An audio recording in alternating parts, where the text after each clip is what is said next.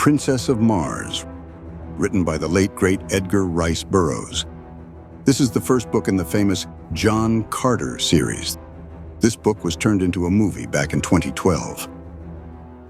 Forward to the reader of this work.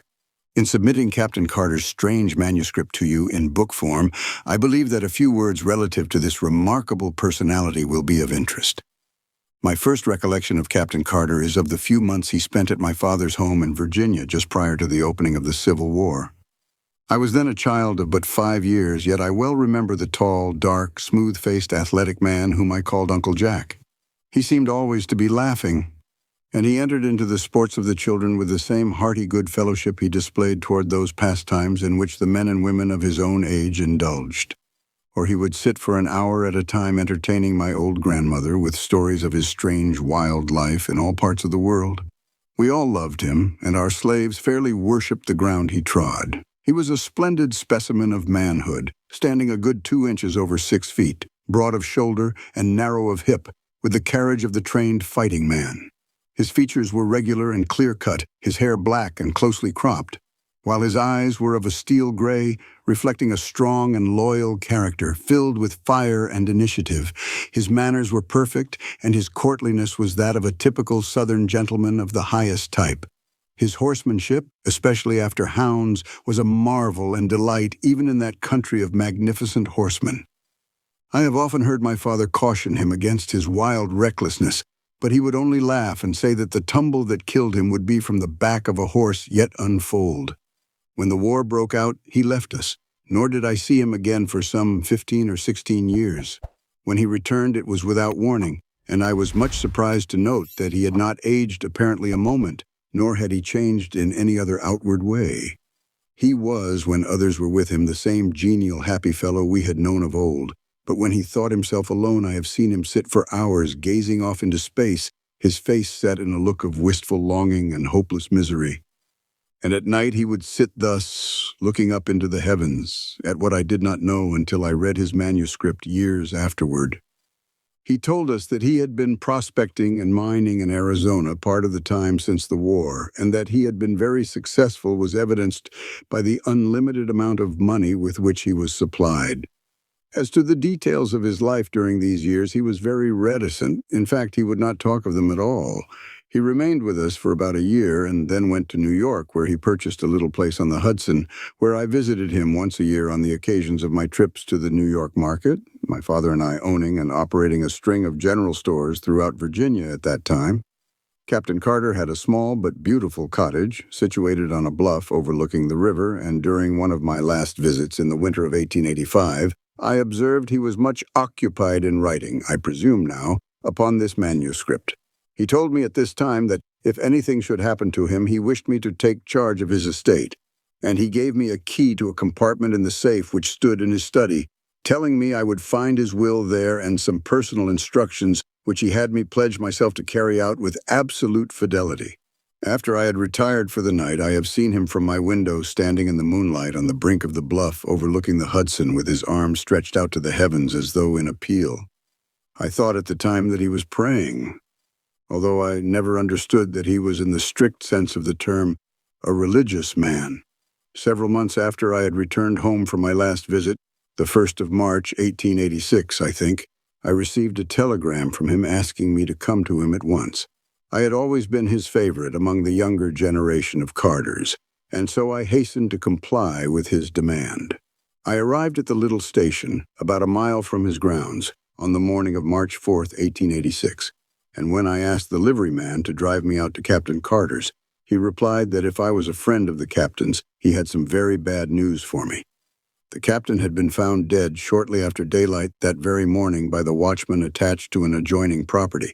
For some reason, this news did not surprise me, but I hurried out to his place as quickly as possible so that I could take charge of the body and of his affairs. I found the watchman who had discovered him, together with the local police chief and several townspeople, assembled in his little study. The watchman related the few details connected with the finding of the body, which he said had been still warm when he came upon it.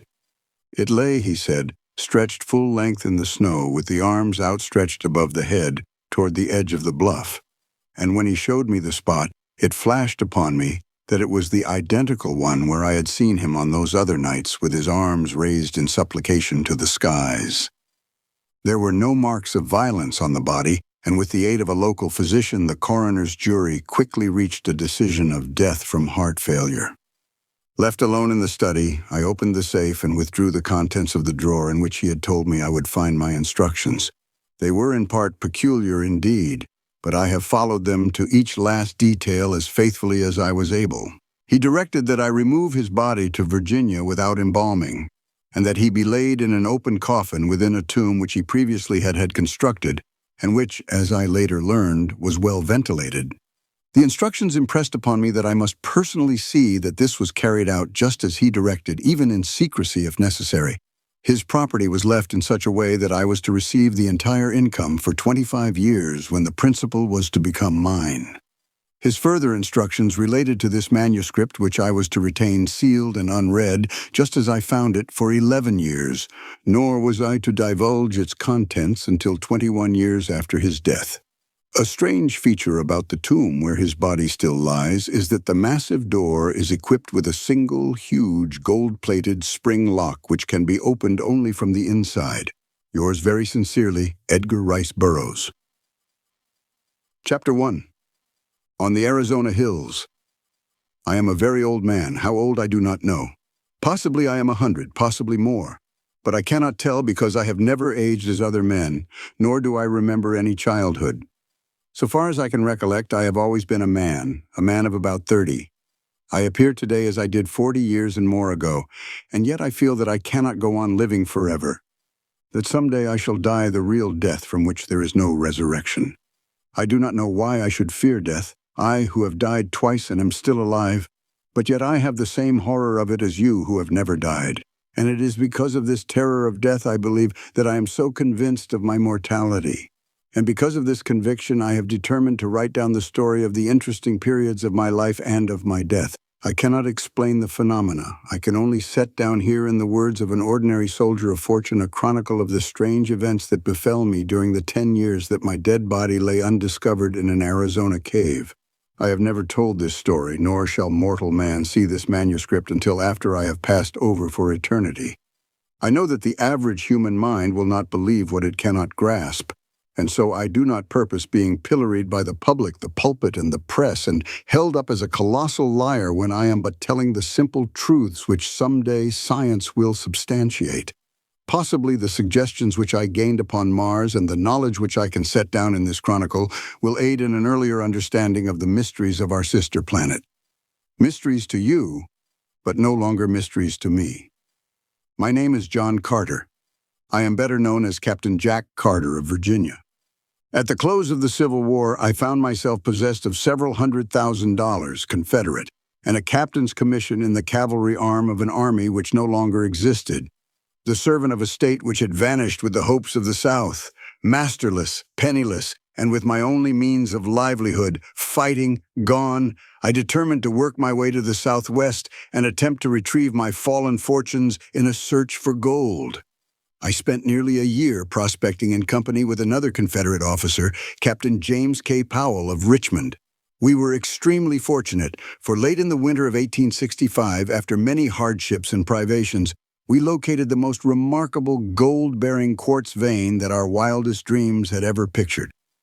Powell, who was a mining engineer by education, stated that we had uncovered over $1 million worth of ore in a trifle over 3 months. As our equipment was crude in the extreme, we decided that one of us must return to civilization, purchase the necessary machinery, and return with a sufficient force of men properly to work the mine.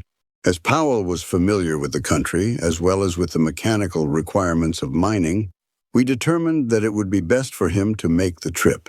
It was agreed that I was to hold down our claim against the remote possibility of its being jumped by some wandering prospector.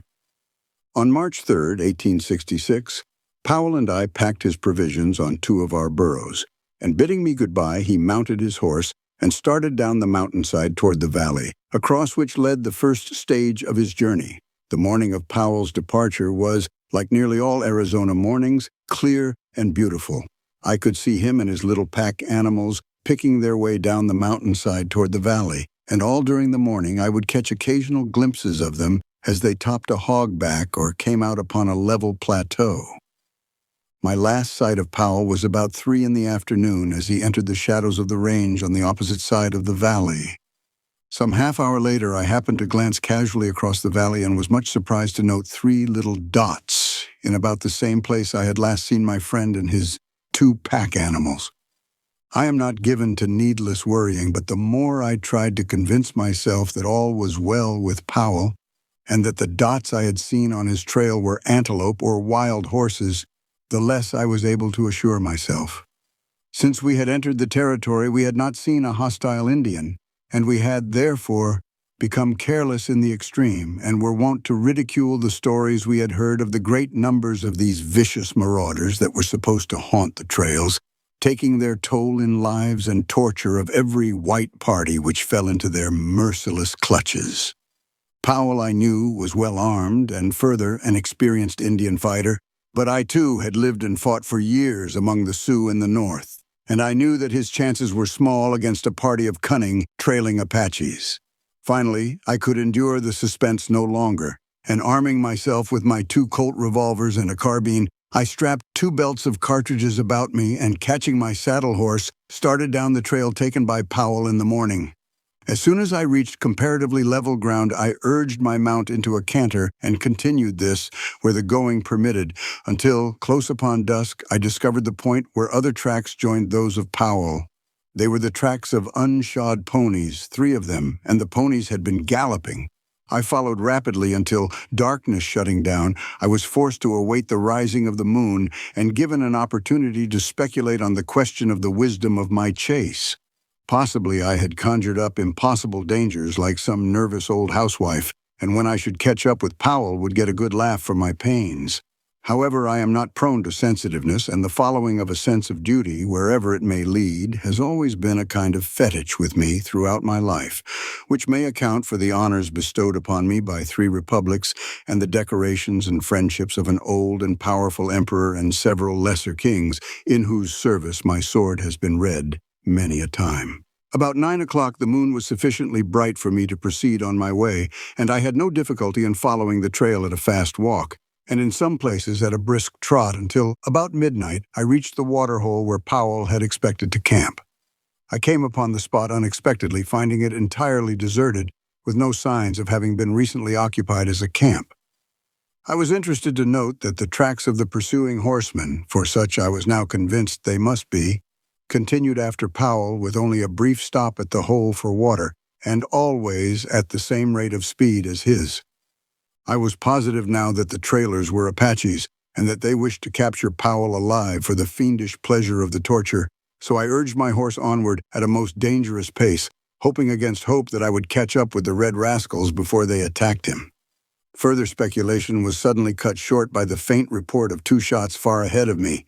I knew that Powell would need me now if ever, and I instantly urged my horse to his topmost speed up the narrow and difficult mountain trail. I had forged ahead for perhaps a mile or more without hearing further sounds, when the trail suddenly debouched onto a small, open plateau near the summit of the pass. I had passed through a narrow, overhanging gorge just before entering suddenly upon this tableland, and the sight which met my eyes filled me with consternation and dismay. The little stretch of level land was white with Indian teepees, and there were probably 1,000 red warriors clustered around some object near the center of the camp. Their attention was so wholly riveted to this point of interest that they did not notice me, and I easily could have turned back into the dark recesses of the gorge and made my escape with perfect safety. The fact, however, that this thought did not occur to me until the following day removes any possible right to a claim to heroism to which the narration of this episode might possibly otherwise entitle me. I do not believe that I am made of the stuff which constitutes heroes, because, in all of the hundreds of instances that my voluntary acts have placed me face to face with death, I cannot recall a single one where any alternative step to that I took occurred to me until many hours later. My mind is evidently so constituted that I am subconsciously forced into the path of duty without recourse to tiresome mental processes.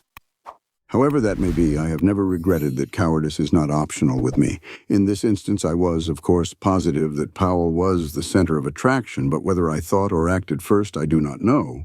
But within an instant, from the moment the scene broke upon my view, I had whipped out my revolvers and was charging down upon the entire army of warriors, shooting rapidly and whooping at the top of my lungs. Single-handed, I could not have pursued better tactics, for the red men, convinced by sudden surprise that not less than a regiment of regulars was upon them, turned and fled in every direction for their bows, arrows, and rifles. The view which their hurried routing disclosed filled me with apprehension and with rage. Under the clear rays of the Arizona moon lay Powell, his body fairly bristling with the hostile arrows of the braves. That he was already dead, I could not but be convinced, and yet I would have saved his body from mutilation at the hands of the Apaches as quickly as I would have saved the man himself from death. Riding close to him, I reached down from the saddle and, grasping his cartridge belt, drew him up across the withers of my mount. A backward glance convinced me that to return by the way I had come would be more hazardous than to continue across the plateau, so putting spurs to my poor beast, I made a dash for the opening to the pass, which I could distinguish on the far side of the tableland.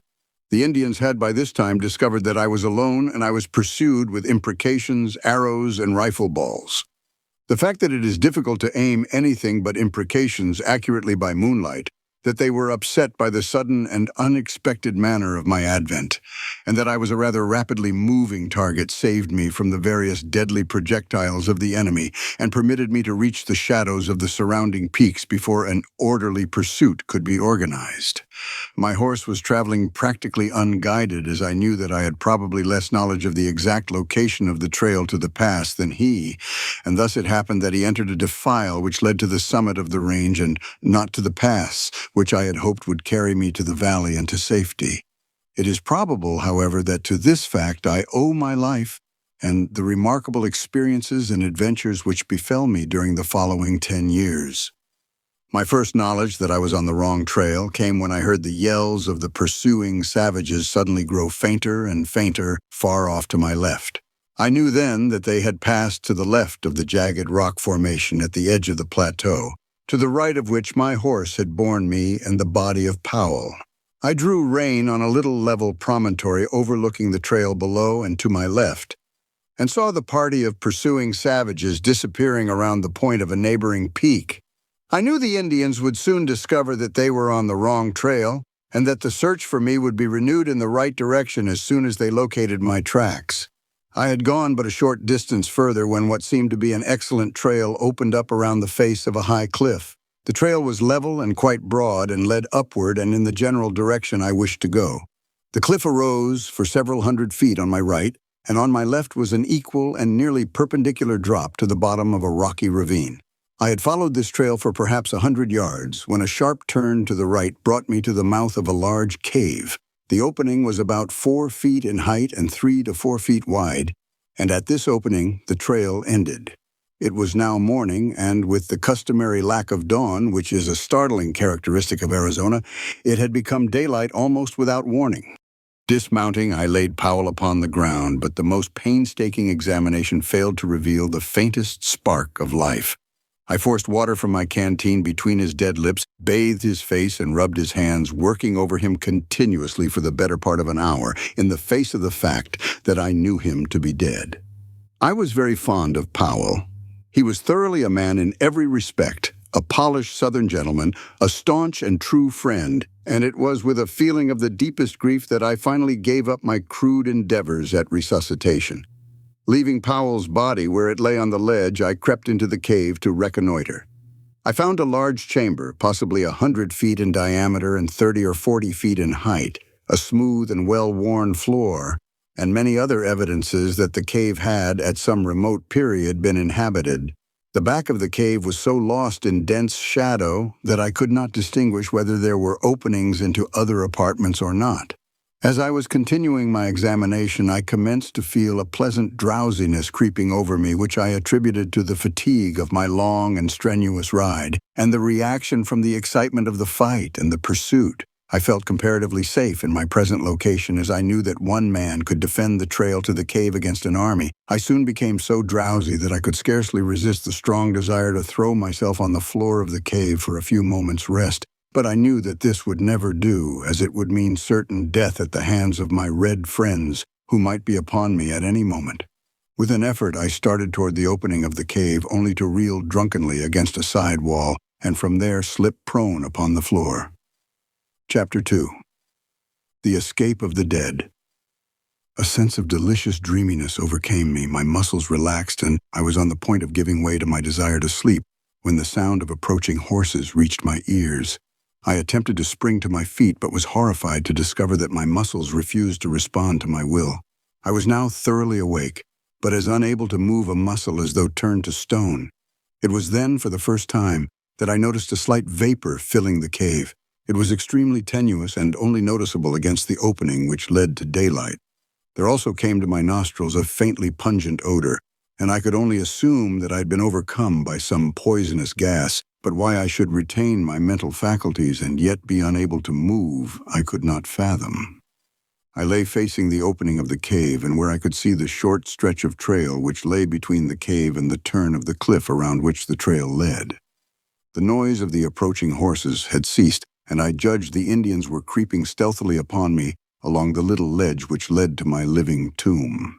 I remember that I hoped they would make short work of me, as I did not particularly relish the thought of the innumerable things they might do to me if the spirit prompted them.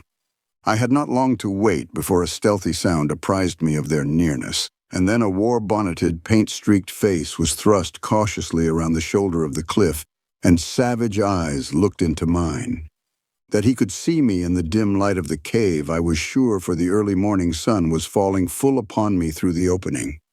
The fellow, instead of approaching, merely stood and stared, his eyes bulging and his jaw dropped.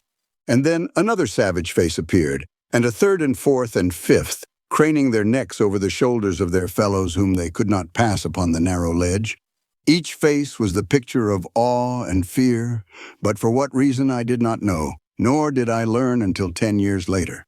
That there were still other braves behind those who regarded me was apparent from the fact that the leaders passed back whispered word to those behind them. Suddenly, a low but distinct moaning sound issued from the recesses of the cave behind me, and as it reached the ears of the Indians, they turned and fled in terror, panic-stricken. So frantic were their efforts to escape from the unseen thing behind me that one of the braves was hurled headlong from the cliff to the rocks below. Their wild cries echoed in the canyon for a short time, and then all was still once more. The sound which had frightened them was not repeated, but it had been sufficient as it was to start me speculating on the possible horror which lurked in the shadows at my back. Fear is a relative term, and so I can only measure my feelings at the time by what I had experienced in previous positions of danger and by those that I have passed through since. But I can say without shame that if the sensations I endured during the next few minutes were fear, then may God help the coward, for cowardice is of a surety its own punishment. To be held paralyzed, with one's back toward some horrible and unknown danger from the very sound of which the ferocious Apache warriors turn in wild stampede, as a flock of sheep would madly flee from a pack of wolves, seems to me the last word in fearsome predicaments for a man who had ever been used to fighting for his life with all the energy of a powerful physique. Several times I thought I heard faint sounds behind me as of somebody moving cautiously, but eventually even these ceased, and I was left to the contemplation of my position without interruption. I could but vaguely conjecture the cause of my paralysis, and my only hope lay in that it might pass off as suddenly as it had fallen upon me. Late in the afternoon, my horse, which had been standing with dragging rein before the cave, started slowly down the trail, evidently in search of food and water, and I was left alone with my mysterious, unknown companion and the dead body of my friend, which lay just within my range of vision upon the ledge where I had placed it in the early morning. From then until possibly midnight, all was silence, the silence of the dead. Then, suddenly, the awful moan of the morning broke upon my startled ears, and there came again from the black shadows the sound of a moving thing and a faint rustling as of dead leaves. The shock to my already overstrained nervous system was terrible in the extreme, and with a superhuman effort, I strove to break my awful bonds. It was an effort of the mind, of the will, of the nerves, not muscular, for I could not move even so much as my little finger, but nonetheless mighty for all that. And then something gave. There was a momentary feeling of nausea, a sharp click as of the snapping of a steel wire, and I stood with my back against the wall of the cave, facing my unknown foe. And then the moonlight flooded the cave, and there before me lay my own body as it had been lying all these hours, with the eyes staring toward the open ledge and the hands resting limply upon the ground. I looked first at my lifeless clay there upon the floor of the cave, and then down at myself in utter bewilderment. For there I lay clothed, and yet here I stood but naked as at the minute of my birth. The transition had been so sudden and so unexpected that it left me for a moment forgetful of aught else than my strange metamorphosis. My first thought was, is this then death? Have I indeed passed over forever into that other life? But I could not well believe this, as I could feel my heart pounding against my ribs from the exertion of my efforts to release myself from the anaesthesis which had held me. My breath was coming in quick, short gasps. Cold sweat stood out from every pore of my body, and the ancient experiment of pinching revealed the fact that I was anything other than a wraith. Again was I suddenly recalled to my immediate surroundings by a repetition of the weird moan from the depths of the cave. Naked and unarmed as I was, I had no desire to face the unseen thing which menaced me. My revolvers were strapped to my lifeless body, which, for some unfathomable reason, I could not bring myself to touch. My carbine was in its boot, strapped to my saddle, and as my horse had wandered off, I was left without means of defense. My only alternative seemed to lie in flight, and my decision was crystallized by a recurrence of the rustling sound from the thing which now seemed in the darkness of the cave and to my distorted imagination to be creeping stealthily upon me. Unable longer to resist the temptation to escape this horrible place, I leaped quickly through the opening into the starlight of a clear Arizona night. The crisp, fresh mountain air outside the cave acted as an immediate tonic, and I felt new life and new courage coursing through me. Pausing upon the brink of the ledge, I upbraided myself for what now seemed to me wholly unwarranted apprehension. I reasoned with myself that I had lain helpless for many hours within the cave, yet nothing had molested me, and my better judgment, when permitted the direction of clear and logical reasoning, convinced me that the noises I had heard must have resulted from purely natural and harmless causes. Probably the conformation of the cave was such that a slight breeze had caused the sounds I heard. I decided to investigate, but first I lifted my head to fill my lungs with the pure, invigorating night air of the mountains. As I did so, I saw stretching far below me the beautiful vista of rocky gorge and level, cacti-studded flat, wrought by the moonlight into a miracle of soft splendor and wondrous enchantment. Few Western wonders are more inspiring than the beauties of an Arizona moonlit landscape. The silvered mountains in the distance, the strange lights and shadows upon hogback and arroyo, and the grotesque details of the stiff yet beautiful cacti form a picture at once enchanting and inspiring. As though one were catching for the first time a glimpse of some dead and forgotten world, so different is it from the aspect of any other spot upon our earth. As I stood thus meditating, I turned my gaze from the landscape to the heavens, where the myriad stars formed a gorgeous and fitting canopy for the wonders of the earthly scene. My attention was quickly riveted by a large red star close to the distant horizon. As I gazed upon it, I felt a spell of overpowering fascination. It was Mars, the god of war, and for me, the fighting man, it had always held the power of irresistible enchantment. As I gazed at it on that far-gone night, it seemed to call across the unthinkable void, to lure me to it, to draw me as the lodestone attracts a particle of iron. My longing was beyond the power of opposition. I closed my eyes, stretched out my arms toward the god of my vocation, and felt myself drawn with the suddenness of thought through the trackless immensity of space. There was an instant of extreme cold and utter darkness. Chapter 3. My Advent on Mars. I opened my eyes upon a strange and weird landscape. I knew that I was on Mars. Not once did I question either my sanity or my wakefulness. I was not asleep, no need for pinching here. My inner consciousness told me as plainly that I was upon Mars as your conscious mind tells you that you are upon Earth. You do not question the fact. Neither did I. I found myself lying prone upon a bed of yellowish, moss-like vegetation which stretched around me in all directions for interminable miles. I seemed to be lying in a deep, circular basin, along the outer verge of which I could distinguish the irregularities of low hills. It was midday, the sun was shining full upon me, and the heat of it was rather intense upon my naked body, yet no greater than would have been true under similar conditions on an Arizona desert. Here and there were slight outcroppings of quartz-bearing rock which glistened in the sunlight, and a little to my left, perhaps 100 yards, appeared a low, walled enclosure about 4 feet in height. No water and no other vegetation than the moss was in evidence, and as I was somewhat thirsty, I determined to do a little exploring. Springing to my feet, I received my first Martian surprise, for the effort, which on Earth would have brought me standing upright, carried me into the Martian air to the height of about 3 yards. I alighted softly upon the ground, however, without appreciable shock or jar.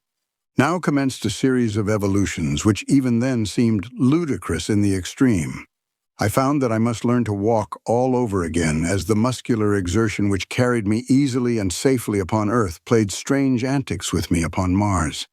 Instead of progressing in a sane and dignified manner, my attempts to walk resulted in a variety of hops, which took me clear of the ground a couple of feet at each step and landed me sprawling upon my face or back at the end of each second or third hop. My muscles, perfectly attuned and accustomed to the force of gravity on Earth, played the mischief with me in attempting for the first time to cope with the lesser gravitation and lower air pressure on Mars.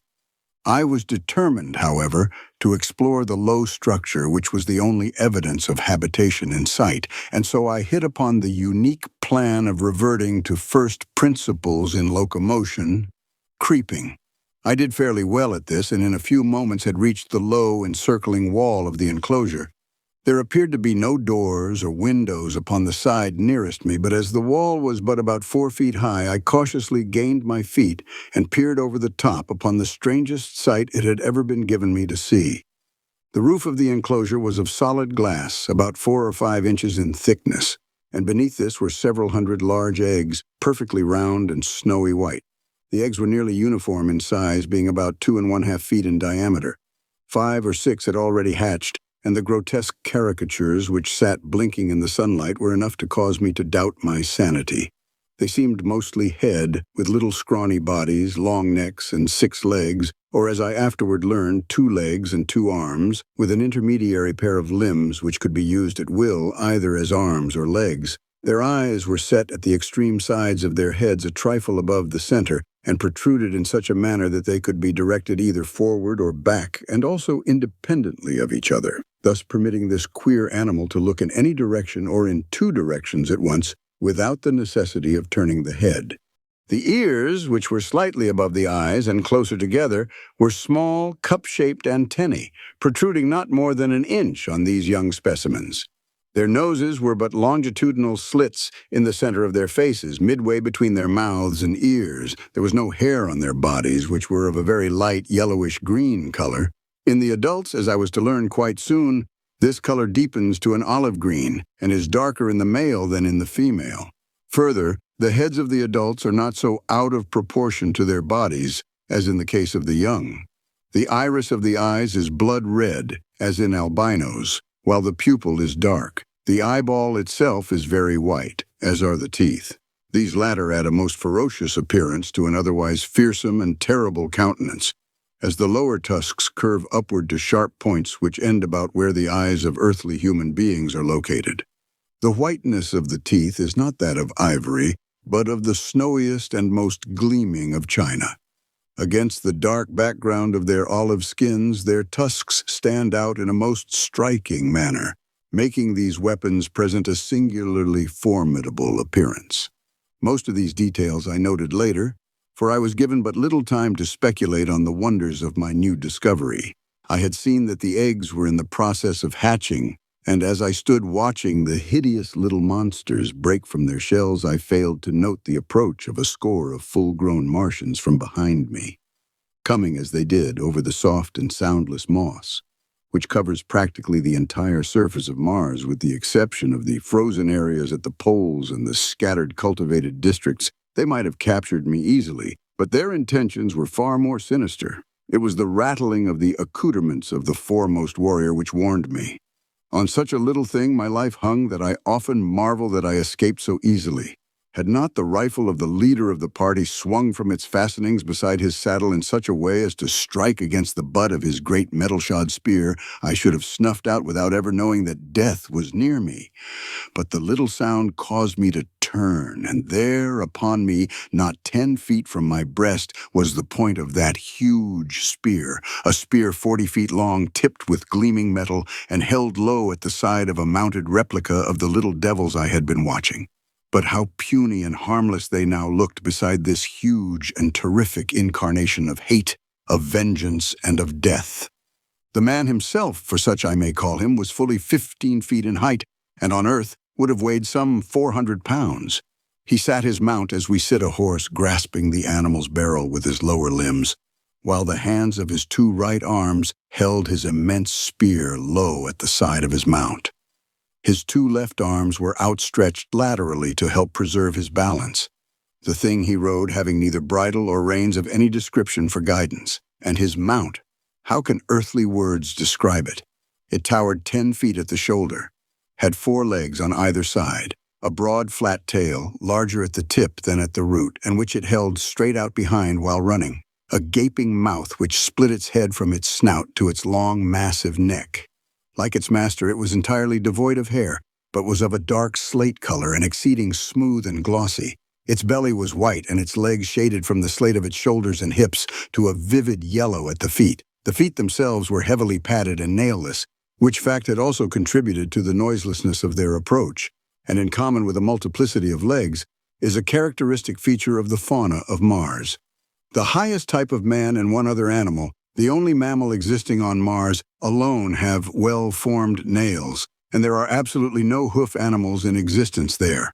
Behind this first charging demon trailed 19 others, similar in all respects, but as I learned later, bearing individual characteristics peculiar to themselves, precisely as no 2 of us are identical, although we are all cast in a similar mold. This picture, or rather materialized nightmare, which I have described at length, made but one terrible and swift impression on me as I turned to meet it. Unarmed and naked as I was, the first law of nature manifested itself in the only possible solution of my immediate problem, and that was to get out of the vicinity of the point of the charging spear. Consequently, I gave a very earthly, and at the same time superhuman leap to reach the top of the Martian incubator, for such I had determined it must be. My effort was crowned with a success which appalled me no less than it seemed to surprise the Martian warriors, for it carried me fully 30 feet into the air and landed me 100 feet from my pursuers and on the opposite side of the enclosure. Stretching my hand toward him, I advanced and took the armlet from his open palm, clasping it about my arm above the elbow, smiled at him, and stood waiting. His wide mouth spread into an answering smile, and locking one of his intermediary arms in mine, we turned and walked back toward his mount. At the same time, he motioned his followers to advance. They started toward us on a wild run, but were checked by a signal from him. Evidently, he feared that, were I to be really frightened again, I might jump entirely out of the landscape. He exchanged a few words with his men, motioned to me that I would ride behind one of them, and then mounted his own animal. The fellow designated reached down 2 or 3 hands and lifted me up behind him on the glossy back of his mount, where I hung on as best I could by the belts and straps which held the Martian's weapons and ornaments. The entire cavalcade then turned and galloped away toward the range of hills in the distance. Chapter 4. A Prisoner. We had gone perhaps 10 miles when the ground began to rise very rapidly. We were, as I was later to learn, nearing the edge of one of Mars's long-dead seas, in the bottom of which my encounter with the Martians had taken place.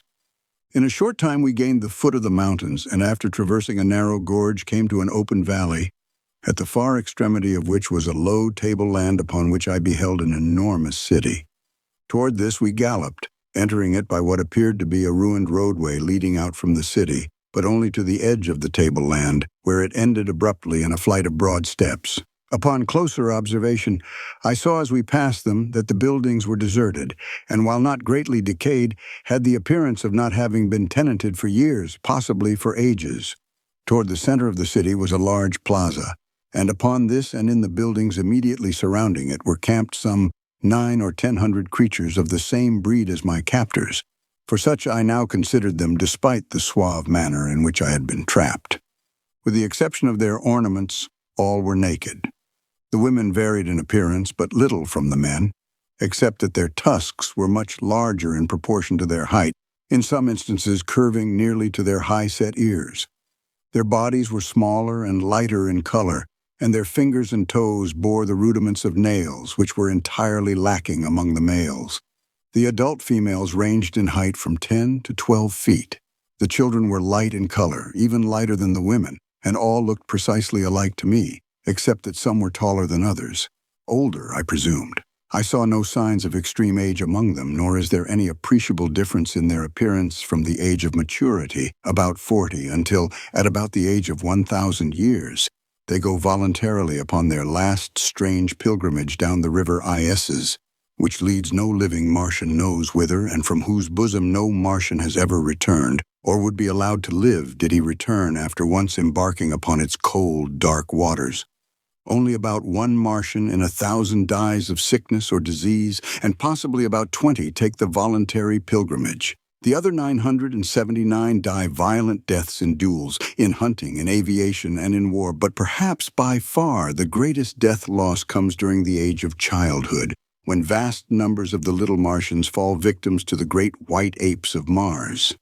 The average life expectancy of a Martian after the age of maturity is about 300 years, but would be nearer the 1,000 mark were it not for the various means leading to violent death.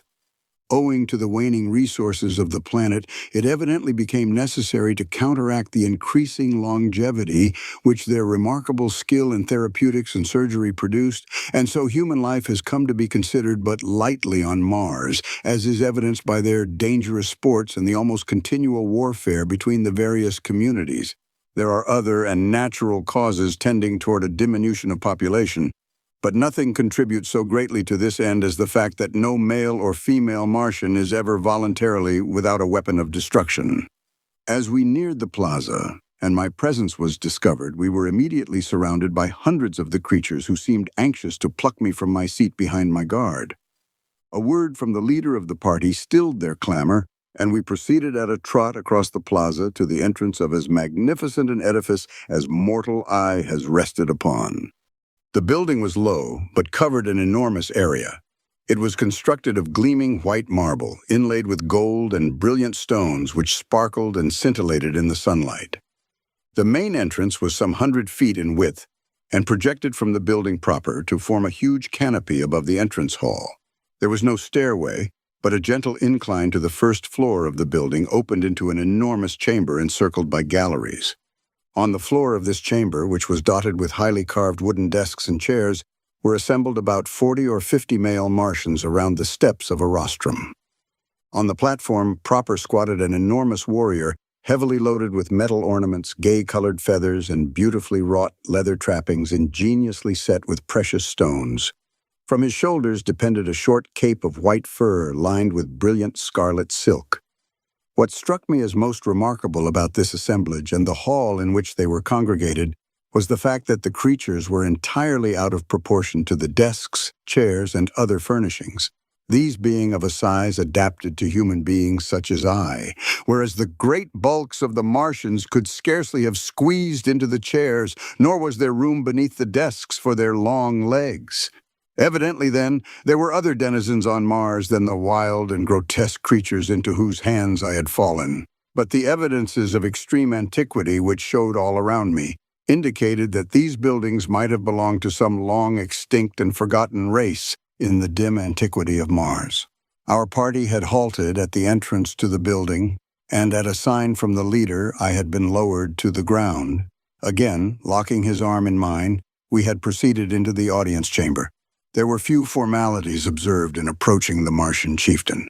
My captor merely strode up to the rostrum, the others making way for him as he advanced. The chieftain rose to his feet and uttered the name of my escort, who in turn halted and repeated the name of the ruler, followed by his title. At the time, this ceremony and the words they uttered meant nothing to me. but later I came to know that this was the customary greeting between green Martians. Had the men been strangers, and therefore unable to exchange names, they would have silently exchanged ornaments, had their missions been peaceful.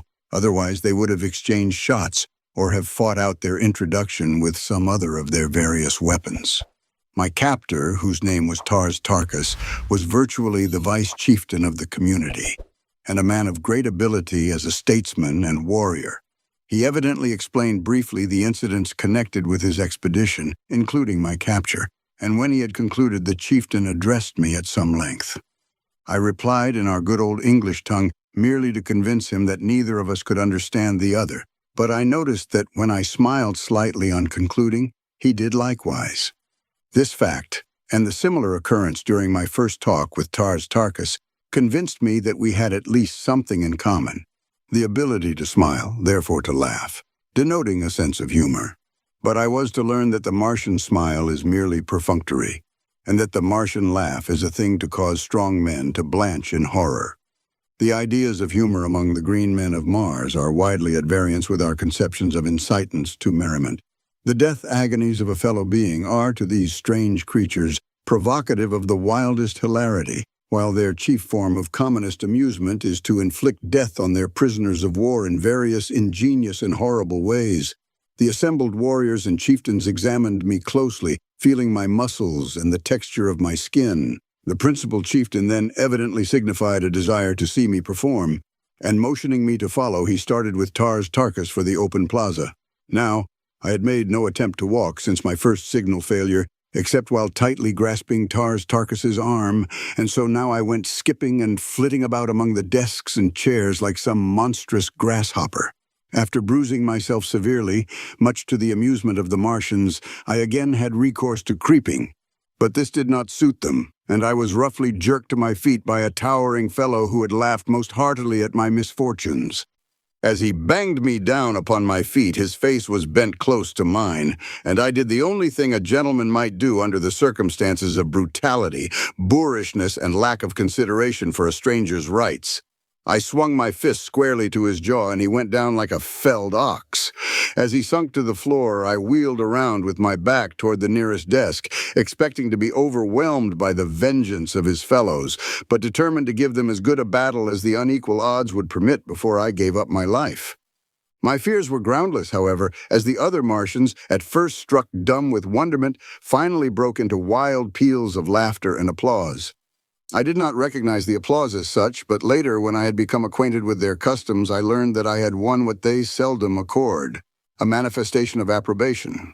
The fellow whom I had struck lay where he had fallen, nor did any of his mates approach him. Dejah Thoris advanced toward me, holding out one of his arms, and we thus proceeded to the plaza without further mishap. I did not, of course, know the reason for which we had come to the open, but I was not long in being enlightened. They first repeated the word "sock" a number of times, and then Dejah Thoris made several jumps, repeating the same word before each leap. Then, turning to me, he said, "Sock!" I saw what they were after, and gathering myself together, I socked with such marvelous success that I cleared a good 150 feet. Nor did I this time lose my equilibrium, but landed squarely upon my feet without falling. I then returned by easy jumps of 25 or 30 feet to the little group of warriors.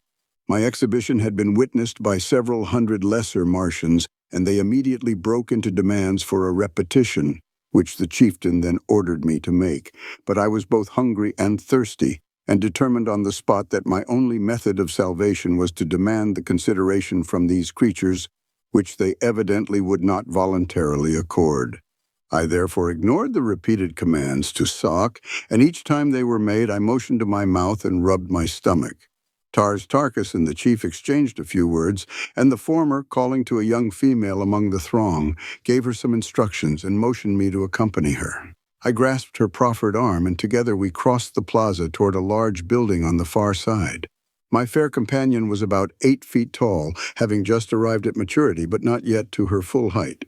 She was of a light olive-green color, with a smooth, glossy hide. Her name, as I afterward learned, was Sola, and she belonged to the retinue of Dejah Thoris.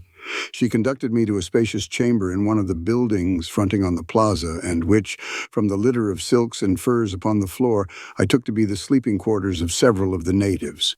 The room was well lighted by a number of large windows and was beautifully decorated with mural paintings and mosaics. But upon all there seemed to rest that indefinable touch of the finger of antiquity which convinced me that the architects and builders of these wondrous creations had nothing in common with the crude half-brutes which now occupied them. Sola motioned me to be seated upon a pile of silks near the center of the room, and turning, made a peculiar hissing sound as though signaling to someone in an adjoining room. In response to her call, I obtained my first sight of a new Martian wonder. It waddled in on its 10 short legs and squatted down before the girl like an obedient puppy. The thing was about the size of a Shetland pony, but its head bore a slight resemblance to that of a frog, except that the jaws were equipped with 3 rows of long, sharp tusks. Chapter 5. I elude my watchdog. Sola stared into the brute's wicked-looking eyes, muttered a word or two of command, pointed to me, and left the chamber. I could not but wonder what this ferocious-looking monstrosity might do when left alone in such close proximity to such a relatively tender morsel of meat. But my fears were groundless, as the beast, after surveying me intently for a moment, crossed the room to the only exit which led to the street, and lay down full length across the threshold. This was my first experience with a Martian watchdog, but it was destined not to be my last, for this fellow guarded me carefully during the time I remained a captive among these green men, twice saving my life and never voluntarily being away from me a moment. While Sola was away, I took occasion to examine more minutely the room in which I found myself captive. The mural painting depicted scenes of rare and wonderful beauty. Mountains, rivers, lake, ocean, meadow, trees and flowers, winding roadways, sun-kissed gardens, scenes which might have portrayed earthly views but for the different colorings of the vegetation. The work had evidently been wrought by a master hand, so subtle the atmosphere, so perfect the technique. Yet nowhere was there a representation of a living animal, either human or brute, by which I could guess at the likeness of these other and perhaps extinct denizens of Mars. While I was allowing my fancy to run riot in wild conjecture on the possible explanation of the strange anomalies which I had so far met with on Mars, Sola returned, bearing both food and drink. These she placed on the floor beside me, and seating herself a short ways off, regarded me intently. The food consisted of about a pound of some solid substance of the consistency of cheese and almost tasteless, while the liquid was apparently milk from some animal. It was not unpleasant to the taste, though slightly acid, and I learned in a short time to prize it very highly. It came, as I later discovered, not from an animal, as there is only one mammal on Mars, and that one very rare indeed, but from a large plant which grows practically without water, but seems to distill its plentiful supply of milk from the products of the soil, the moisture of the air, and the rays of the sun. A single plant of this species will give 8 or 10 quarts of milk per day. After I had eaten, I was greatly invigorated, but feeling the need of rest, I stretched out upon the silks and was soon asleep. I must have slept several hours, as it was dark when I awoke, and I was very cold. I noticed that someone had thrown a fur over me, but it had become partially dislodged, and in the darkness I could not see to replace it. Suddenly a hand reached out and pulled the fur over me, shortly afterwards adding another to my covering. I presumed that my watchful guardian was Sola, nor was I wrong. This girl alone, among all the green Martians with whom I came in contact, disclosed characteristics of sympathy, kindliness, and affection. Her ministrations to my bodily wants were unfailing, and her solicitous care saved me from much suffering and many hardships. As I was to learn, the Martian nights are extremely cold, and as there is practically no twilight or dawn, the changes in temperature are sudden and most uncomfortable, as are the transitions from brilliant daylight to darkness. The nights are either brilliantly illumined or very dark, for if neither of the 2 moons of Mars happen to be in the sky, almost total darkness results, since the lack of atmosphere, or rather the very thin atmosphere, fails to diffuse the starlight to any great extent. On the other hand, if both of the moons are in the heavens at night, the surface of the ground is brightly illuminated.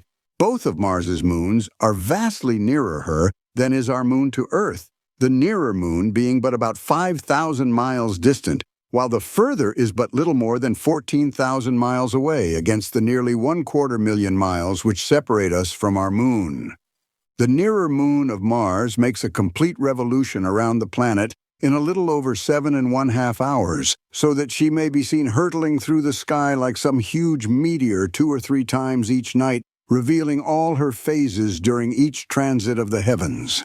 The further moon revolves about Mars in something over 30¼ hours, and with her sister satellite makes a nocturnal Martian scene one of splendid and weird grandeur. And it is well that nature has so graciously and abundantly lighted the Martian night, for the green men of Mars, being a nomadic race without high intellectual development, have but crude means for artificial lighting, depending principally upon torches, a kind of candle, and a peculiar oil lamp which generates a gas and burns without a wick. This last device produces an intensely brilliant, far-reaching white light, but as the natural oil which it requires can only be obtained by mining in one of several widely separated and remote localities, it is seldom used by these creatures whose only thought is for today, and whose hatred for manual labor has kept them in a semi-barbaric state for countless ages. After Sola had replenished my coverings, I again slept, nor did I awaken until daylight. The other occupants of the room, 5 in number, were all females, and they were still sleeping, piled high with a motley array of silks and furs. Across the threshold lay stretched the sleepless guardian brute, just as I had last seen him on the preceding day. Apparently he had not moved a muscle. His eyes were fairly glued upon me, and I fell to wondering just what might befall me should I endeavor to escape. I have ever been prone to seek adventure and to investigate and experiment where wiser men would have left well enough alone. It therefore now occurred to me that the surest way of learning the exact attitude of this beast toward me would be to attempt to leave the room. I felt fairly secure in my belief that I could escape him should he pursue me once I was outside the building, for I had begun to take great pride in my ability as a jumper. Furthermore, I could see from the shortness of his legs that the brute himself was no jumper and probably no runner. Slowly and carefully, therefore, I gained my feet, only to see that my watcher did the same. Cautiously, I advanced toward him, finding that by moving with a shuffling gait, I could retain my balance, as well as make reasonably rapid progress. As I neared the brute, he backed cautiously away from me, and when I had reached the open, he moved to one side to let me pass. He then fell in behind me and followed about 10 paces in my rear as I made my way along the deserted street. Evidently his mission was to protect me only, I thought, but when we reached the edge of the city, he suddenly sprang before me, uttering strange sounds and baring his ugly and ferocious tusks. Thinking to have some amusement at his expense, I rushed toward him, and when almost upon him, sprang into the air, alighting far beyond him and away from the city. He wheeled instantly and charged me with the most appalling speed I had ever beheld. I had thought his short legs a bar to swiftness, but had he been coursing with greyhounds, the latter would have appeared as though asleep on a doormat. As I was to learn, this is the fleetest animal on Mars, and owing to its intelligence, loyalty, and ferocity is used in hunting, in war, and as the protector of the Martian man. I quickly saw that I would have difficulty in escaping the fangs of the beast on a straightaway course, and so I met his charge by doubling in my tracks and leaping over him as he was almost upon me. This maneuver gave me a considerable advantage, and I was able to reach the city quite a bit ahead of him, and as he came tearing after me, I jumped for a window about 30 feet from the ground in the face of one of the buildings overlooking the valley. Grasping the sill, I pulled myself up to a sitting posture without looking into the building and gazed down at the baffled animal beneath me. My exultation was short-lived, however, for scarcely had I gained a secure seat upon the sill than a huge hand grasped me by the neck from behind and dragged me violently into the room. Here I was thrown upon my back and beheld standing over me a colossal ape-like creature, white and hairless except for an enormous shock of bristly hair upon its head. Chapter 6. A Fight That Won Friends. The thing, which more nearly resembled our earthly men than it did the Martians I had seen, held me pinioned to the ground with one huge foot, while it jabbered and gesticulated at some answering creature behind me. This other, which was evidently its mate, soon came toward us, bearing a mighty stone cudgel with which it evidently intended to brain me. The creatures were about 10 or 15 feet tall, standing erect, and had, like the green Martians, an intermediary set of arms or legs, midway between their upper and lower limbs. Their eyes were close together and non-protruding. Their ears were high-set, but more laterally located than those of the Martians, while their snouts and teeth were strikingly like those of our African gorilla. Altogether, they were not unlovely when viewed in comparison with the green Martians. The cudgel was swinging in the arc, which ended upon my upturned face, when a bolt of myriad-legged horror hurled itself through the doorway full upon the breast of my executioner. With a shriek of fear, the ape which held me leaped through the open window, but its mate closed in a terrific death struggle with my preserver, which was nothing less than my faithful watch-thing. I cannot bring myself to call so hideous a creature a dog. As quickly as possible, I gained my feet, and backing against the wall, I witnessed such a battle as it is vouchsafed few beings to see. The strength, agility, and blind ferocity of these two creatures is approached by nothing known to earthly man. My beast had an advantage in his first hold, having sunk his mighty fangs far into the breast of his adversary.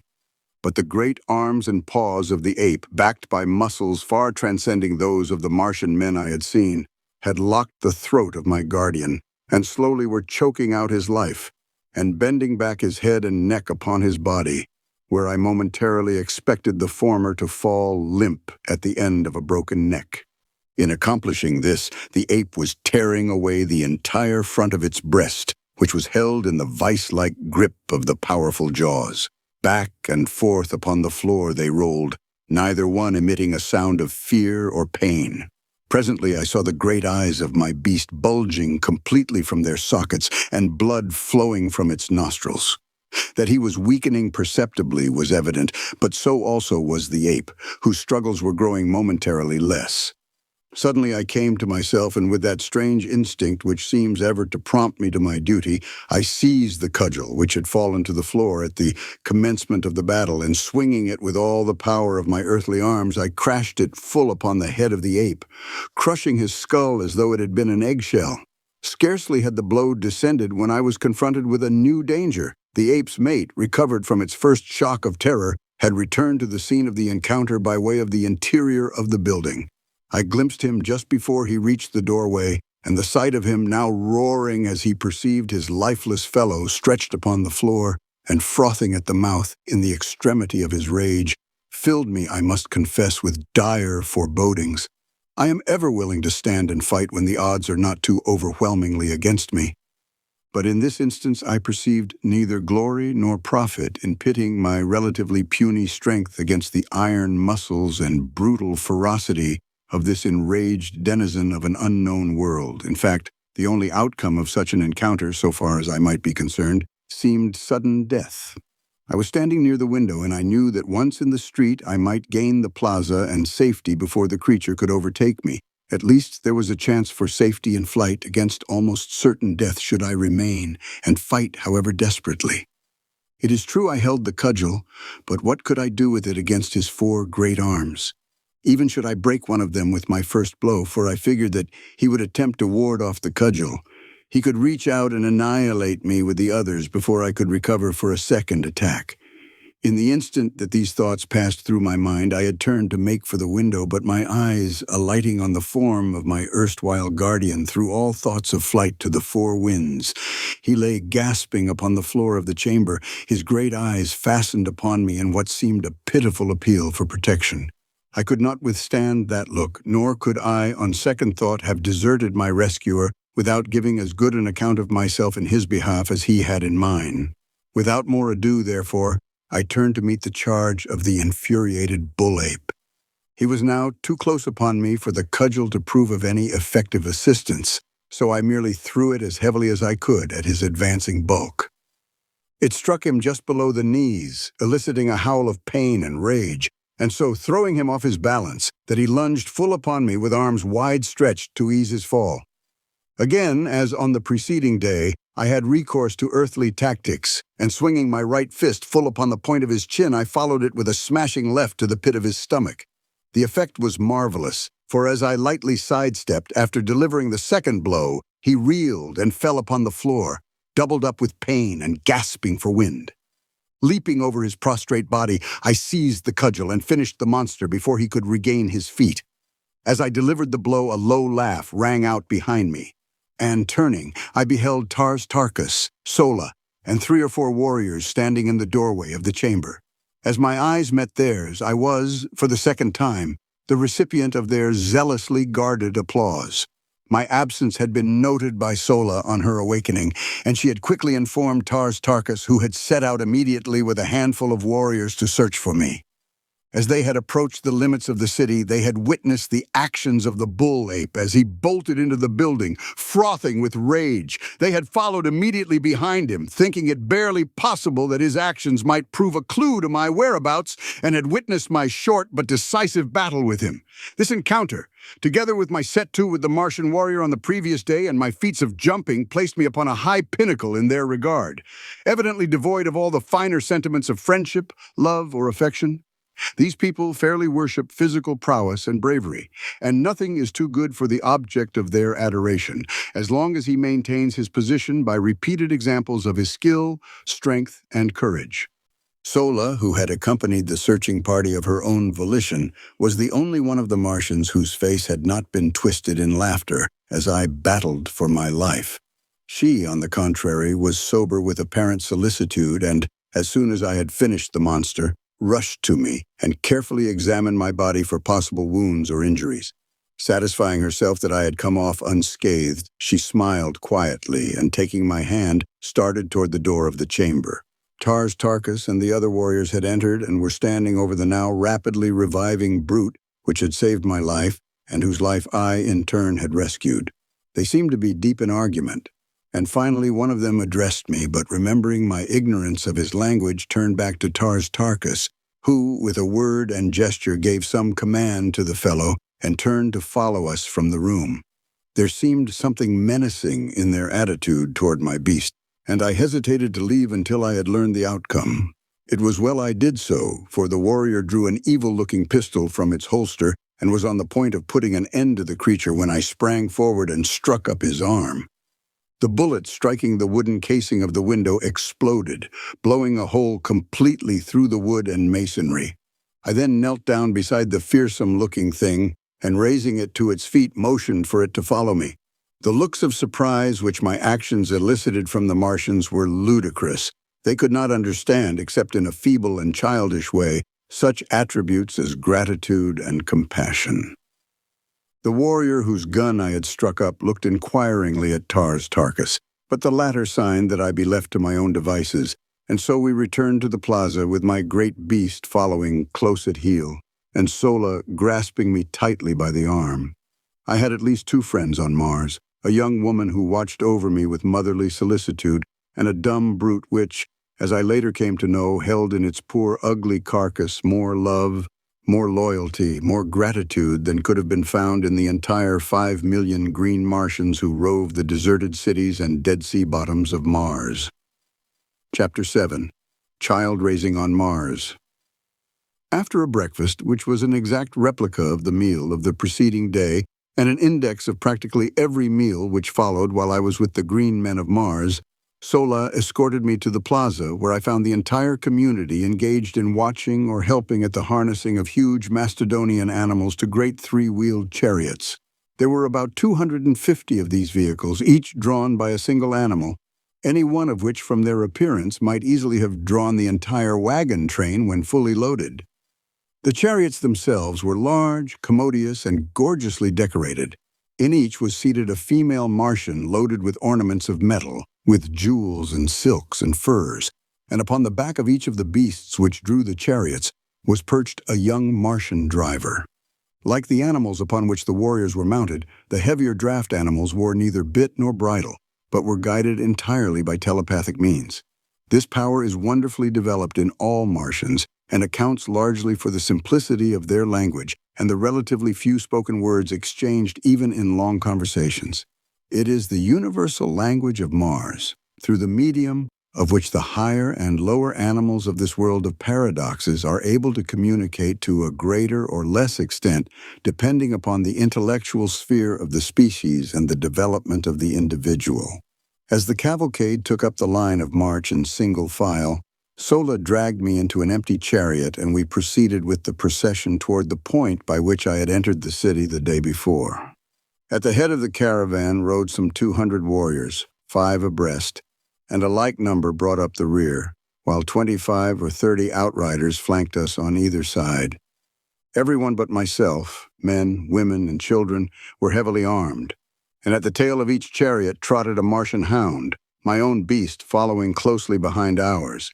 In fact, the faithful creature never left me voluntarily during the entire 10 years I spent on Mars.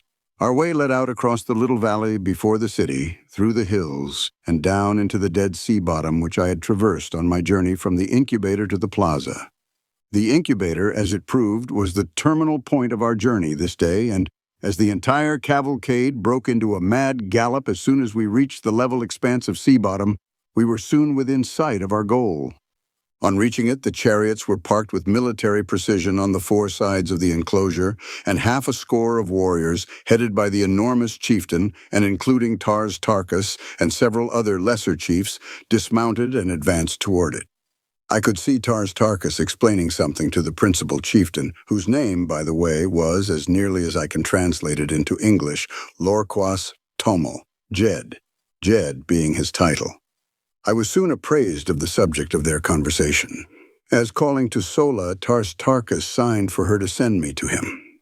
I had by this time mastered the intricacies of walking under Martian conditions, and quickly responding to his command, I advanced to the side of the incubator where the warriors stood. As I reached their side, a glance showed me that all but a very few eggs had hatched, the incubator being fairly alive with the hideous little devils. They ranged in height from 3 to 4 feet and were moving restlessly about the enclosure as though searching for food. As I came to a halt before him, Dejah Thoris pointed over the incubator and said, "Sak!" I saw that he wanted me to repeat my performance of yesterday for the edification of Lorquas Tomel, and as I must confess that my prowess gave me no little satisfaction, I responded quickly, leaping entirely over the parked chariots on the far side of the incubator. As I returned, Lorquas Tomel grunted something at me, and turning to his warriors gave a few words of command relative to the incubator. They paid no further attention to me, and I was thus permitted to remain close and watch their operations, which consisted in breaking an opening in the wall of the incubator large enough to permit of the exit of the young Martians. On either side of this opening, the women and the younger Martians, both male and female, formed 2 solid walls leading out through the chariots and quite a way into the plain beyond. Between these walls, the little Martians scampered, wild as deer, being permitted to run the full length of the aisle, where they were captured one at a time by the women and older children, the last in the line capturing the first little one to reach the end of the gauntlet, her opposite in the line capturing the second, and so on until all the little fellows had left the enclosure and been appropriated by some youth or female. As the women caught the young, they fell out of line and returned to their respective chariots, while those who fell into the hands of the young men were later turned over to some of the women. I saw that the ceremony, if it could be dignified by such a name, was over, and seeking out Sola, I found her in our chariot with a hideous little creature held tightly in her arms. The work of rearing young green Martians consists solely in teaching them to talk and to use the weapons of warfare with which they are loaded down from the very first year of their lives. Coming from eggs in which they have lain for 5 years, the period of incubation, they step forth into the world perfectly developed except in size. Entirely unknown to their mothers, who, in turn, would have difficulty in pointing out the fathers with any degree of accuracy, they are the common children of the community, and their education devolves upon the females who chance to capture them as they leave the incubator. Their foster mothers may not even have had an egg in the incubator, as was the case with Sola, who had not commenced to lay until less than a year before she became the mother of another woman's offspring. But this counts for little among the green Martians, as parental and filial love is as unknown to them as it is common among us. I believe this horrible system, which has been carried on for ages, is the direct cause of the loss of all the finer feelings and higher humanitarian instincts among these poor creatures. From birth, they know no father or mother love. They know not the meaning of the word home. They are taught that they are only suffered to live until they can demonstrate by their physique and ferocity that they are fit to live. Should they prove deformed or defective in any way, they are promptly shot, nor do they see a tear shed for a single one of the many cruel hardships they pass through from earliest infancy. I do not mean that the adult Martians are unnecessary necessarily or intentionally cruel to the young, but theirs is a hard and pitiless struggle for existence upon a dying planet, the natural resources of which have dwindled to a point where the support of each additional life means an added tax upon the community into which it is thrown. By careful selection, they rear only the hardiest specimens of each species, and with almost supernatural foresight, they regulate the birth rate to merely offset the loss by death. Each adult Martian female brings forth about 13 eggs each year, and those which meet the size, weight, and specific gravity tests are hidden in the recesses of some subterranean vault where the temperature is too low for incubation. Every year, these eggs are carefully examined by a council of 20 chieftains, and all but about 100 of the most perfect are destroyed out of each yearly supply. At the end of 5 years, about 500 almost perfect eggs have been chosen from the thousands brought forth. These are then placed in the almost airtight incubators to be hatched by the sun's rays after a period of another 5 years. The hatching which we had witnessed today was a fairly representative event of its kind, all but about 1% of the eggs hatching in 2 days. If the remaining eggs ever hatched, we knew nothing of the fate of the little Martians.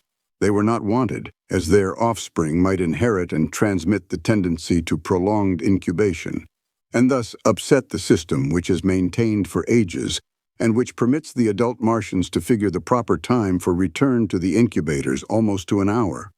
The incubators are built in remote fastnesses where there is little or no likelihood of their being discovered by other tribes. The result of such a catastrophe would mean no children in the community for another 5 years. I was later to witness the results of the discovery of an alien incubator. The community of which the green Martians with whom my lot was cast formed a part was composed of some 30,000 souls. They roamed an enormous tract of arid and semi-arid land between 40 and 80 degrees south latitude and bounded on the east and west by 2 large fertile tracts. Their headquarters lay in the southwest corner of this district, near the crossing of 2 of the so-called Martian canals. As the incubator had been placed far north of their own territory in a supposedly uninhabited and unfrequented area, we had before us a tremendous journey concerning which I, of course, knew nothing.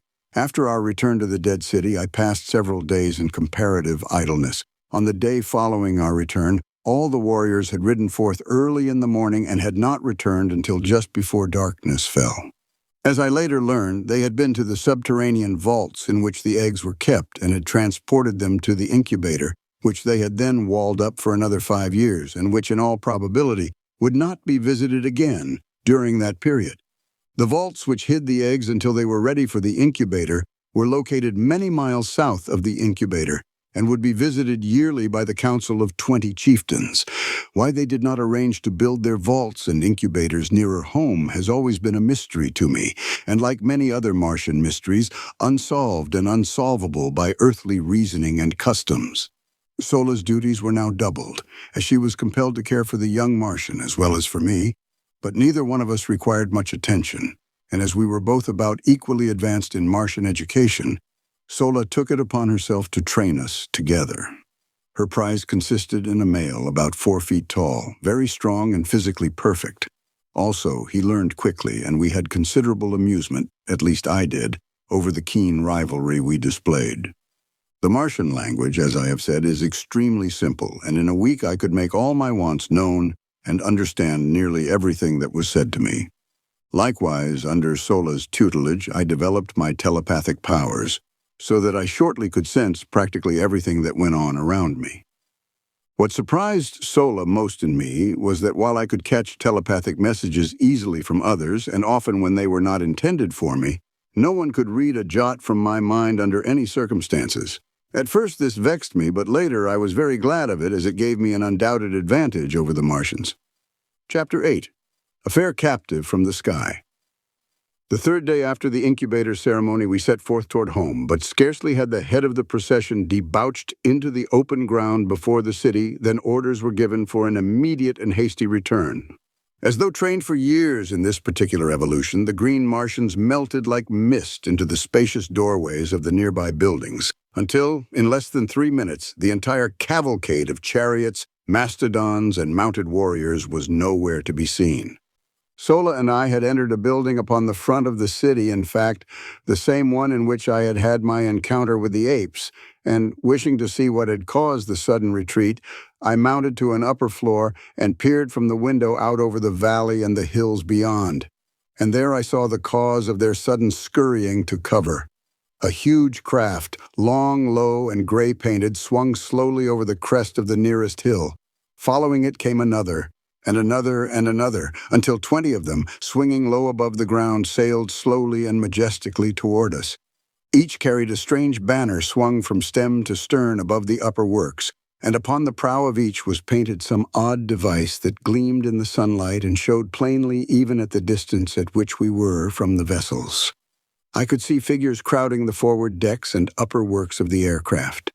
Whether they had discovered us or simply were looking at the deserted city, I could not say, but in any event they received a rude reception, for suddenly and without warning the green Martian warriors fired a terrific volley from the windows of the buildings facing the little valley across which the great ships were so peacefully advancing. Instantly the scene changed as by magic. The foremost vessel swung broadside toward us, and bringing her guns into play returned our fire, at the same time moving parallel to our front for a short distance, and then turning back with the evident intention of completing a great circle which would bring her up to position once more opposite our firing line. The other vessels followed in her wake, each one opening upon us as she swung into position. Our own fire never diminished, and I doubt if 25% of our shots went wild. It had never been given me to see such deadly accuracy of aim, and it seemed as though a little figure on one of the craft dropped at the explosion of each bullet, while the banners and upper works dissolved in spurts of flame as the irresistible projectiles of our warriors mowed through them. The fire from the vessels was most ineffectual, owing, as I afterward learned, to the unexpected suddenness of the first volley, which caught the ship's crews entirely unprepared and the sighting apparatus of the guns unprotected from the deadly aim of our warriors. It seems that each green warrior has certain objective points for his fire under relatively identical circumstances of warfare. For example, a proportion of them, always the best marksmen, direct their fire entirely upon the wireless finding and sighting apparatus of the big guns of an attacking naval force. Another detail attends to the smaller guns in the same way. Others pick off the gunners. Still others, the officers, while certain other quotas concentrate their attention upon the other members of the crew, upon the upper works, and upon the steering gear and propellers. 20 minutes after the first volley, the great fleet swung, trailing off in the direction from which it had first appeared. Several of the craft were limping perceptibly and seemed but barely under the control of their depleted crews. Their fire had ceased entirely, and all their energies seemed focused upon escape. Our warriors then rushed up to the roofs of the buildings which we occupied and followed the retreating armada with a continuous fusillade of deadly fire. One by one, however, the ships managed to dip below the crests of the outlying hills until only one barely moving craft was in sight. This had received the brunt of our fire and seemed to be entirely unmanned, as not a moving figure was visible upon her decks. Slowly she swung from her course, circling back toward us in an erratic and pitiful manner. Instantly the warriors ceased firing, for it was quite apparent that the vessel was entirely helpless, and far from being in a position to inflict harm upon us, she could not even control herself sufficiently to escape. As she neared the city, the warriors rushed out upon the plain to meet her, but it was evident that she still was too high for them to hope to reach her decks. From my vantage point in the window, I could see the bodies of her crew strewn about, although I could not make out what manner of creatures they might be. Not a sign of life was manifest upon her as she drifted slowly with the light breeze in a southeasterly direction. She was drifting some 50 feet above the ground, followed by all but some 100 of the warriors who had been ordered back to the roofs to cover the possibility of a return of the fleet or of reinforcements. It soon became evident that she would strike the face of the buildings about a mile south of our position, and as I watched the progress of the chase, I saw a number of warriors gallop ahead, dismount, and enter the building she seemed destined to touch. As the craft neared the building, and just before she struck, the Martian warriors swarmed upon her from the windows, and with their great spears eased the shock of the collision, and in a few moments they had thrown out grappling hooks and the big boat was being hauled to ground by their fellows below. After making her fast, they swarmed the sides and searched the vessel from stem to stern. I could see them examining the dead sailors, evidently for signs of life, and presently a party of them appeared from below, dragging a little figure among them. The creature was considerably less than half as tall as the green Martian warriors, and from my balcony I could see that it walked erect upon two legs, and surmised that it was some new and strange Martian monstrosity with which I had not as yet become acquainted. They removed their prisoner to the ground and then commenced a systematic rifling of the vessel. This operation required several hours, during which time a number of the chariots were requisitioned to transport the loot, which consisted in arms, ammunition, silks, furs, jewels, strangely carved stone vessels, and a quantity of solid foods and liquids, including many casks of water, the first I had seen since my advent upon Mars. After the last load had been removed, the warriors made lines fast to the craft and towed her far out into the valley in a southwesterly direction. A few of them then boarded her and were busily engaged in what appeared, from my distant position, as the emptying of the contents of various carboys upon the dead bodies of the sailors and over the decks and works of the vessel. This operation concluded, they hastily clambered over her sides, sliding down the guy ropes to the ground. The last warrior to leave the deck turned and threw something back upon the vessel, waiting an instant to note the outcome of his act. As a faint spurt of flame rose from the point where the missile struck, he swung over the side and was quickly upon the ground. Scarcely had he alighted than the guy ropes were simultaneously released, and the great warship, lightened by the removal of the loot, soared majestically into the air, her decks and upper works a mass of roaring flames. Slowly she drifted to the southeast, rising higher and higher as the flames ate away her wooden parts and diminished the weight upon her. Ascending to the roof of the building, I watched her for hours, until finally she was lost in the dim vistas of the distance. The sight was awe-inspiring in the extreme as one contemplated this mighty floating funeral pyre, drifting unguided and unmanned through the lonely wastes of the Martian heavens, a derelict of death and destruction, typifying the life story of these strange and ferocious creatures into whose unfriendly hands fate had carried it. Much depressed, and to me, unaccountably so, I slowly descended to the street. The scene I had witnessed seemed to mark the defeat and annihilation of the forces of a kindred people, rather than the routing by our green warriors of a horde of similar, though unfriendly, creatures.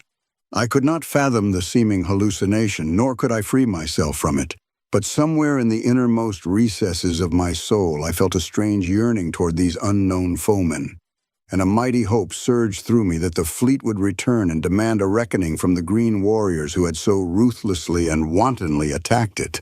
Close at my heel, in his now accustomed place, followed Woola, the hound, and as I emerged upon the street, Sola rushed up to me as though I had been the object of some search on her part.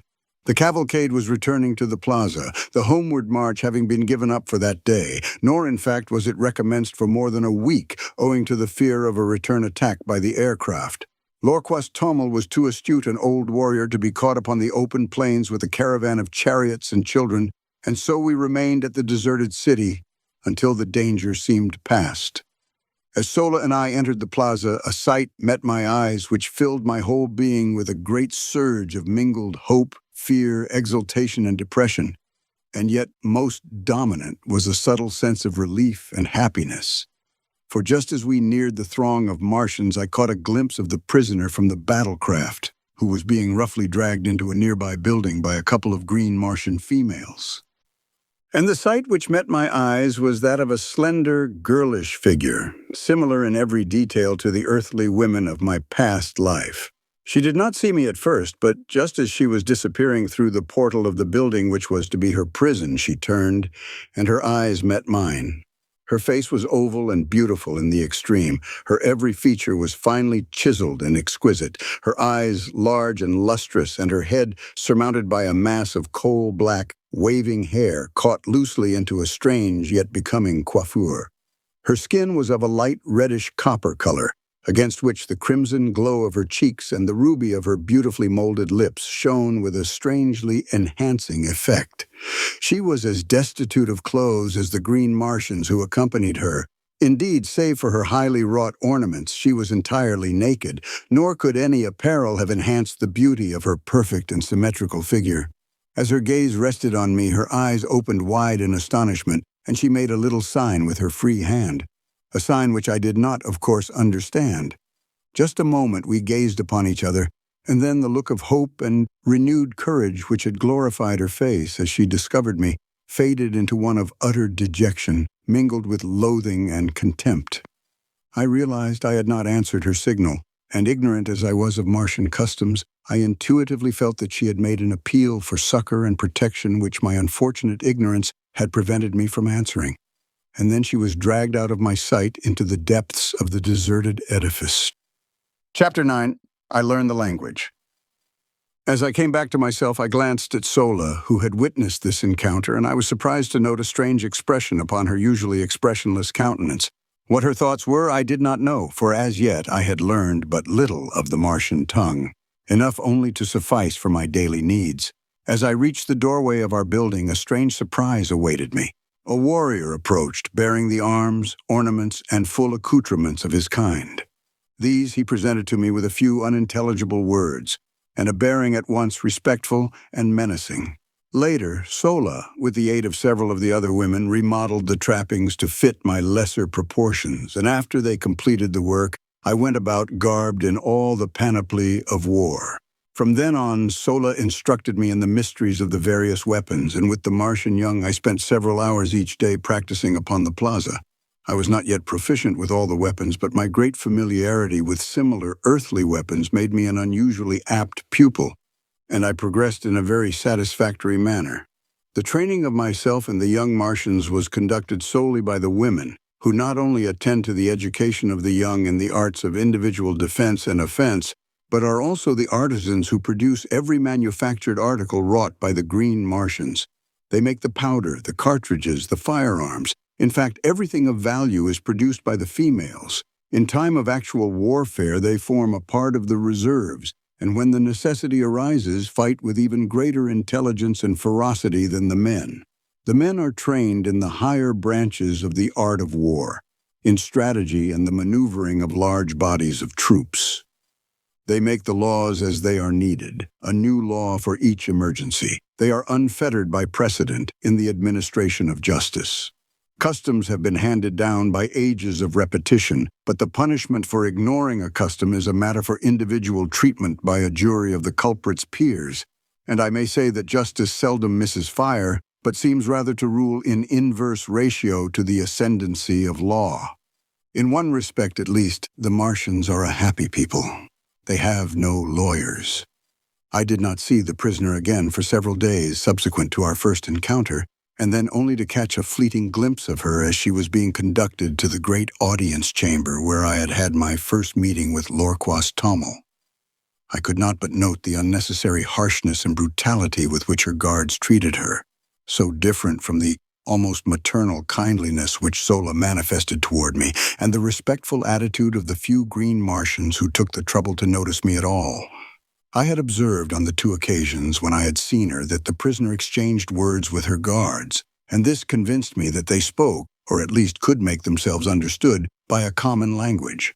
With this added incentive, I nearly drove Sola, distracted by my importunities, to hasten on my education, and within a few more days I had mastered the Martian tongue sufficiently well to enable me to carry on a passable conversation and to fully understand practically all that I heard.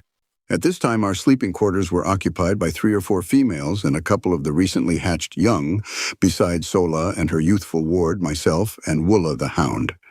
After they had retired for the night, it was customary for the adults to carry on a desultory conversation for a short time before lapsing into sleep, and now that I could understand their language, I was always a keen listener, although I never proffered any remarks myself. On the night following the prisoner's visit to the audience chamber, the conversation finally fell upon this subject, and I was all ears on the instant. I had feared to question Sola relative to the beautiful captive, as I could not but recall the strange expression I had noted upon her face after my first encounter with the prisoner. That it denoted jealousy I could not say, and yet, judging all things by mundane standards as I still did, I felt it safer to affect indifference in the matter until I learned more surely Sola's attitude toward the object of my solicitude. Sarkoya, one of the older women who shared our domicile, had been present at the audience as one of the captive's guards, and it was toward her the question turned. "When," asked one of the women, "will we enjoy the death throes of the Red One? Or does Lorquist Tommel Jed intend holding her for ransom?" "They have decided to carry her with us back to Thark and exhibit her last agonies at the great games before Talhajus," replied Sarkoja. "What will be the manner of her going out?" inquired Sola. "She is very small and very beautiful. I had hoped that they would hold her for ransom." Sarkoja and the other women grunted angrily at this evidence of weakness on the part of Sola.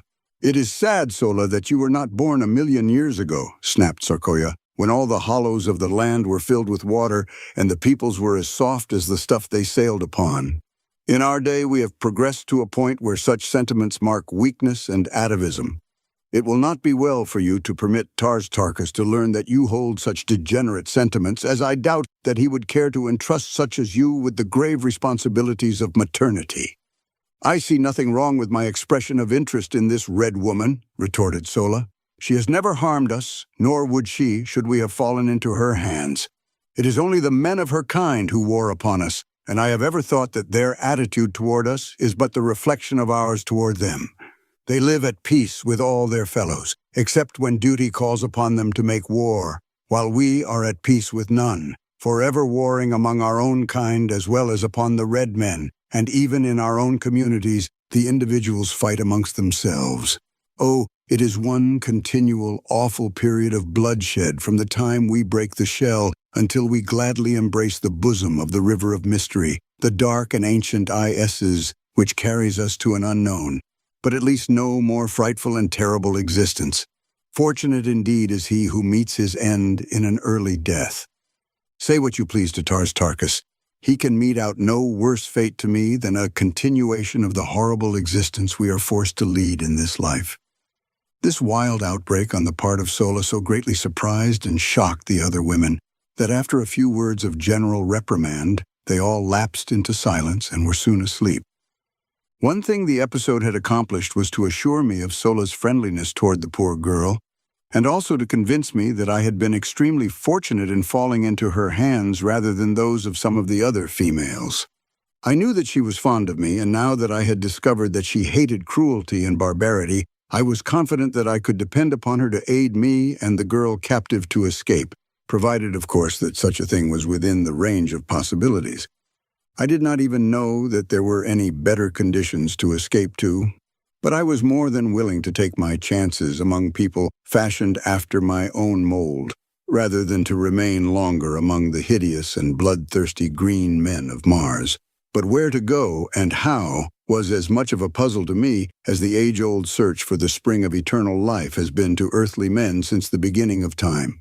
I decided that at the first opportunity I would take Sola into my confidence and openly ask her to aid me. And with this resolution strong upon me, I turned among my silks and furs and slept the dreamless and refreshing sleep of Mars. Chapter 10. Champion and Chief. Early the next morning, I was astir. Considerable freedom was allowed me, as Sola had informed me that so long as I did not attempt to leave the city, I was free to go and come as I pleased. She had warned me, however, against venturing forth unarmed, as this city, like all other deserted metropolises of an ancient Martian civilization, was peopled by the great white apes of my second day's adventure.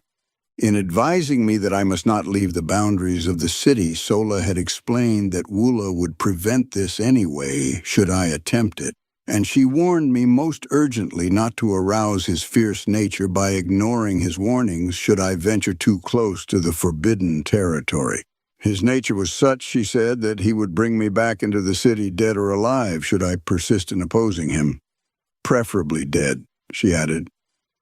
On this morning I had chosen a new street to explore when suddenly I found myself at the limits of the city. Before me were low hills pierced by narrow and inviting ravines. I longed to explore the country before me, and like the pioneer stock from which I sprang, to view what the landscape beyond the encircling hills might disclose from the summits which shut out my view. It also occurred to me that this would prove an excellent opportunity to test the qualities of Woola. I was convinced that the brute loved me. I had seen more evidences of affection in him than in any other Martian animal, man or beast, and I was sure that gratitude for the acts that had twice saved his life would more than outweigh his loyalty to the duty imposed upon him by cruel and loveless masters. As I approached the boundary line, Woola ran anxiously before me and thrust his body against my legs. His expression was pleading rather than ferocious, nor did he bare his great tusks or utter his fearful guttural warnings.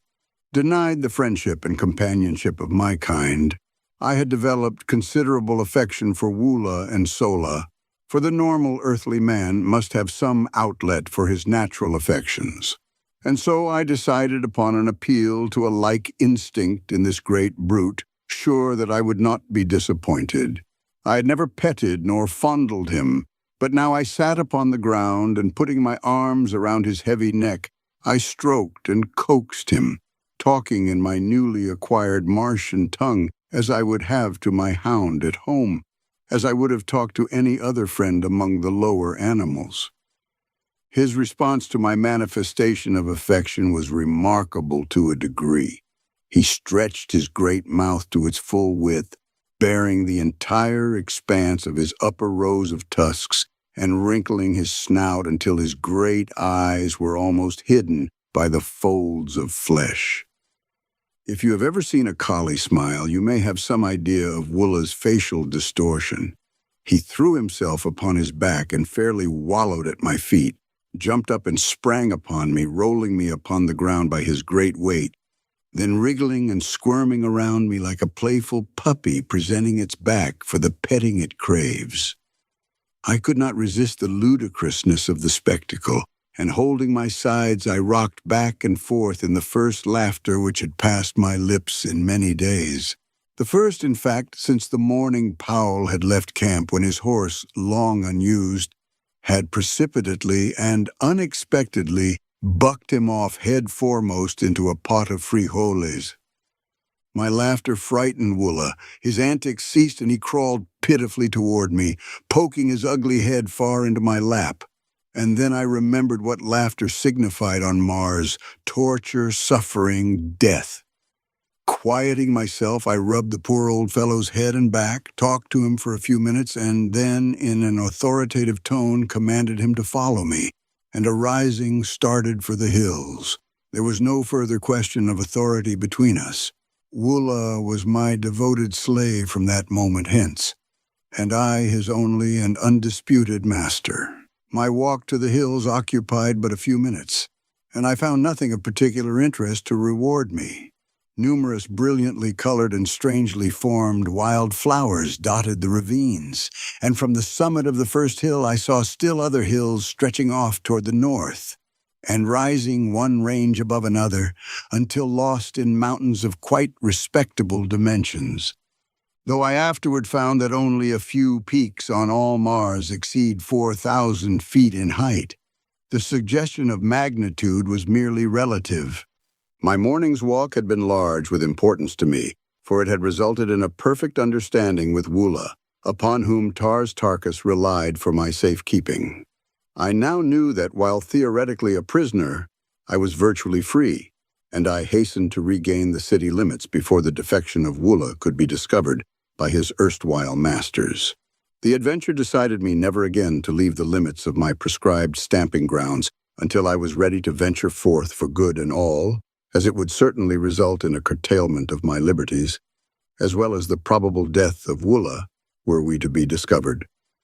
On regaining the plaza, I had my third glimpse of the captive girl. She was standing with her guards before the entrance to the audience chamber, and as I approached, she gave me one haughty glance and turned her back full upon me. The act was so womanly, so earthly womanly, that though it stung my pride, it also warmed my heart with a feeling of companionship. It was good to know that someone else on Mars beside myself had human instincts of a civilized order, even though the manifestation of them was so painful and mortifying. Had a green Martian woman desired to show dislike or contempt, she would, in all likelihood, have done it with a sword thrust or a movement of her trigger finger. But as their sentiments are mostly atrophied, it would have required a serious injury to have aroused such passions in them. Sola, let me add, was an exception. I never saw her perform a cruel or uncouth act, or fail in uniform kindliness and good nature. She was indeed, as her fellow Martian had said of her, an atavism, a dear and precious reversion to a former type of loved and loving ancestor. Seeing that the prisoner seemed the center of attraction, I halted to view the proceedings.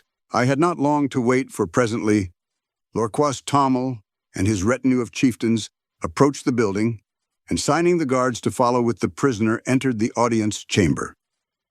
Realizing that I was a somewhat favored character, and also convinced that the warriors did not know of my proficiency in their language, as I had pleaded with Sola to keep this a secret on the grounds that I did not wish to be forced to talk with the men until I had perfectly mastered the Martian tongue, I chanced an attempt to enter the audience chamber and listen to the proceedings. The council squatted upon the steps of the rostrum, while below them stood the prisoner and her 2 guards. I saw that one of the women was Sarkoja, and thus understood how she had been present at the hearing of the preceding day, the results of which she had reported to the occupants of our dormitory last night. Her attitude toward the captive was most harsh and brutal. When she held her, she sunk her rudimentary nails into the poor girl's flesh, or twisted her arm in a most painful manner. When it was necessary to move from one spot to another, she either jerked her roughly or pushed her headlong before her. She seemed to be venting upon this poor, defenseless creature all the hatred, cruelty, ferocity, and spite of her 900 years, backed by unguessable ages of fierce and brutal ancestors. The other woman was less cruel because she was entirely indifferent. If the prisoner had been left to her alone, and fortunately she was at night, she would have received no harsh treatment, nor, by the same token, would she have received any attention at all. As Lorquas Tommel raised his eyes to address the prisoner, they fell on me, and he turned to Tars Tarkas with a word and gesture of impatience. Tars Tarkas made some reply which I could not catch, but which caused Lorquas Tommel to smile, after which they paid no further attention to me. "What is your name?" asked Lorquas Tommel, addressing the prisoner. "Dejah Thoris, daughter of Mors Kajak of Helium." "And the nature of your expedition?" he continued. "It was a purely scientific research party sent out by my father's father, the Jedak of Helium, to rechart the air currents and to take atmospheric density tests," replied the fair prisoner in a low, well-modulated voice. "We were unprepared for battle," she continued, "as we were on a peaceful mission as our banners and the colors of our craft denoted. The work we were doing was as much in your interests as in ours, for you know full well that were it not for our labors and the fruits of our scientific operations, there would not be enough air or water on Mars to support a single human life. For ages we have maintained the air and water supply at practically the same point without an appreciable loss. And we have done this in the face of the brutal and ignorant interference of you green men. Why, oh, why will you not learn to live in amity with your fellows? Must you ever go on down the ages to your final extinction, but little above the plane of the dumb brutes that serve you? A people without written language, without art, without homes, without love. The victims of eons of the horrible community idea. Owning everything in common, even to your women and children, has resulted in your owning nothing in common. You hate each other as you hate all else except yourselves. Come back to the ways of our common ancestors. Come back to the light of kindliness and fellowship. The way is open to you. You will find the hands of the red men stretched out to aid you. Together, we may do still more to regenerate our dying planet. The granddaughter of the greatest and mightiest of the Red Jedaks has asked you, will you come? Lorquas Tommel and the warriors sat looking silently and intently at the young woman for several moments after she had ceased speaking. What was passing in their minds, no man may know. But that they were moved, I truly believe, and if one man high among them had been strong enough to rise above custom, that moment would have marked a new and mighty era for Mars. I saw Tars Tarkas rise to speak, and on his face was such an expression as I had never seen upon the countenance of a green Martian warrior. It bespoke an inward and mighty battle with self, with heredity, with age-old custom, and as he opened his mouth to speak, a look almost of benignity, of kindliness, momentarily lighted up his fierce and terrible countenance. What words of moment were to have fallen from his lips were never spoken, as just then, a young warrior, evidently sensing the trend of thought among the older men, leaped down from the steps of the rostrum and, striking the frail captive a powerful blow across the face, which felled her to the floor, placed his foot upon her prostrate form and, turning toward the assembled council, broke into peals of horrid, mirthless laughter. For an instant I thought Tars Tarkas would strike him dead, nor did the aspect of Lorquas Tommel augur any too favorably for the brute. But the mood passed. Their old selves reasserted their ascendancy, and they smiled. It was portentous, however, that they did not laugh aloud, for the brute's act constituted a side-splitting witticism according to the ethics which rule green Martian humor. That I have taken moments to write down a part of what occurred as that blow fell does not signify that I remained inactive for any such length of time. I think I must have sensed something of what was coming, for I realize now that I was crouched as for a spring as I saw the blow aimed at her beautiful, upturned, pleading face, and ere the hand descended, I was halfway across the hall. Scarcely had his hideous laugh rang out but once when I was upon him. The brute was 12 feet in height and armed to the teeth, but I believe that I could have accounted for the whole roomful in the terrific intensity of my rage. Springing upward, I struck him full in the face as he turned at my warning cry, and then as he drew his short sword, I drew mine and sprang up again upon his breast, hooking one leg over the butt of his pistol and grasping one of his huge tusks with my left hand while I delivered blow after blow upon his enormous chest. He could not use his short sword to advantage because I was too close to him, nor could he draw his pistol, which he attempted to do in direct opposition to Martian custom, which says that you may not fight a fellow warrior in private combat with any other than the weapon with which you are attacked. In fact, he could do nothing but make a wild and futile attempt to dislodge me. With all his immense bulk, he was little if any stronger than I, and it was but the matter of a moment or two before he sank, bleeding and lifeless, to the floor. Dejah Thoris had raised herself upon one elbow and was watching the battle with wide, staring eyes. When I had regained my feet, I raised her in my arms and bore her to one of the benches at the side of the room. Again, no Martian interfered with me, and tearing a piece of silk from my cape, I endeavored to staunch the flow of blood from her nostrils. I was soon successful, as her injuries amounted to little more than an ordinary nosebleed. And when she could speak, she placed her hand upon my arm and, looking up into my eyes, said, "Why did you do it? You who refused me even friendly recognition in the first hour of my peril, and now you risk your life and kill one of your companions for my sake. I cannot understand. What strange manner of man are you that you consort with the green men, though your form is that of my race, while your color is little darker than that of the white ape? Tell me, are you human or are you more than human?"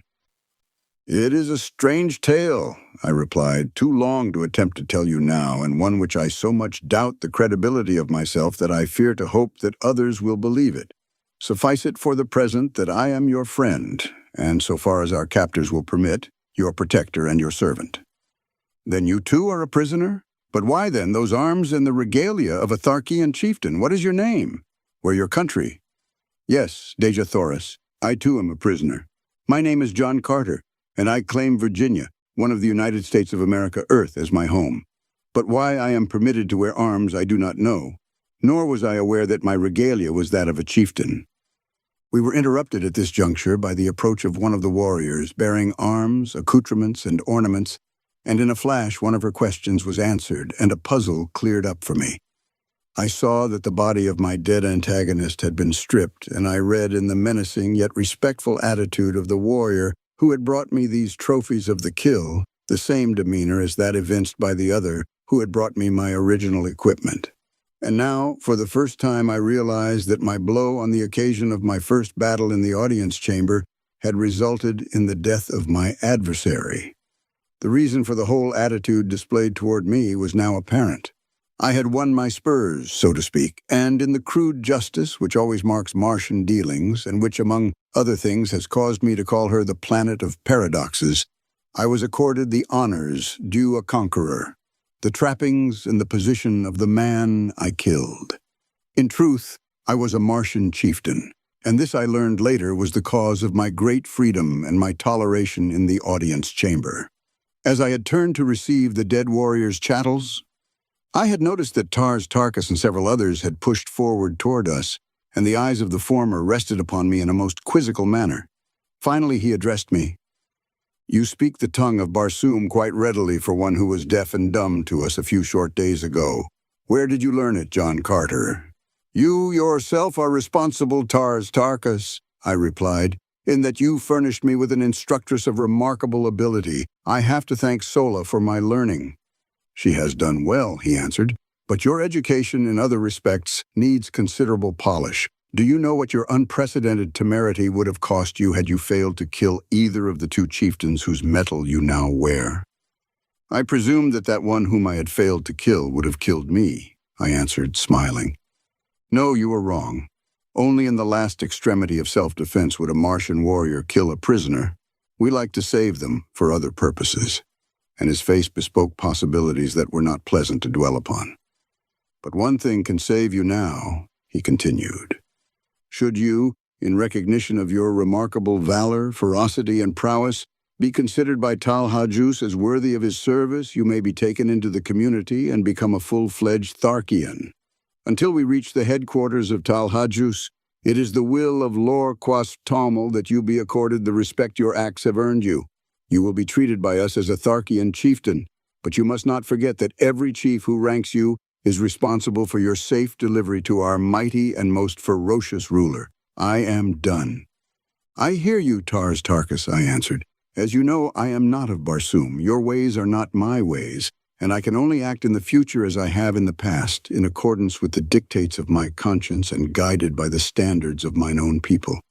If you will leave me alone, I will go in peace, but if not, let the individual Barsoomians with whom I must deal either respect my rights as a stranger among you or take whatever consequences may befall. Of one thing let us be sure, whatever may be your ultimate intentions toward this unfortunate young woman, whoever would offer her injury or insult in the future must figure on making a full accounting to me. I understand that you belittle all sentiments of generosity and kindliness, but I do not. And I can convince your most doughty warrior that these characteristics are not incompatible with an ability to fight. Ordinarily, I am not given to long speeches, nor ever before had I descended to bombast, but I had guessed at the keynote which would strike an answering chord in the breasts of the green Martians. Nor was I wrong, for my harangue evidently deeply impressed them, and their attitude toward me thereafter was still further respectful. Tarkas himself seemed pleased with my reply, but his only comment was more or less enigmatical. "And I think I know Tal Hajus, Jeddak of Thark." I now turned my attention to Dejah Thoris, and assisting her to her feet, I turned with her toward the exit, ignoring her hovering guardian harpies as well as the inquiring glances of the chieftains. Was I not now a chieftain also? Well, then, I would assume the responsibilities of one. They did not molest us, and so Dejah Thoris, Princess of Helium, and John Carter, Gentleman of Virginia, followed by the faithful Woola, passed through utter silence from the audience chamber of Lor Quas Tomal, Jed among the Tharks of Barsoom. Chapter 11, with Dejah Thoris. As we reached the open, the two female guards who had been detailed to watch over Dejah Thoris hurried up and made as though to assume custody of her once more. The poor child shrank against me, and I felt her two little hands fold tightly over my arm. Waving the women away, I informed them that Sola would attend the captive hereafter, and I further warned Sarkoja that any more of her cruel attentions bestowed upon Dejah Thoris would result in Sarkoja's sudden and painful demise. My threat was unfortunate and resulted in more harm than good to Dejah Thoris, for as I learned later, men do not kill women upon Mars, nor women men. So Sarkoja merely gave us an ugly look and departed to hatch up deviltries against us. I soon found Sola and explained to her that I wished her to guard Dejah Thoris as she had guarded me, that I wished her to find other quarters where they would not be molested by Sarkoja, and I finally informed her that I myself would take up my quarters among the men. Sola glanced at the accoutrements which were carried in my hand and slung across my shoulder. "You are a great chieftain now, John Carter," she said, "and I must do your bidding, though indeed I am glad to do it under any circumstances. The man whose medal you carry was young, but he was a great warrior, and had by his promotions and kills won his way close to the rank of Tars Tarkas, who, as you know, is second to Lorquas Tomel only. You are 11th. There are but 10 chieftains in this community who rank you in prowess. And if I should kill Lorquas Tomel, I asked, you would be first, John Carter. But you may only win that honor by the will of the entire council that Lorquas Tomel meet you in combat. Or should he attack you, you may kill him in self-defense and thus win first place." I laughed and changed the subject. I had no particular desire to kill Lorquas Tomel, and less to be a Jed among the Tharks. I accompanied Sola and Dejah Thoris in a search for new quarters, which we found in a building nearer the audience chamber and of far more pretentious architecture than our former habitation. We also found in this building real sleeping apartments with ancient beds of highly wrought metal swinging from enormous gold chains depending from the marble ceilings. The decoration of the walls was most elaborate, and unlike the frescoes in the other buildings I had examined, portrayed many human figures in the compositions. These were of people like myself, and of a much lighter color than Dejah Thoris. They were clad in graceful, flowing robes, highly ornamented with metal and jewels, and their luxuriant hair was of a beautiful golden and reddish bronze. The men were beardless, and only a few wore arms. The scenes depicted for the most part of fair-skinned, fair-haired people at play. Dejah Thoris clasped her hands with an exclamation of rapture as she gazed upon these magnificent works of art, wrought by a people long extinct, while Sola, on the other hand, apparently did not see them.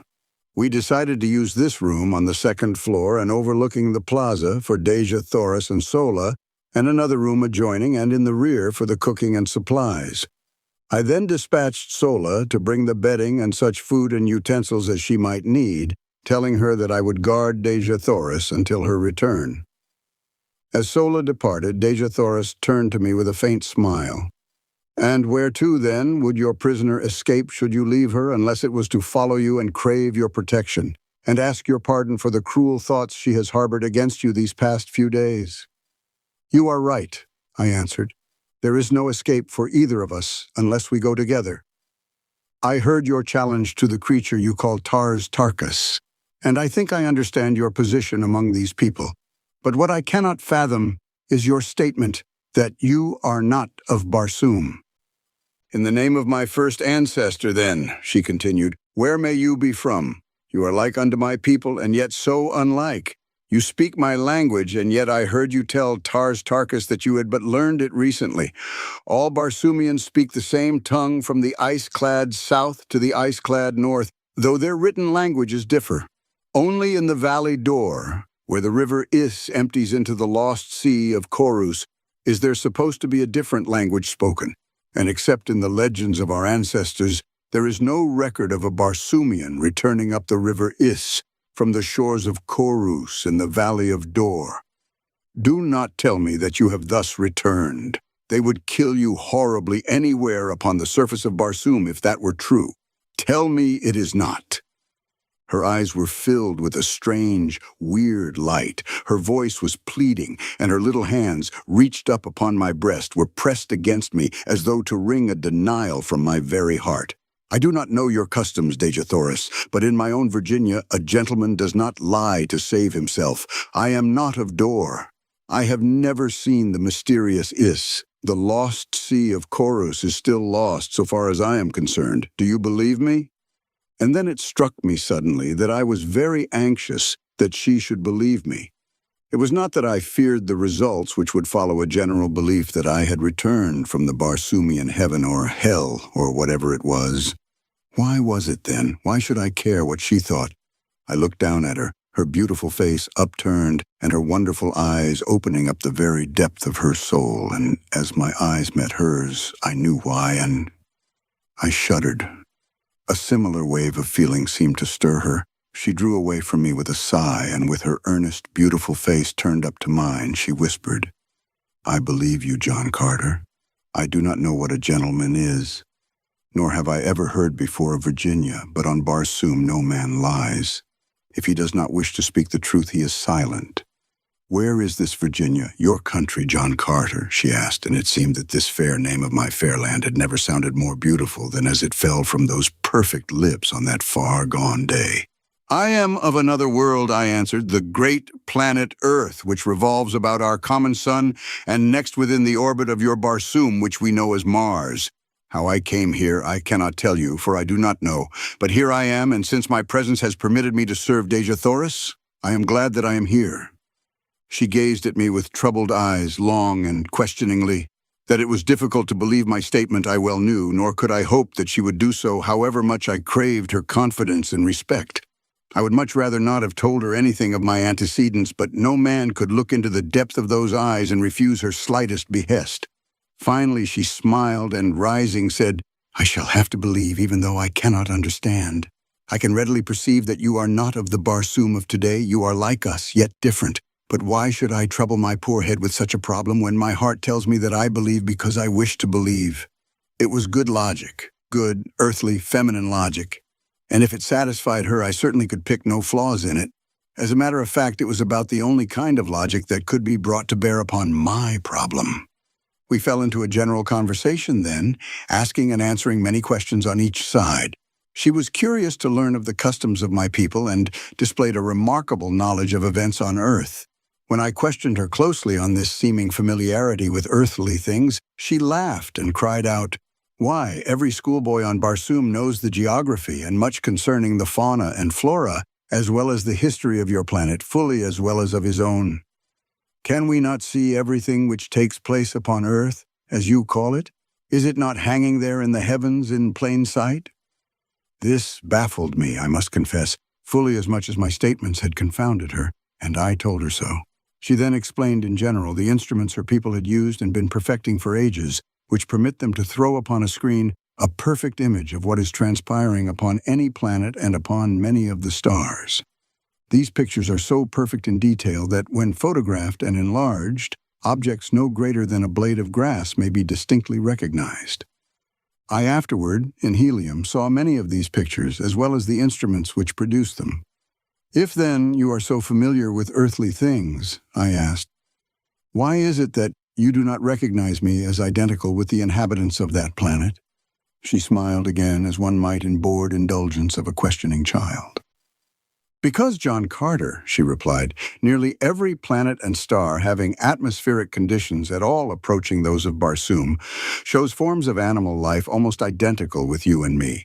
And further, Earthmen, almost without exception, cover their bodies with strange, unsightly pieces of cloth, and their heads with hideous contraptions, the purpose of which we have been unable to conceive, while you, when found by the Tharkian warriors, were entirely undisfigured and unadorned.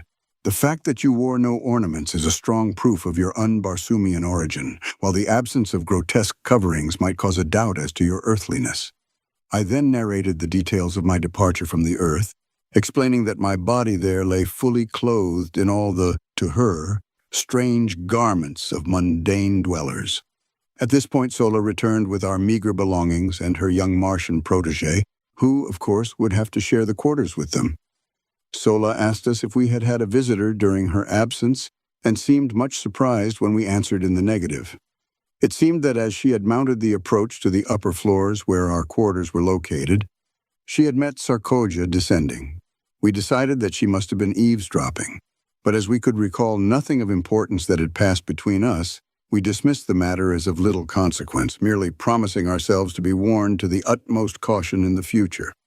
Dejah Thoris and I then fell to examining the architecture and decorations of the beautiful chambers of the building we were occupying. She told me that these people had presumably flourished over 100,000 years before. They were the early progenitors of her race, but had mixed with the other great race of early Martians, who were very dark, almost black, and also with the reddish-yellow race which had flourished at the same time.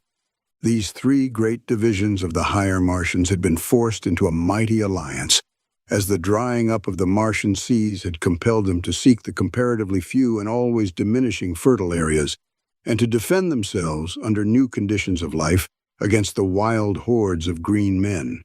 Ages of close relationship and intermarrying had resulted in the race of red men, of which Dejah Thoris was a fair and beautiful daughter.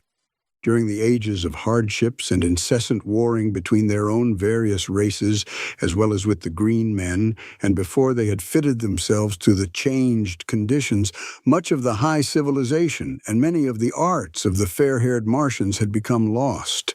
But the red race of today has reached a point where it feels that it is made up in new discoveries and in a more practical civilization for all that lies irretrievably buried with the ancient Barsoomians beneath the countless intervening ages.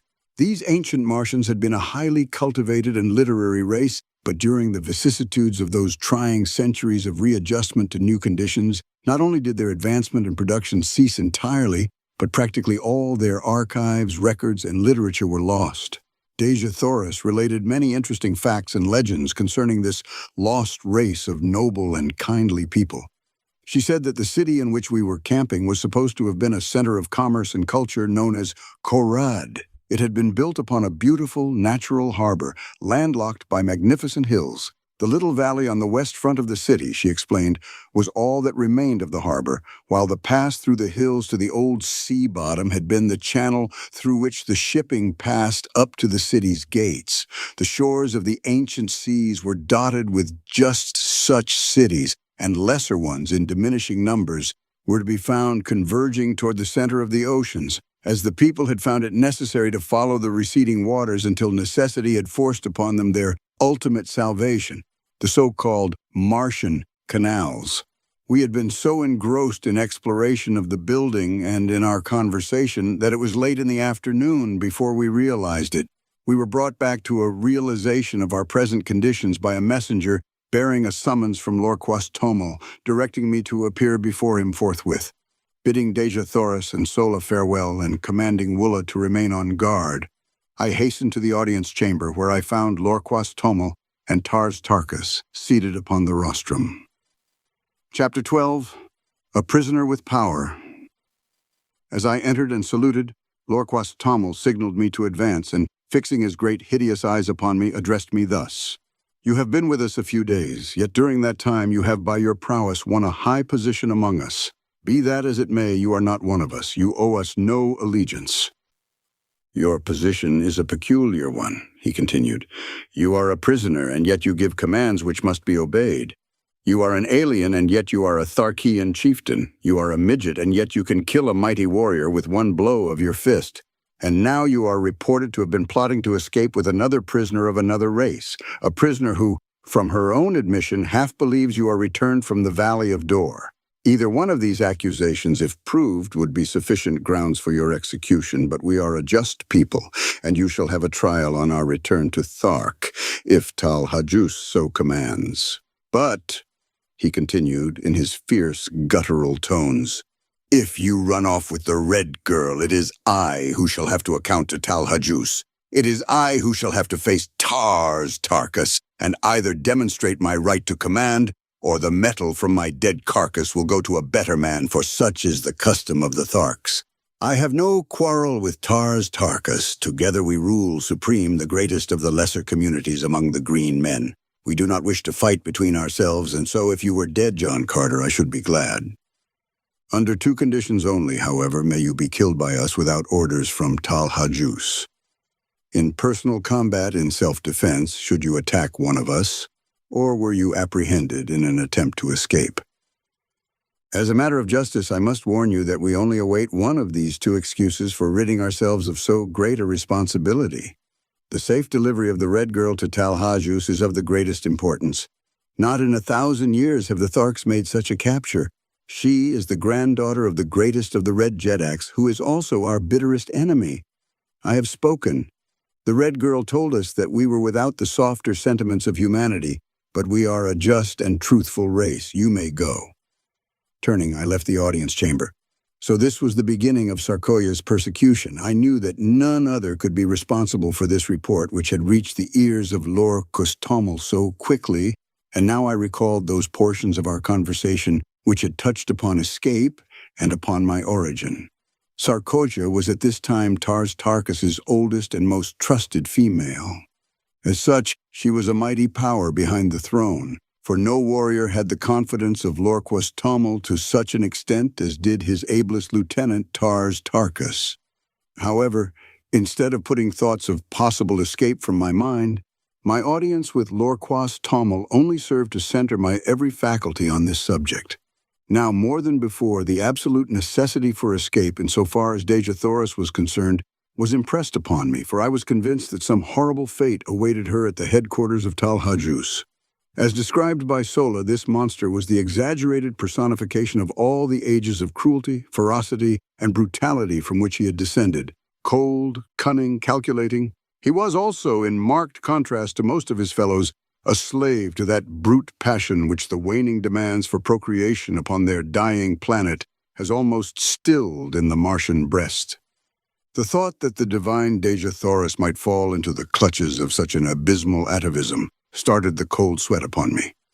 Far better that we save friendly bullets for ourselves at the last moment, as did those brave frontier women of my lost land who took their own lives rather than fall into the hands of the Indian braves. As I wandered about the plaza, lost in my gloomy forebodings, Tars Tarkas approached me on his way from the audience chamber. His demeanor toward me was unchanged, and he greeted me as though we had not just parted a few moments before. "Where are your quarters, John Carter?" he asked. "I have selected none," I replied. It seemed best that I quartered either by myself or among the other warriors, and I was awaiting an opportunity to ask your advice. As you know, and I smiled, I am not yet familiar with all the customs of the Tharks. "Come with me," he directed, and together we moved off across the plaza to a building which I was glad to see adjoined, that occupied by Sola and her charges. "My quarters are on the first floor of this building," he said, "and the second floor also is fully occupied by warriors, but the third floor and the floors above are vacant. You may take your choice of these. I understand," he continued, "that you have given up your woman to the Red Prisoner. Well, as you have said, your ways are not our ways, but you can fight well enough to do about as you please, and so if you wish to give your woman to a captive, it is your own affair.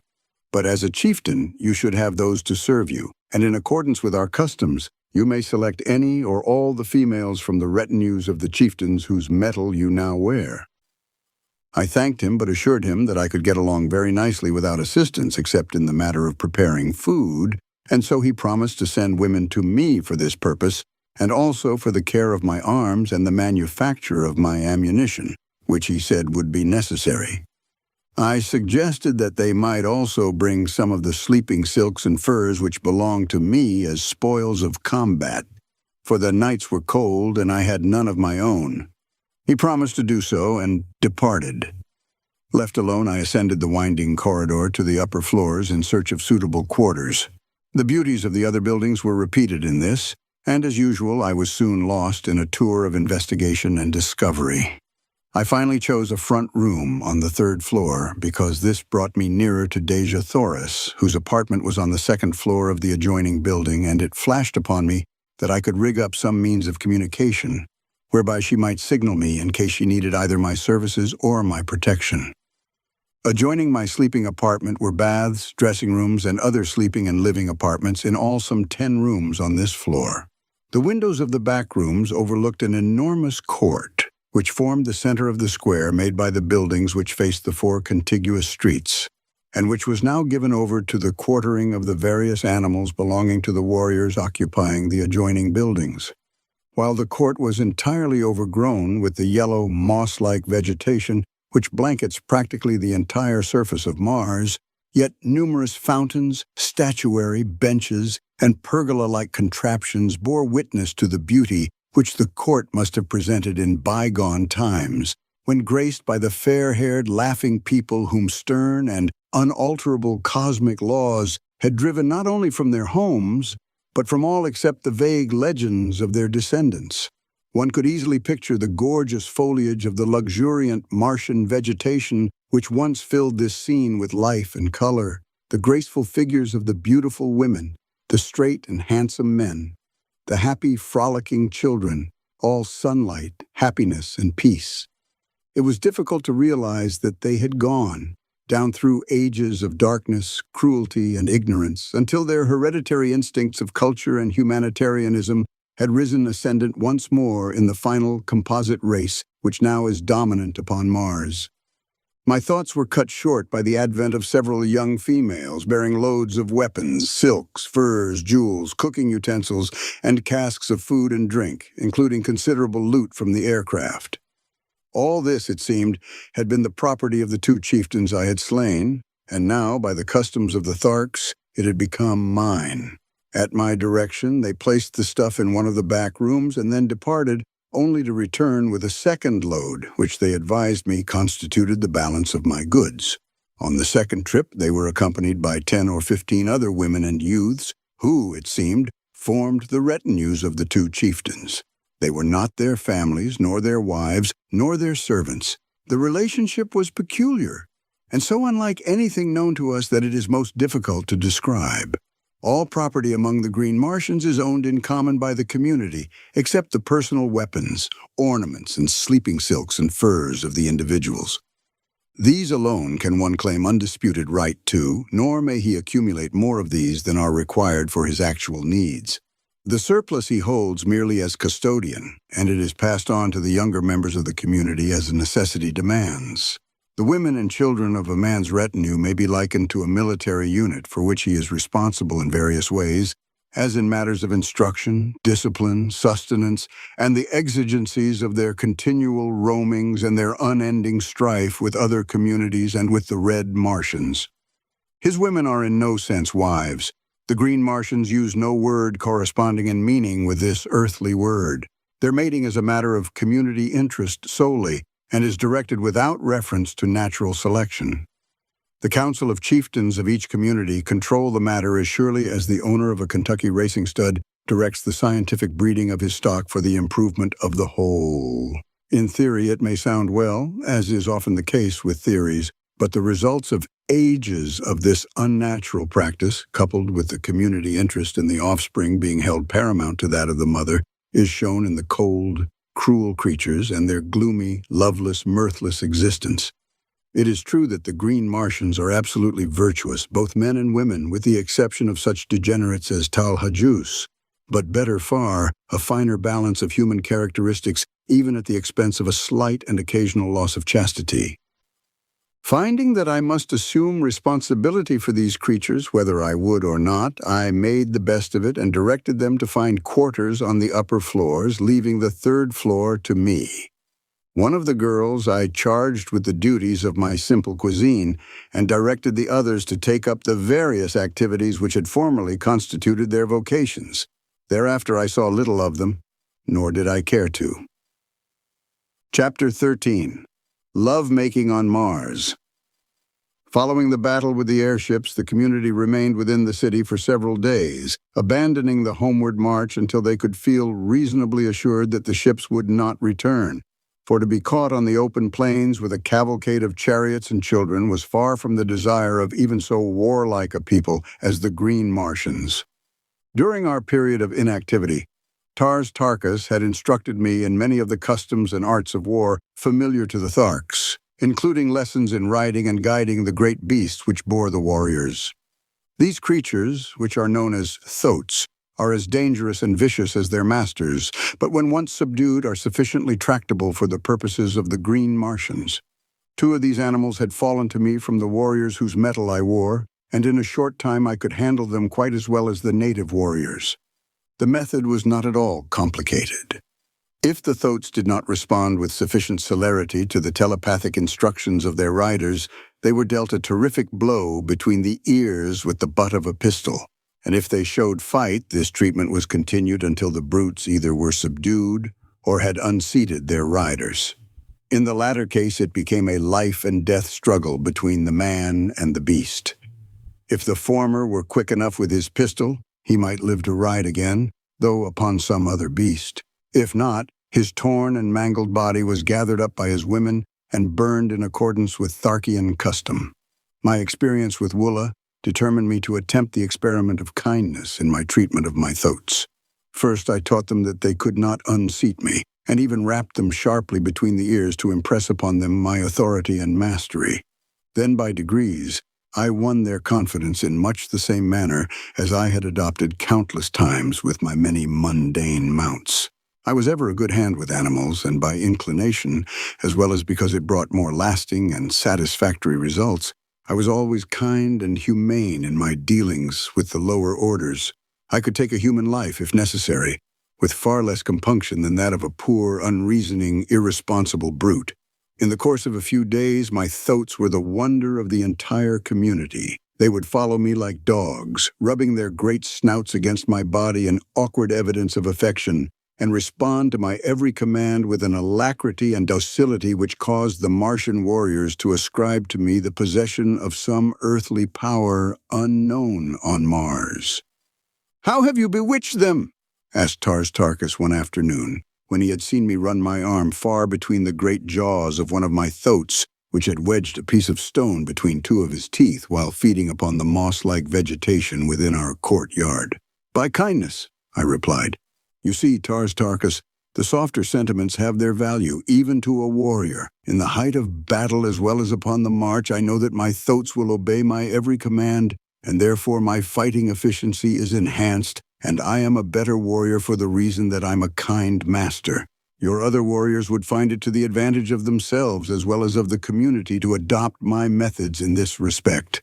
Only a few days since you, yourself, told me that these great brutes, by the uncertainty of their tempers, often were the means of turning victory into defeat, since, at a crucial moment, they might elect to unseat and rend their riders." "Show me how you accomplish these results," was Tarkas's only rejoinder. And so I explained as carefully as I could the entire method of training I had adopted with my beasts, and later he had me repeat it before Lorquas Tommel and the assembled warriors. That moment marked the beginning of a new existence for the poor thoats, and before I left the community of Lorquas Tommel, I had the satisfaction of observing a regiment of as tractable and docile mounts as one might care to see. The effect on the precision and celerity of the military movements was so remarkable that Lorquas Tommel presented me with a massive anklet of gold from his own leg, as a sign of his appreciation of my service to the horde. On the 7th day following the battle with the aircraft, we again took up the march toward Thark, all probability of another attack being deemed remote by Lorquas Tommel. During the days just preceding our departure, I had seen but little of Dejah Thoris, as I had been kept very busy by Tarkas with my lessons in the art of Martian warfare, as well as in the training of my thoats. The few times I had visited her quarters, she had been absent, walking upon the streets with Sola or investigating the buildings in the near vicinity of the plaza. I had warned them against venturing far from the plaza for fear of the great white apes, whose ferocity I was only too well acquainted with.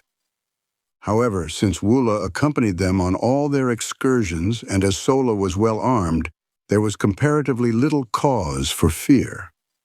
On the evening before our departure, I saw them approaching along one of the great avenues which lead into the plaza from the east. I advanced to meet them, and telling Sola that I would take the responsibility for Dejah Thoris's safekeeping, I directed her to return to her quarters on some trivial errand. I liked and trusted Sola, but for some reason I desired to be alone with Dejah Thoris, who represented to me all that I had left behind upon Earth in agreeable and congenial companionship. There seemed bonds of mutual interest between us as powerful as though we had been born under the same roof, rather than upon different planets, hurtling through space some 48 million miles apart. That she shared my sentiments in this respect, I was positive. For on my approach, the look of pitiful hopelessness left her sweet countenance to be replaced by a smile of joyful welcome, as she placed her little right hand upon my left shoulder in true red Martian salute. "Sarkodja told Sola that you had become a true Thark," she said, "and that I would now see no more of you than of any of the other warriors." "Sarkodja is a liar of the first magnitude," I replied, notwithstanding the proud claim of the Tharks to absolute verity. Dejah Thoris laughed. "I knew that even though you became a member of the community, you would not cease to be my friend. A warrior may change his metal, but not his heart, as the saying is upon Barsoom." "I think they have been trying to keep us apart," she continued. "For whenever you have been off duty, one of the older women of Tarkas's retinue has always arranged to trump up some excuse to get Sola and me out of sight. They have had me down in the pits below the buildings, helping them mix their awful radium powder and make their terrible projectiles. You know that these have to be manufactured by artificial light, as exposure to sunlight always results in an explosion. You have noticed that their bullets explode when they strike an object? Well, the opaque outer coating is broken by the impact, exposing a glass cylinder, almost solid, in the forward end of which is a minute particle of radium powder. The moment the sunlight, even though diffused, strikes this powder, it explodes with a violence which nothing can withstand. If you ever witness a night battle, you will note the absence of these explosions, while the morning following the battle will be filled at sunrise with the sharp detonations of exploding missiles fired the preceding night. As a rule, however, non-exploding projectiles are used at night. While I was much interested in Dejah Thoris's explanation of this wonderful adjunct to Martian warfare, I was more concerned by the immediate problem of their treatment of her. That they were keeping her away from me was not a matter for surprise, but that they should subject her to dangerous and arduous labor filled me with rage. "Have they ever subjected you to cruelty and ignominy, Dejah Thoris?" I asked, feeling the hot blood of my fighting ancestors leap in my veins as I awaited her reply. "Only in little ways, John Carter," she answered. "Nothing that can harm me outside my pride. They know that I am the daughter of 10,000 Jedaks, that I trace my ancestry straight back without a break to the builder of the first great waterway, and they, who do not even know their own mothers, are jealous of me. At heart, they hate their horrid fates, and so wreak their poor spite on me who stand for everything they have not, and for all they most crave and never can attain. Let us pity them, my chieftain, for even though we die at their hands, we can afford them pity, since we are greater than they, and they know it. Had I known the significance of those words, my chieftain, as applied by a red Martian woman to a man, I should have had the surprise of my life, but I did not know at that time, nor for many months thereafter. Yes, I still had much to learn upon Barsoom. I presume it is the better part of wisdom that we bow to our fate with as good grace as possible, Dejah Thoris. But I hope, nevertheless, that I may be present the next time that any Martian, green, red, pink, or violet has the temerity to even so much as frown on you, my princess." Dejah Thoris caught her breath at my last words and gazed upon me with dilated eyes and quickening breath. And then, with an odd little laugh which brought roguish dimples to the corners of her mouth, she shook her head and cried, "What a child! A great warrior, and yet a stumbling little child!" "What have I done now?" I asked in sore perplexity. "Someday you shall know, John Carter, if we live, but I may not tell you. And I, the daughter of Moors Kajak, son of Tardos Moors, have listened without anger," she soliloquized in conclusion. Then she broke out again into one of her gay, happy, laughing moods, joking with me on my prowess as a Thark warrior, as contrasted with my soft heart and natural kindliness. "I presume that should you accidentally wound an enemy, you would take him home and nurse him back to health," she laughed. "That is precisely what we do on Earth," I answered. "At least among civilized men." This made her laugh again.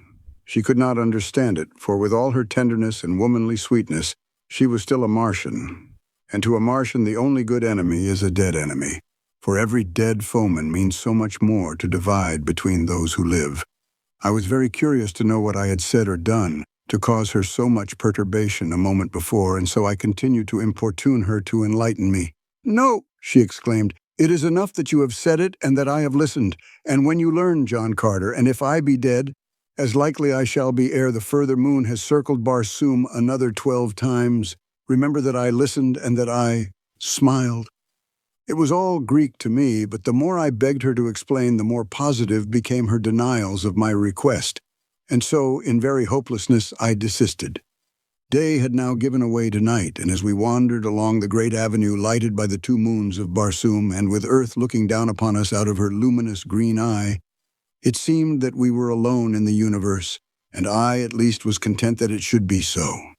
The chill of the Martian night was upon us, and removing my silks, I threw them across the shoulders of Dejah Thoris. As my arm rested for an instant upon her, I felt a thrill pass through every fiber of my being, such as contact with no other mortal had even produced. and it seemed to me that she had leaned slightly toward me, but of that I was not sure. Only I knew that as my arm rested there across her shoulders, longer than the act of adjusting the silk required, she did not draw away, nor did she speak, and so in silence we walked the surface of a dying world. But in the breast of one of us at least had been born that which is ever oldest, yet ever new. I loved Dejah Thoris. The touch of my arm upon her naked shoulder had spoken to me in words I would not mistake, and I knew that I had loved her since the first moment that my eyes had met hers that first time in the plaza of the dead city of Korad. Chapter 14. A Duel to the Death. My first impulse was to tell her of my love, and then I thought of the helplessness of her position, wherein I alone could lighten the burdens of her captivity and protect her in my poor way against the thousands of hereditary enemies she must face upon our arrival at Thark. I could not chance causing her additional pain or sorrow by declaring a love which in all probability she did not return. Should I be so indiscreet, her position would be even more unbearable than now, and the thought that she might feel that I was taking advantage of her helplessness to influence her decision was the final argument which sealed my lips. "Why are you so quiet, Dejah Thoris?" I asked. "Possibly you would rather return to Sola and your quarters." "No," she murmured. "I am happy here. I do not know why it is that I should always be happy and contented when you, John Carter, a stranger, are with me. Yet at such times it seems that I am safe and that, with you, I shall soon return to my father's court and feel his strong arms about me and my mother's tears and kisses on my cheek." "Do people kiss then upon Barsoom?" I asked when she had explained the word she used in answer to my inquiry as to its meaning. "Parents, brothers, and sisters, yes, and," she added in a low, thoughtful tone, "lovers." "And you, Dejah Thoris, have parents and brothers and sisters?" "Yes." "And a lover?" She was silent, nor could I venture to repeat the question. "The man of Barsoom," she finally ventured, "does not ask personal questions of women except his mother and the woman he has fought for and won." "But I have fought," I started, and then I wished my tongue had been cut from my mouth, for she turned even as I caught myself and ceased, and drawing my silks from her shoulder, she held them out to me, and without a word, and with head held high, she moved with the carriage of the queen. She was toward the plaza and the doorway of her quarters. I did not attempt to follow her, other than to see that she reached the building in safety, but directing Woola to accompany her, I turned disconsolately and entered my own house. I sat for hours cross-legged and cross-tempered upon my silks, meditating upon the queer freaks chance plays upon us poor devils of mortals. So this was love. I had escaped it for all the years I had roamed the 5 continents and their encircling seas.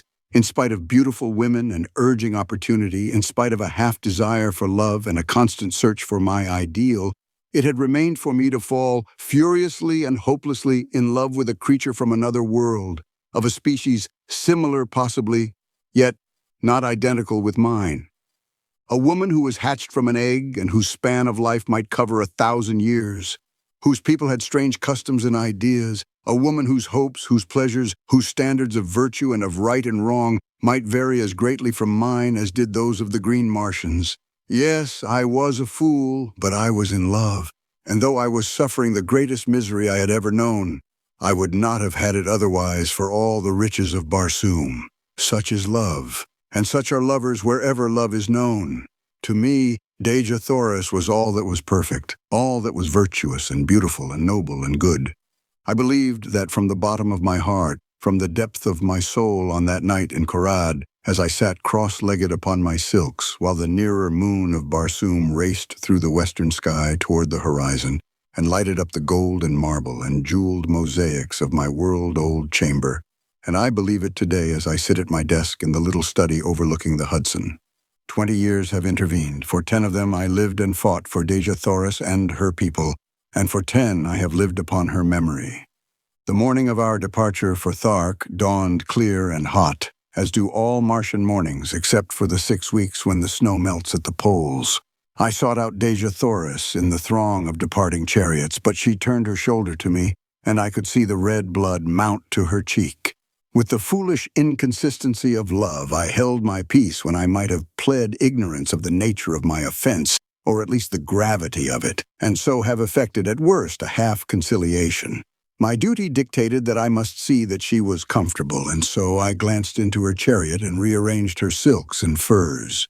In doing so, I noted with horror that she was heavily chained by one ankle to the side of the vehicle. "What does this mean?" I cried, turning to Sola. "Sarkoja thought it best," she answered, her face betokening her disapproval of the procedure. Examining the manacles, I saw that they fastened with a massive spring lock. "Where is the key, Sola? Let me have it." "Sarkoja wears it, John Carter," she answered. I turned without further word and sought out Tars Tarkas, to whom I vehemently objected to the unnecessary humiliations and cruelties, as they seemed to my lover's eyes, that were being heaped upon Dejah Thoris. "John Carter," he answered, "if ever you and Dejah Thoris escape the Tharks, it will be upon this journey. We know that you will not go without her. You have shown yourself a mighty fighter, and we do not wish to manacle you, so we hold you both in the easiest way that will yet ensure security. I have spoken." I saw the strength of his reasoning at a flash and knew that it was futile to appeal from his decision, but I asked that the key be taken from Sarkoja and that she be directed to leave the prisoner alone in future. This much, Tars Tarkas, you may do for me in return for the friendship that, I must confess, I feel for you." "Friendship?" he replied. "There is no such thing, John Carter, but have your will. I shall direct that Sarkoja cease to annoy the girl, and I myself will take the custody of the key." "Unless you wish me to assume the responsibility," I said, smiling. He looked at me long and earnestly before he spoke. "Were you to give me your word that neither you nor Dejah Thoris would attempt to escape until after we have safely reached the court of Talhajus, you might have the key and throw the chains into the river Is's." "It were better that you held the key, Tars Tarkas," I replied. He smiled and said no more, but that night as we were making camp, I saw him unfasten Dejah Thoris's fetters himself. With all his cruel ferocity and coldness, there was an undercurrent of something in Tars Tarkas which he seemed ever battling to subdue. Could it be a vestige of some human instinct come back from an ancient forebear to haunt him with the horror of his people's ways? As I was approaching Dejah Thoris's chariot, I passed Sarkoja, and the black, venomous look she accorded me was the sweetest balm I had felt for many hours. Lord, how she hated me! It bristled from her so palpably that one might almost have cut it with a sword. A few moments later, I saw her deep in conversation with a warrior named Zad, a big, hulking, powerful brute, but one who had never made a kill among his own chieftains, and so was still an Omad or man with one name. He could win a second name only with the medal of some chieftain. It was this custom which entitled me to the names of either of the chieftains I had killed. In fact, some of the warriors addressed me as Dotar Sojat, a combination of the surnames of the two warrior chieftains whose medal I had taken, or, in other words, whom I had slain in fair fight. As Sarkoja talked with Zad, he cast occasional glances in my direction while she seemed to be urging him very strongly to some action. I paid little attention to it at the time, but the next day I had good reason to recall the circumstances, and at the same time gain a slight insight into the depths of Sarkoja's hatred and the lengths to which she was capable of going to wreak her horrid vengeance on me. Dejah Thoris would have none of me again on this evening, and though I spoke her name, she neither replied nor conceded by so much as the flutter of an eyelid that she realized my existence. In my extremity, I did what most other lovers would have done. I sought word from her through an intimate. In this instance, it was Sola whom I intercepted in another part of camp. "What is the matter with Dejah Thoris?" I blurted out at her. "Why will she not speak to me?" Sola seemed puzzled herself, as though such strange actions on the part of two humans were quite beyond her, as indeed they were, poor child. "She says you have angered her, and that is all she will say, except that she is the daughter of a Jed and the granddaughter of a Jedak, and she has been humiliated by a creature who could not polish the teeth of her grandmother's Sorak." I pondered over this report for some time, finally asking, "What might a Sorak be, Sola?" "A little animal about as big as my hand, which the red Martian women keep to play with," explained Sola. "Not fit to polish the teeth of her grandmother's cat." I must rank pretty low in the consideration of Dejah Thoris, I thought, but I could not help laughing at the strange figure of speech, so homely and in this respect so earthly. It made me homesick, for it sounded very much like not fit to polish her shoes, and then commenced a train of thought quite new to me. I began to wonder what my people at home were doing. I had not seen them for years. There was a family of Carters in Virginia who claimed close relationship with me. I was supposed to be a great uncle, or something of the kind equally foolish. I could pass anywhere for 25 to 30 years of age, and to be a great uncle always seemed the height of incongruity, for my thoughts and feelings were those of a boy. There were two little kiddies in the Carter family whom I had loved and who had thought there was no one on earth like Uncle Jack. I could see them just as plainly as I stood there under the moonlit skies of Barsoom, and I longed for them as I had never longed for any mortals before. By nature a wanderer, I had never known the true meaning of the word home, but the great hall of the Carters had always stood for all that the word did mean to me, and now my heart turned toward it from the cold and unfriendly peoples I had been thrown amongst. For did not even Dejah Thoris despise me? I was a low creature, so low in fact that I was not even fit to polish the teeth of her grandmother's cat. And then my saving sense of humor came to my rescue, and laughing I turned into my silks and furs and slept upon the moon-haunted ground, the sleep of a tired and healthy fighting man. We broke camp the next day at an early hour and marched with only a single halt until just before dark. Two incidents broke the tediousness of the march. About noon, we espied far to our right what was evidently an incubator, and Lorquas Tommel directed Tars Tarkas to investigate it. The latter took a dozen warriors, including myself, and we raced across the velvety carpeting of moss to the little enclosure. It was indeed an incubator, but the eggs were very small in comparison with those I had seen hatching in ours at the time of my arrival on Mars. Tars Tarkas dismounted and examined the enclosure minutely, finally announcing that it belonged to the green men of Warhoon and that the cement was scarcely dry where it had been walled up. "They cannot be a day's march ahead of us," he exclaimed, the light of battle leaping to his fierce face. The work at the incubator was short indeed. The warriors tore open the entrance, and a couple of them, crawling in, soon demolished all the eggs with their short swords. Then, remounting, we dashed back to join the cavalcade. During the ride, I took occasion to ask Tars Tarkas if these Warhoons, whose eggs we had destroyed, were a smaller people than his Tharks. "I noticed that their eggs were so much smaller than those I saw hatching in your incubator," I added. He explained that the eggs had just been placed there, but, like all green Martian eggs, they would grow during the 5-year period of incubation until they obtained the size of those I had seen hatching on the day of my arrival on Barsoom. This was indeed an interesting piece of information, for it had always seemed remarkable to me that the green Martian women, large as they were, could bring forth such enormous eggs as I had seen the 4-foot infants emerging from.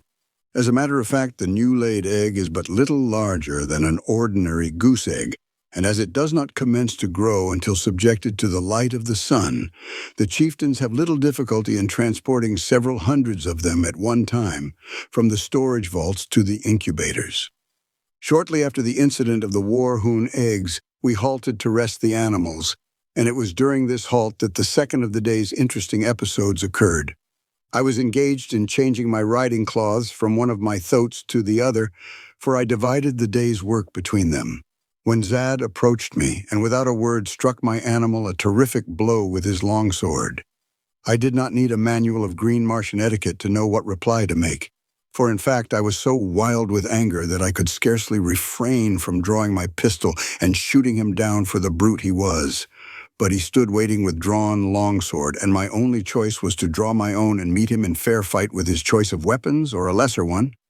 This latter alternative is always permissible, therefore I could have used my short sword, my dagger, my hatchet, or my fists had I wished, and been entirely within my rights, but I could not use firearms or a spear while he held only his longsword. I chose the same weapon he had drawn because I knew he prided himself upon his ability with it, and I wished, if I worsted him at all, to do it with his own weapon. The fight that followed was a long one and delayed the resumption of the march for an hour. The entire community surrounded us, leaving a clear space about 100 feet in diameter for our battle. Zad first attempted to rush me down as a bull might a wolf, but I was much too quick for him, and each time I sidestepped his rushes he would go lunging past me, only to receive a nick from my sword upon his arm or back. He was soon streaming blood from a half-dozen minor wounds, but I could not obtain an opening to deliver an effective thrust.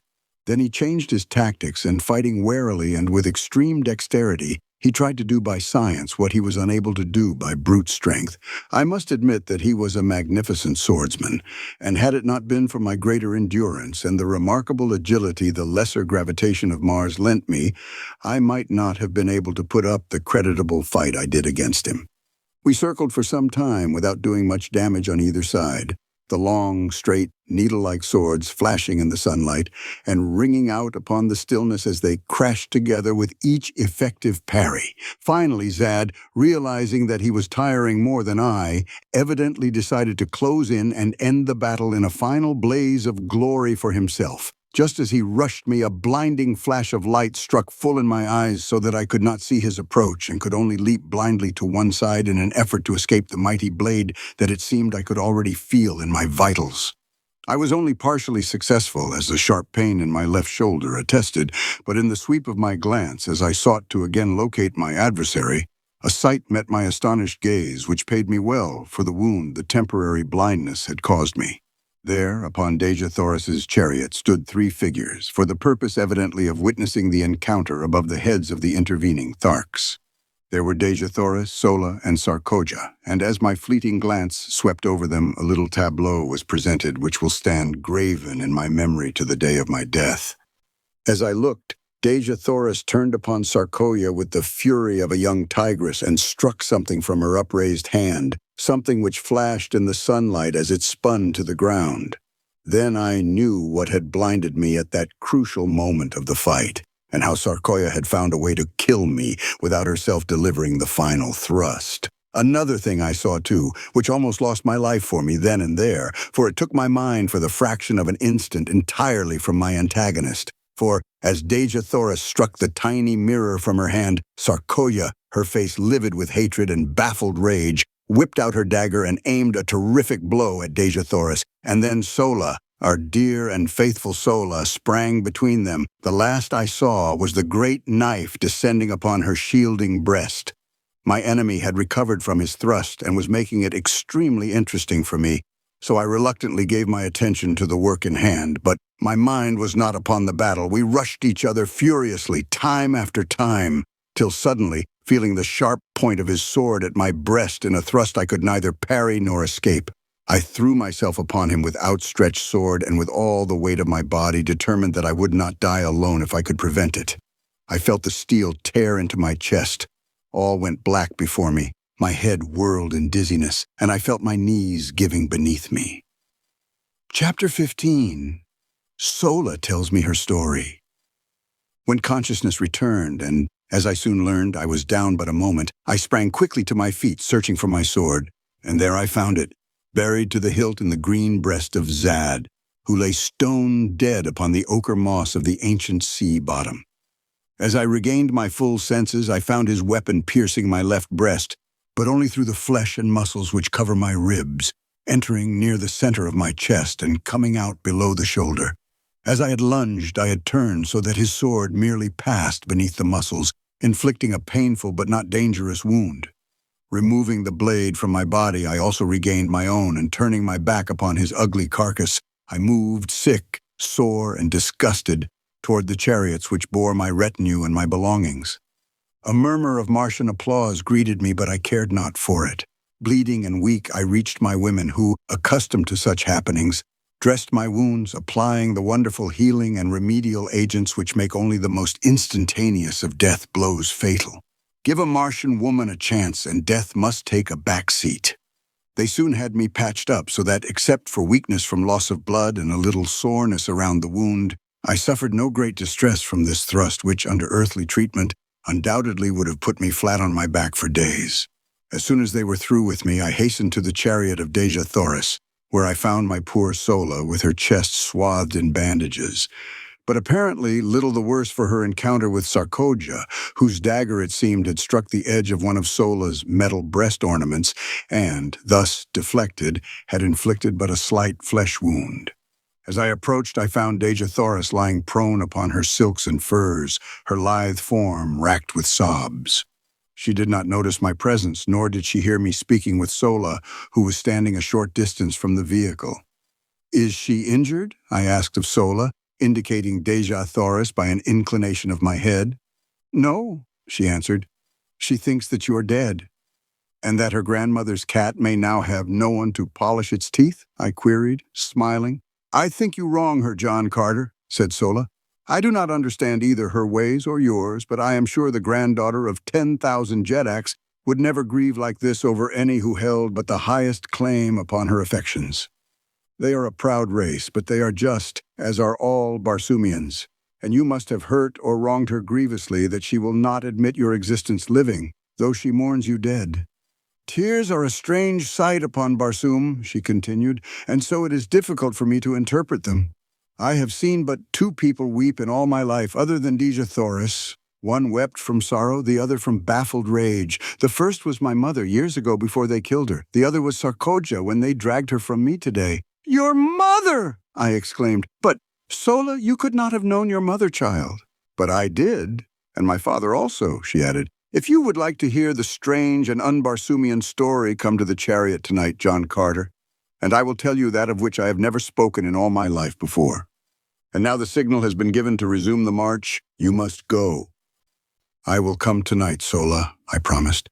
Be sure to tell Dejah Thoris I am alive and well. I shall not force myself upon her, and be sure that you do not let her know I saw her tears.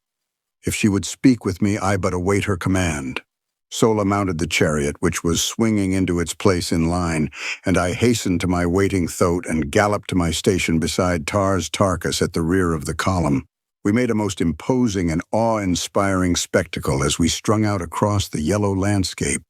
The 250 ornate and brightly colored chariots, preceded by an advance guard of some 200 mounted warriors and chieftains riding 5 abreast and 100 yards apart, and followed by a like number in the same formation, with a score or more of flankers on either side. The 50 extra mastodons, or heavy draft animals known as zytidars, and the 500 or 600 extra thoats of the warriors running loose within the hollow square formed by the surrounding warriors. The gleaming metal and jewels of the gorgeous ornaments of the men and women, duplicated in the trappings of the zytidars and thoats, and interspersed with the flashing colors of magnificent silks and furs and feathers, lent a barbaric splendor to the caravan which would have turned an East Indian potentate green with envy.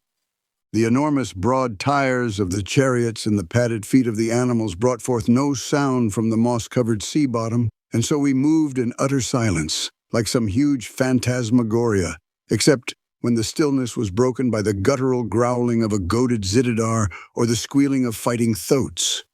The green Martians converse but little, and then usually in monosyllables, low and like the faint rumbling of distant thunder.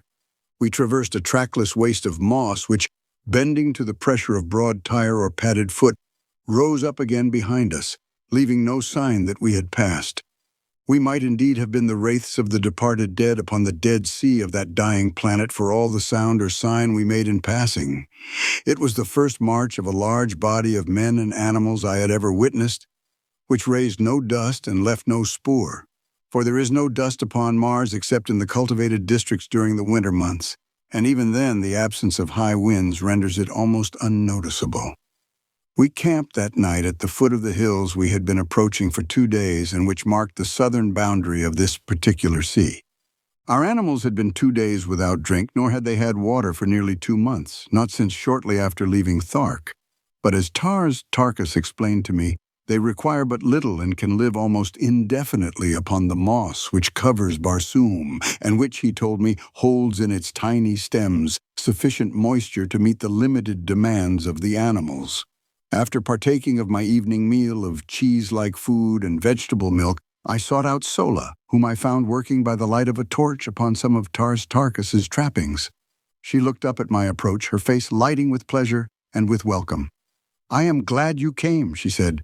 "Dejah Thoris sleeps and I am lonely. Mine own people do not care for me, John Carter. I am too unlike them. It is a sad fate, since I must live my life amongst them. And I often wish that I were a true green Martian woman, without love and without hope.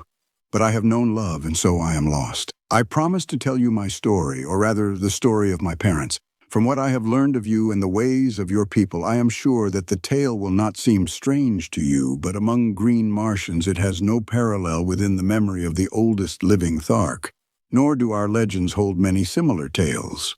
My mother was rather small, in fact too small to be allowed the responsibilities of maternity, as our chieftains breed principally for size.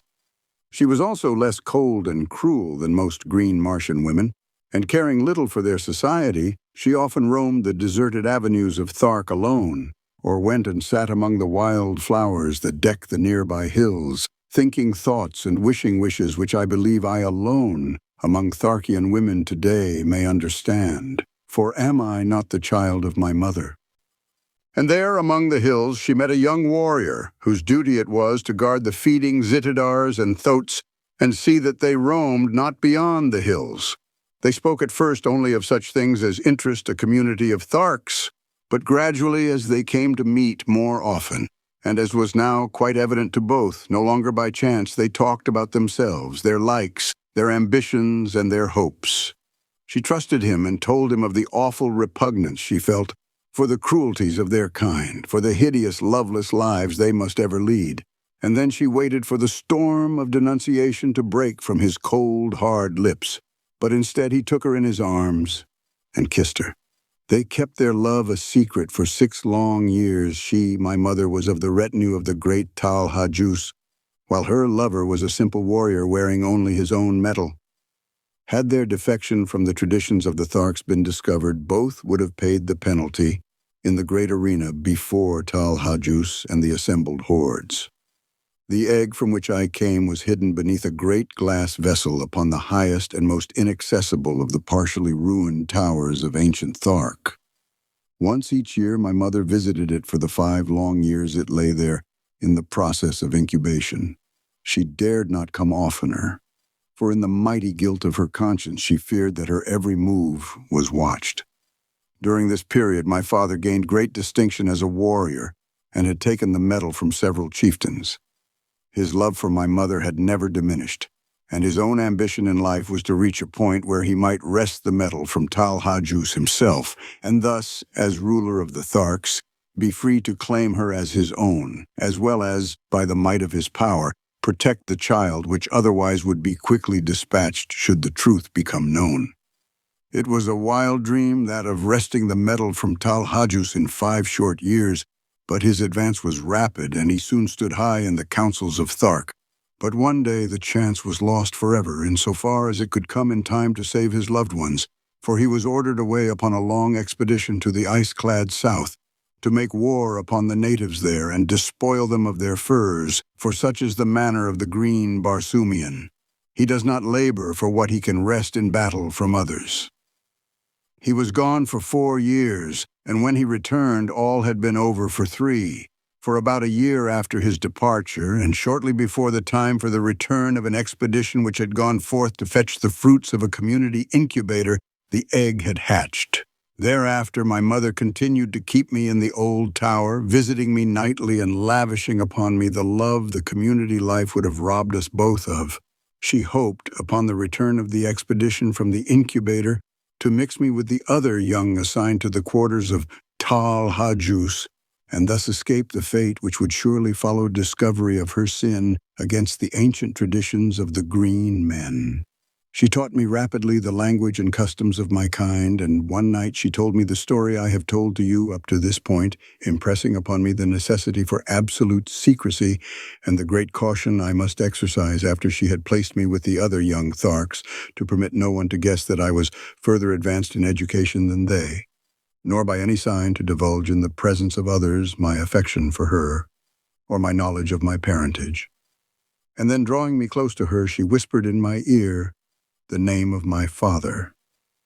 And then a light flashed out upon the darkness of the tower chamber, and there stood Sarkoja, her gleaming, baleful eyes fixed in a frenzy of loathing and contempt upon my mother. The torrent of hatred and abuse she poured out upon her turned my young heart cold in terror. That she had heard the entire story was apparent, and that she had suspected something wrong from my mother's long nightly absences from her quarters accounted for her presence there on that fateful night. One thing she had not heard, nor did she know, the whispered name of my father. This was apparent from her repeated demands upon my mother to disclose the name of her partner in sin, but no amount of abuse or threats could wring this from her, and to save me from needless torture she lied, for she told Sarkoja that she alone knew, nor would she ever tell her child. With final imprecations, Sarkoja hastened away to Tal Hajus to report her discovery, and while she was gone, my mother, wrapping me in the silks and furs of her night coverings, so that I was scarcely noticeable, descended to the streets and ran wildly away toward the outskirts of the city, in the direction which led to the far south, out toward the man whose protection she might not claim, but on whose face she wished to look once more before she died. As we neared the city's southern extremity, a sound came to us from across the mossy flat. From the direction of the only pass through the hills which led to the gates, the pass by which caravans from either north or south or east or west would enter the city. The sounds we heard were the squealing of thoats and the grumbling of zitadars, with the occasional clank of arms, which announced the approach of a body of warriors. The thought uppermost in her mind was that it was my father returned from his expedition, but the cunning of the Thark held her from headlong and precipitate flight to greet him. Retreating into the shadows of a doorway, she awaited the coming of the cavalcade which shortly entered the avenue, breaking its formation and thronging the thoroughfare from wall to wall. As the head of the procession passed us, the lesser moon swung clear of the overhanging roofs and lit up the scene with all the brilliancy of her wondrous light. My mother shrank further back into the friendly shadows, and from her hiding place saw that the expedition was not that of my father, but the returning caravan bearing the young Tharks. Instantly her plan was formed, and as a great chariot swung close to our hiding place, she slipped stealthily in upon the trailing tailboard, crouching low in the shadow of the high side, straining me to her bosom in a frenzy of love. She knew, what I did not, that never again after that night would she hold me to her breast, nor was it likely we would ever look upon each other's face again. In the confusion of the plaza, she mixed me with the other children, whose guardians during the journey were now free to relinquish their responsibility.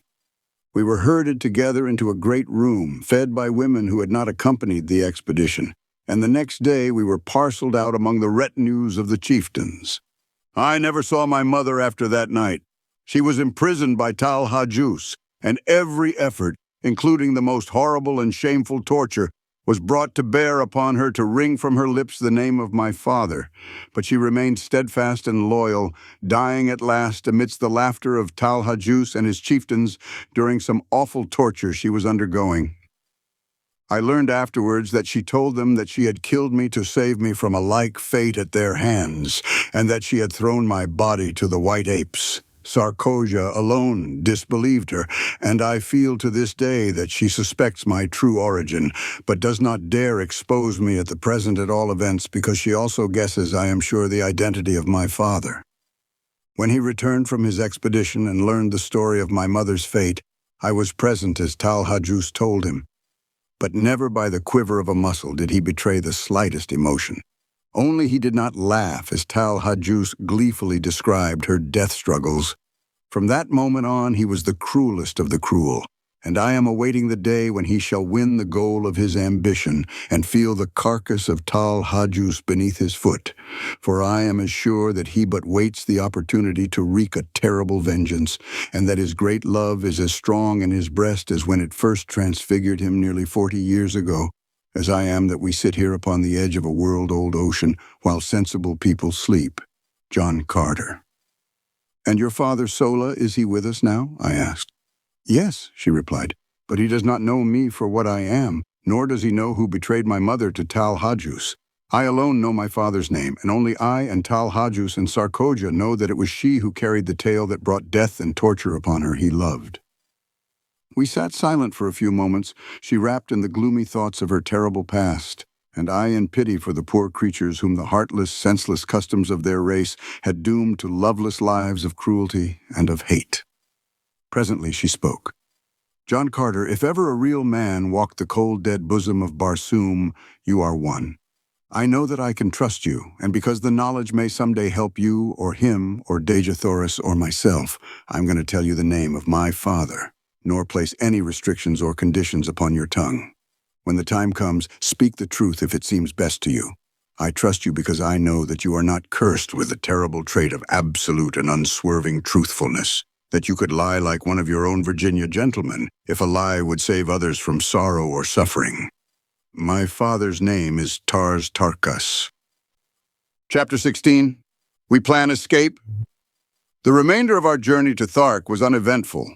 We were 20 days upon the road, crossing 2 sea bottoms and passing through or around a number of ruined cities, mostly smaller than Korad. Twice we crossed the famous Martian waterways, or canals so called by our earthly astronomers. When we approached these points, a warrior would be sent far ahead with a powerful field glass, and if no great body of red Martian troops was in sight, we would advance as close as possible without chance of being seen, and then camp until dark, when we would slowly approach the cultivated tract and, locating one of the numerous broad highways which crossed these areas at regular intervals, creep silently and stealthily across to the arid lands upon the other side. It required 5 hours to make one of these crossings without a single halt, and the other consumed the entire night, so that we were just leaving the confines of the high-walled fields when the sun broke out upon us. Crossing in the darkness, as we did, I was unable to see but little, except as the nearer moon, in her wild and ceaseless hurtling through the Barsoomian heavens, lit up little patches of the landscape from time to time, disclosing walled fields and low, rambling buildings, presenting much the appearance of earthly farms. There were many trees, methodically arranged, and some of them were of enormous height. There were animals in some of the enclosures, and they announced their presence by terrified squealings and snortings as they scented our queer, wild beasts and wilder human beings. Only once did I perceive a human being, and that was at the intersection of our crossroad with the wide white turnpike which cuts each cultivated district longitudinally at its exact center. The fellow must have been sleeping beside the road, for as I came abreast of him, he raised upon one elbow and after a single glance at the approaching caravan, leaped shrieking to his feet and fled madly down the road, scaling a nearby wall with the agility of a scared cat. The Tharks paid him not the slightest attention. They were not out upon the war path, and the only sign that I had that they had seen him was a quickening of the pace of the caravan as we hastened toward the bordering desert which marked our entrance into the realm of Talhajus. Not once did I have speech with Dejah Thoris, as she sent no word to me that I would be welcome at her chariot, and my foolish pride kept me from making any advances. I verily believe that a man's way with women is in inverse ratio to his prowess among men. The weakling and the saphead have often great ability to charm the fair sex, while the fighting man who can face 1,000 real dangers unafraid sits hiding in the shadows like some frightened child. Just 30 days after my advent upon Barsoom, we entered the ancient city of Thark, from whose long-forgotten people this horde of green men have stolen even their name. The hordes of Thark number some 30,000 souls and are divided into 25 communities. Each community has its own Jed and lesser chieftains, but all are under the rule of Tal Hajus, Jedak of Thark. 5 communities make their headquarters at the city of Thark, and the balance are scattered among other deserted cities of ancient Mars throughout the district claimed by Tal Hajus. We made our entry into the great central plaza early in the afternoon. There were no enthusiastic, friendly greetings for the returned expedition. Those who chanced to be in sight spoke the names of warriors or women with whom they came in direct contact in the formal greeting of their kind, but when it was discovered that they brought 2 captives, a greater interest was aroused, and Dejah Thoris and I were the centers of inquiring groups. We were soon assigned to new quarters, and the balance of the day was devoted to settling ourselves to the changed conditions. My home now was upon an avenue leading into the plaza from the south, the main artery down which we had marched from the gates of the city. I was at the far end of the square and had an entire building to myself. The same grandeur of architecture which was so noticeable a characteristic of Korad was in evidence here, only if that were possible on a larger and richer scale. My quarters would have been suitable for housing the greatest of earthly emperors, but to these queer creatures nothing about a building appealed to them but its size and the enormity of its chambers. The larger the building, the more desirable, and so Talhajus occupied what must have been an enormous public building, the largest in the city, but entirely unfitted for residence purposes. The next largest was reserved for Lorquas Tomel, the next for the Jed of a lesser rank, and so on to the bottom of the list of 5 Jeds. The warriors occupied the buildings with the chieftains to whose retinues they belonged, or, if they preferred, sought shelter among any of the thousands of untenanted buildings in their own quarter of town, each community being assigned a certain section of the city. The selection of building had to be made in accordance with these divisions, except insofar as the Jeds were concerned, they all occupying edifices which fronted upon the plaza. When I had finally put my house in order, or rather seen that it had been done, it was nearing sunset, and I hastened out with the intention of locating Sola and her charges, as I had determined upon having speech with Dejah Thoris and trying to impress on her the necessity of our at least patching up a truce until I could find some way of aiding her to escape. I searched in vain until the upper rim of the great red sun was just disappearing behind the horizon, and then I spied the ugly head of Woola, peering from a second-story window on the opposite side of the very street where I was quartered, but nearer the plaza. Without waiting for a further invitation, I bolted up the winding runway which led to the second floor, and entering a great chamber at the front of the building, was greeted by the frenzied Woola, who threw his great carcass upon me, nearly hurling me to the floor. The poor old fellow was so glad to see me that I thought he would devour me, his head split from ear to ear, showing his 3 rows of tusks in his hobgoblin smile. Quieting him with a word of command and a caress, I looked hurriedly through the approaching gloom for a sign of Dejah Thoris, and then, not seeing her, I called her name. There was an answering murmur from the far corner of the apartment, and with a couple of quick strides I was standing beside her where she crouched among the furs and silks upon an ancient carved wooden seat. As I waited, she rose to her full height, and looking me straight in the eye, said, "What would Dotar Sojat, Thark of Dejah Thoris, his captive? Dejah Thoris, I do not know how I have angered you.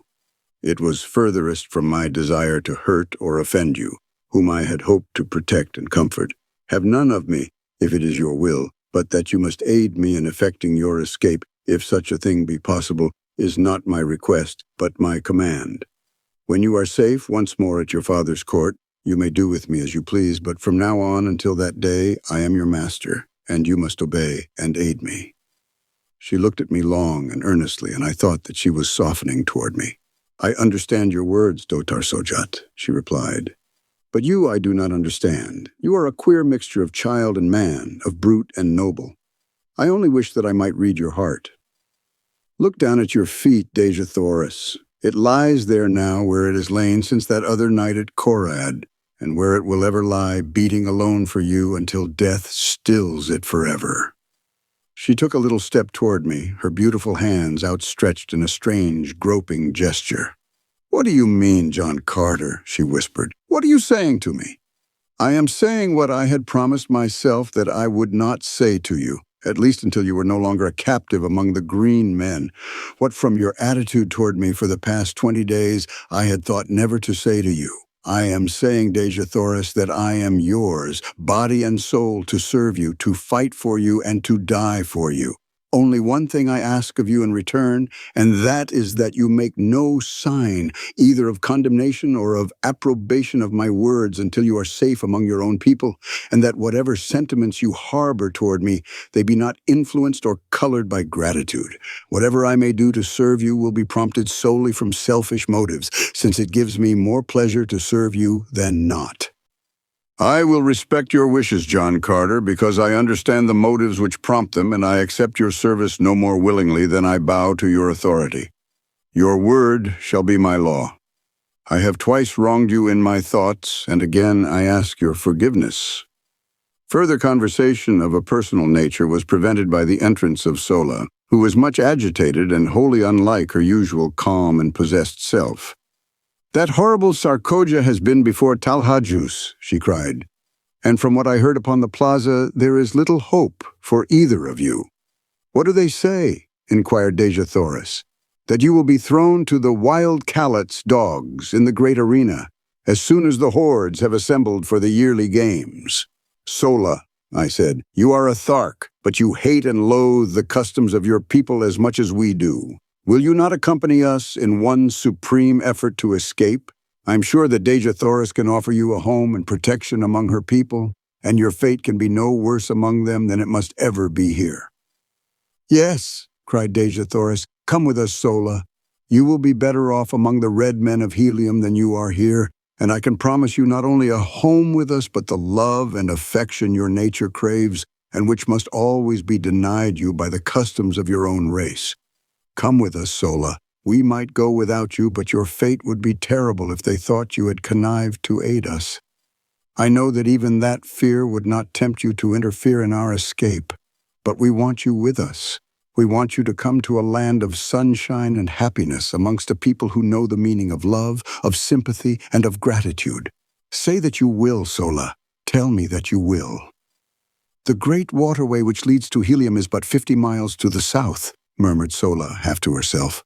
A swift thoat might make it in 3 hours, and then to Helium it is 500 miles, most of the way through thinly settled districts. They would know and they would follow us. We might hide among the great trees for a time, but the chances are small indeed for escape. They would follow us to the very gates of Helium, and they would take toll of life at every step. You do not know them. Is there no other way we might reach Helium? I asked. Can you not draw me a rough map of the country we must traverse, Dejah Thoris? Yes, she replied, and taking a great diamond from her hair, she drew upon the marble floor the first map of Barsoomian territory I had ever seen. It was crisscrossed in every direction with long, straight lines, sometimes running parallel and sometimes converging towards some great circle. The lines, she said, were waterways, the circles, cities, and one far to the northwest of us she pointed out as Helium. There were other cities closer, but she said she feared to enter many of them, as they were not all friendly toward Helium. Finally, after studying the map carefully in the moonlight, which now flooded the room, I pointed out a waterway far to the north of us, which also seemed to lead to Helium. Does not this pierce your grandfather's territory? I asked. Yes, she answered, but it is 200 miles north of us. It is one of the waterways we crossed on the trip to Thark. They would never suspect that we would try for that distant waterway, I answered. And that is why I think that it is the best route for our escape. Sola agreed with me, and it was decided that we should leave Thark this same night, just as quickly, in fact, as I could find and saddle my thoats. Sola was to ride one, and Dejah Thoris and I the other, each of us carrying sufficient food and drink to last us for 2 days, since the animals could not be urged too rapidly for so long a distance. I directed Sola to proceed with Dejah Thoris along one of the less frequented avenues to the southern boundary of the city, where I would overtake them with the thoats as quickly as possible. Then, leaving them to gather what food, silks, and furs we were to need, I slipped quietly to the rear of the first floor and entered the courtyard where our animals were moving restlessly about, as was their habit, before settling down for the night. In the shadows of the buildings and out beneath the radiance of the Martian moons moved the great herd of thoats and zitidars, the latter grunting their low gutturals, and the former occasionally emitting the sharp squeal which denotes the almost habitual state of rage in which these creatures passed their existence. They were quieter now, owing to the absence of man, but as they scented me, they became more restless and their hideous noise increased. It was risky business, this entering a paddock of thoats alone and at night. First, because their increasing noisiness might warn the nearby warriors that something was amiss, and also because for the slightest cause, or for no cause at all, some great bull thoat might take it upon himself to lead a charge upon me. Having no desire to awaken their nasty tempers upon such a night as this, where so much depended upon secrecy and dispatch, I hugged the shadows of the buildings, ready at an instant's warning to leap into the safety of a nearby door or window. Thus I moved silently to the great gates which opened upon the street at the back of the court, and as I neared the exit I called softly to my 2 animals. How I thanked the kind Providence which had given me the foresight to win the love and confidence of these wild, dumb brutes, For presently from the far side of the court, I saw two huge bulks forcing their way toward me through the surging mountains of flesh. They came quite close to me, rubbing their muzzles against my body and nosing for the bits of food it was always my practice to reward them with. Opening the gates, I ordered the two great beasts to pass out, and then, slipping quietly after them, I closed the portals behind me. I did not saddle or mount the animals there, but instead walked quietly in the shadows of the buildings toward an unfrequented avenue which led toward the point I had arranged to meet Dejah Thoris and Sola. With the noiselessness of disembodied spirits, we moved stealthily along the deserted streets, but not until we were within sight of the plain beyond the city did I commence to breathe freely. I was sure that Sola and Dejah Thoris would find no difficulty in reaching our rendezvous undetected, but with my great thoughts I was not so sure for myself, as it was quite unusual for warriors to leave the city after dark. In fact, there was no place for them to go within any but a long ride. I reached the appointed meeting place safely, but as Dejah Thoris and Sola were not there, I led my animals into the entrance hall of one of the large buildings. Presuming that one of the other women of the same household may have come in to speak to Sola, and so delayed their departure, I did not feel any undue apprehension until nearly an hour had passed without a sign of them. And by the time another half hour had crawled away, I was becoming filled with grave anxiety. Then there broke upon the stillness of the night the sound of an approaching party, which, from the noise, I knew could be no fugitives creeping stealthily toward liberty. Soon the party was near me, and from the black shadows of my entranceway, I perceived a score of mounted warriors who, in passing, dropped a dozen words that fetched my heart clean into the top of my head. He would likely have arranged to meet them just without the city, and so I heard no more. They had passed on, but it was enough. Our plan had been discovered, and the chances for escape from now on to the fearful end would be small indeed. My one hope now was to return undetected to the quarters of Dejah Thoris and learn what fate had overtaken her, but how to do it with these great monstrous thoughts upon my hands, now that the city probably was aroused by the knowledge of my escape, was a problem of no mean proportions. Suddenly, an idea occurred to me, and acting on my knowledge of the construction of the buildings of these ancient Martian cities with a hollow court within the center of each square, I groped my way blindly through the dark chambers, calling the great thoats after me. They had difficulty in negotiating some of the doorways, but as the buildings fronting the city's principal exposures were all designed upon a magnificent scale, they were able to wriggle through without sticking fast. And thus we finally made the inner court, where I found, as I had expected, the usual carpet of moss-like vegetation which would provide their food and drink until I could return them to their own enclosure. That they would be as quiet and contented here as elsewhere I was confident, nor was there but the remotest possibility that they would be discovered, as the green men had no great desire to enter these outlying buildings which were frequented by the only thing, I believe, which caused them the sensation of fear, the great white apes of Barsoom. Removing the saddle trappings, I hid them just within the rear doorway of the building through which we had entered the court, and turning the beasts loose, quickly made my way across the court to the rear of the buildings upon the further side, and thence to the avenue beyond. Waiting in the doorway of the building until I was assured that no one was approaching, I hurried across to the opposite side and through the first doorway to the court beyond, thus crossing through court after court with only the slight chance of detection which the necessary crossing of the avenues entailed. I made my way in safety to the courtyard in the rear of Dejah Thoris's quarters. Here, of course, I found the beasts of the warriors who quartered in the adjacent buildings, and the warriors themselves I might expect to meet within if I entered. But fortunately for me, I had another and safer method of reaching the upper story where Dejah Thoris should be found, and, after first determining as nearly as possible which of the buildings she occupied, for I had never observed them before from the court side, I took advantage of my relatively great strength and agility and sprang upward until I grasped the sill of a second-story window which I thought to be in the rear of her apartment. Drawing myself inside the room, I moved stealthily toward the front of the building, and not until I had quite reached the doorway of her room was I made aware by voices that it was occupied. I did not rush headlong in, but listened without to assure myself that it was Dejah Thoris and that it was safe to venture within. It was well indeed that I took this precaution, for the conversation I heard was in the low gutturals of men, and the words which finally came to me proved a most timely warning.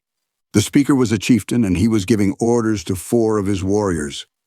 "And when he returns to this chamber," he was saying, "as he surely will when he finds she does not meet him at the city's edge, you 4 are to spring upon him and disarm him. It will require the combined strength of all of you to do it if the reports they bring back from Korad are correct. When you have him fast-bound, bear him to the vaults beneath the Jedak's quarters and chain him securely where he may be found when Talhajus wishes him. Allow him to speak with none, nor permit any other to enter this apartment before he comes. There will be no danger of the girl returning, for by this time she is safe in the arms of Talhajus. And may all her ancestors have pity upon her, for Talhajus will have none. The great Sarkoja has done a noble knight's work. I go, and if you fail to capture him when he comes, I commend your carcasses to the cold bosom of Iz." Chapter 17. A Costly Recapture. As the speaker ceased, he turned to leave the apartment by the door where I was standing, but I needed to wait no longer. I had heard enough to fill my soul with dread, and stealing quietly away, I returned to the courtyard by the way I had come. My plan of action was formed upon the instant, and crossing the square and the bordering avenue upon the opposite side, I soon stood within the courtyard of Talhajus. The brilliantly lighted apartments of the first floor told me where first to seek, and advancing to the windows, I peered within.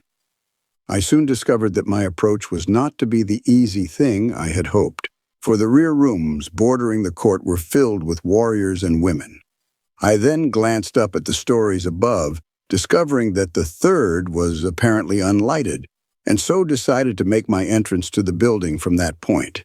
It was the work of but a moment for me to reach the windows above, and soon I had drawn myself within the sheltering shadows of the unlighted third floor. Fortunately, the room I had selected was untenanted, and creeping noiselessly to the corridor beyond, I discovered a light in the apartments ahead of me.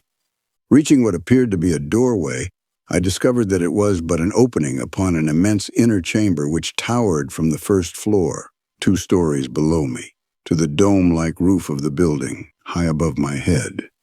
The floor of this great circular hall was thronged with chieftains, warriors, and women, and at one end was a great raised platform upon which squatted the most hideous beast I had ever put my eyes upon. He had all the cold, hard, cruel, terrible features of the Green Warriors, but accentuated and debased by the animal passions to which he had given himself over for many years.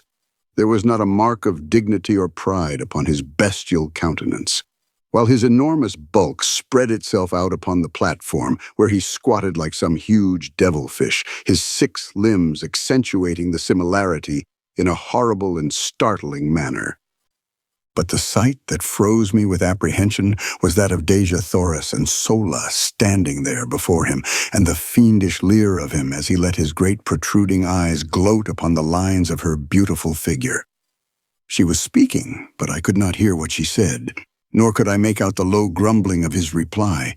She stood there erect before him, her head high held, and even at the distance I was from them I could read the scorn and disgust upon her face as she let her haughty glance rest without sign of fear upon him.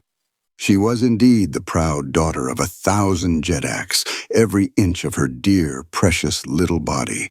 So small, so frail beside the towering warriors around her, but in her majesty dwarfing them into insignificance. She was the mightiest figure among them, and I verily believe that they felt it. Presently, Talhajus made a sign that the chamber be cleared, and that the prisoners be left alone before him. Slowly the chieftains, the warriors, and the women melted away into the shadows of the surrounding chambers, and Dejah Thoris and Sola stood alone before the Jedak of the Tharks. One chieftain alone had hesitated before departing. I saw him standing in the shadows of a mighty column, his fingers nervously toying with the hilt of his greatsword and his cruel eyes bent in implacable hatred upon Talhajus. It was Tarkas, and I could read his thoughts as they were an open book for the undisguised loathing upon his face. He was thinking of that other woman who, 40 years ago, had stood before this beast, and could I have spoken a word into his ear at that moment, the reign of Talhajus would have been over. But finally he also strode from the room, not knowing that he left his own daughter at the mercy of the creature he most loathed.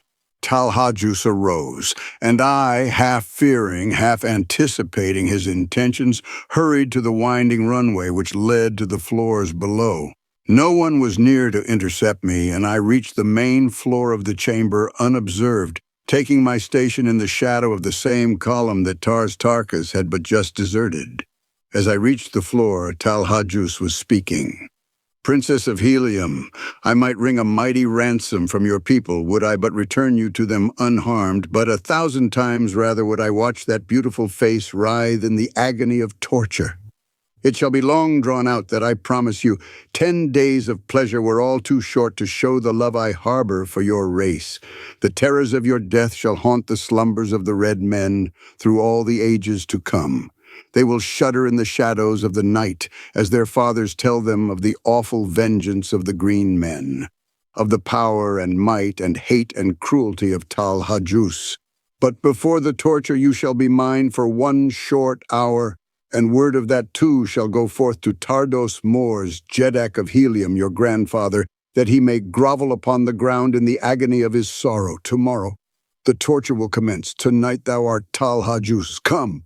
He sprang down from the platform and grasped her roughly by the arm, but scarcely had he touched her than I leaped between them. My short sword, sharp and gleaming, was in my right hand. I could have plunged it into his putrid heart before he realized that I was upon him. But as I raised my arm to strike, I thought of Tarkas, and with all my rage, with all my hatred, I could not rob him of that sweet moment for which he had lived and hoped all these long, weary years. And so, instead, I swung my good right fist full upon the point of his jaw. Without a sound, he slipped to the floor as one dead. In the same deathly silence, I grasped Dejah Thoris by the hand, and motioning Sola to follow, we sped noiselessly from the chamber and to the floor above. Unseen, we reached a rear window, and with the straps and leather of my trappings I lowered, first Sola and then Dejah Thoris, to the ground below. Dropping lightly after them, I drew them rapidly around the court in the shadows of the buildings, and thus we returned over the same course I had so recently followed from the distant boundary of the city. We finally came upon my thoats in the courtyard where I had left them, and placing the trappings upon them, we hastened through the building to the avenue beyond.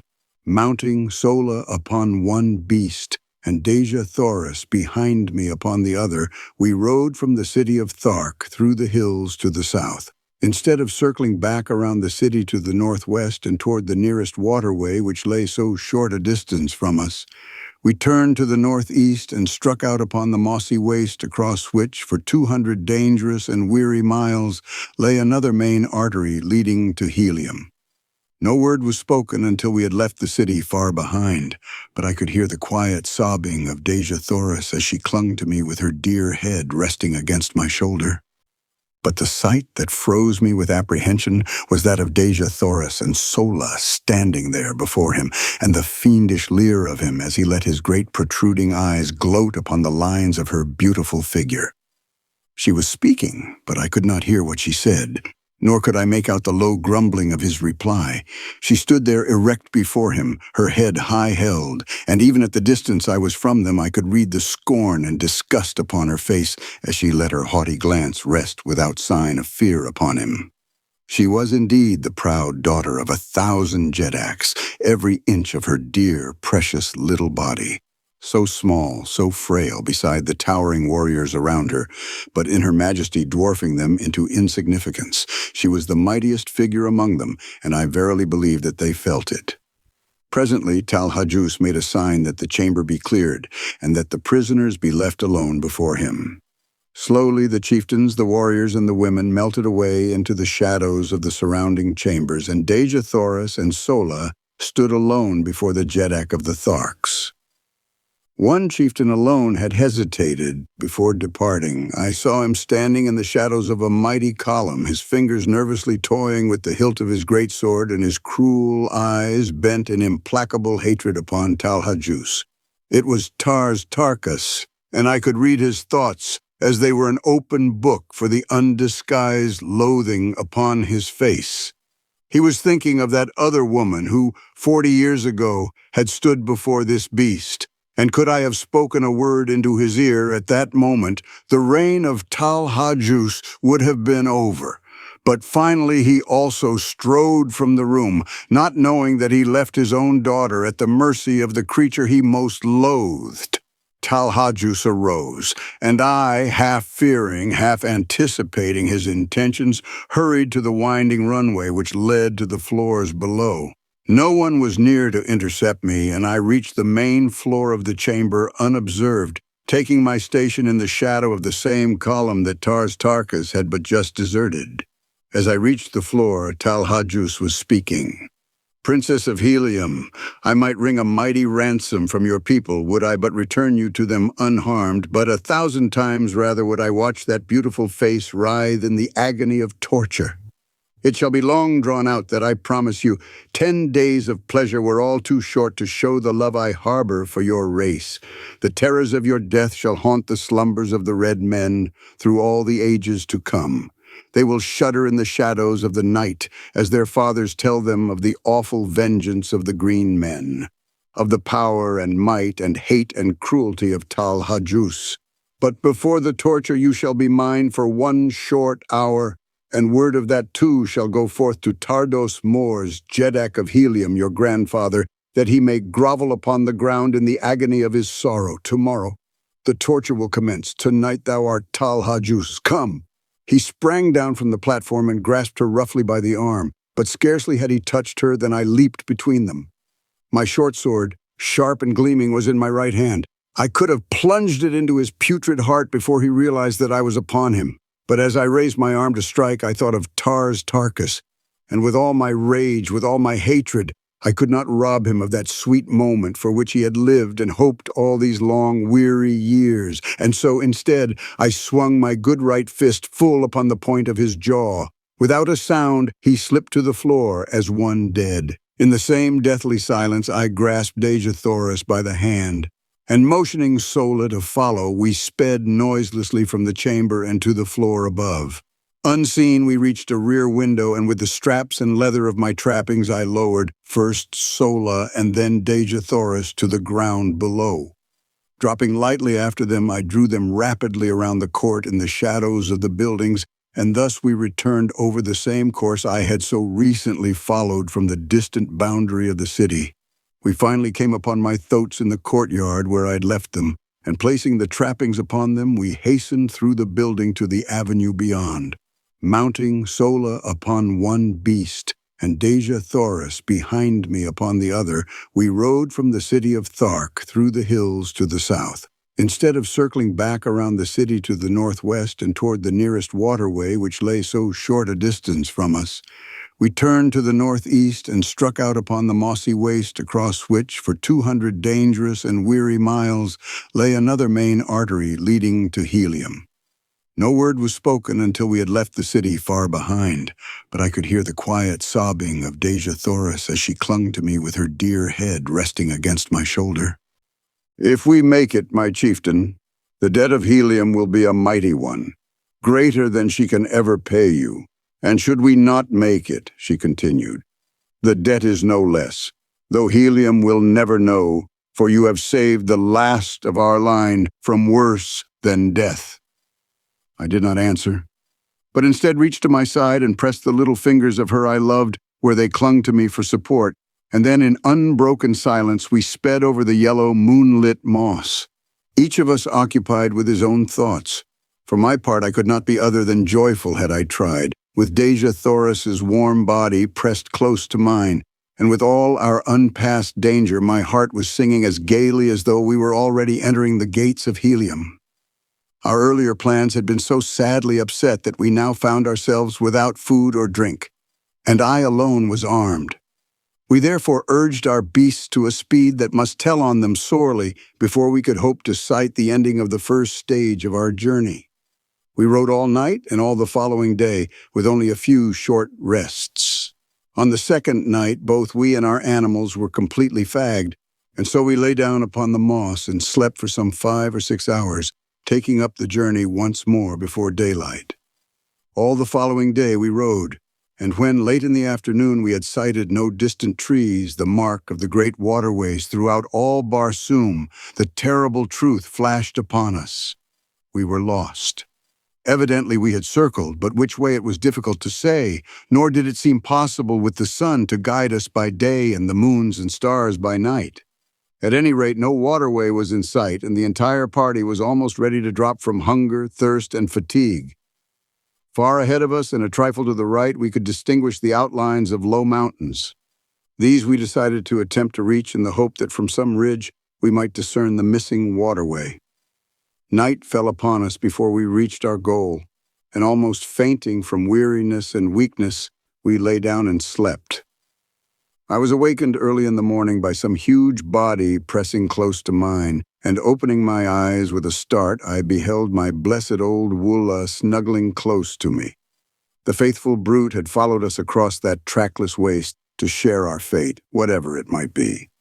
Putting my arms about his neck, I pressed my cheek close to his. Nor am I ashamed that I did it, nor of the tears that came to my eyes as I thought of his love for me.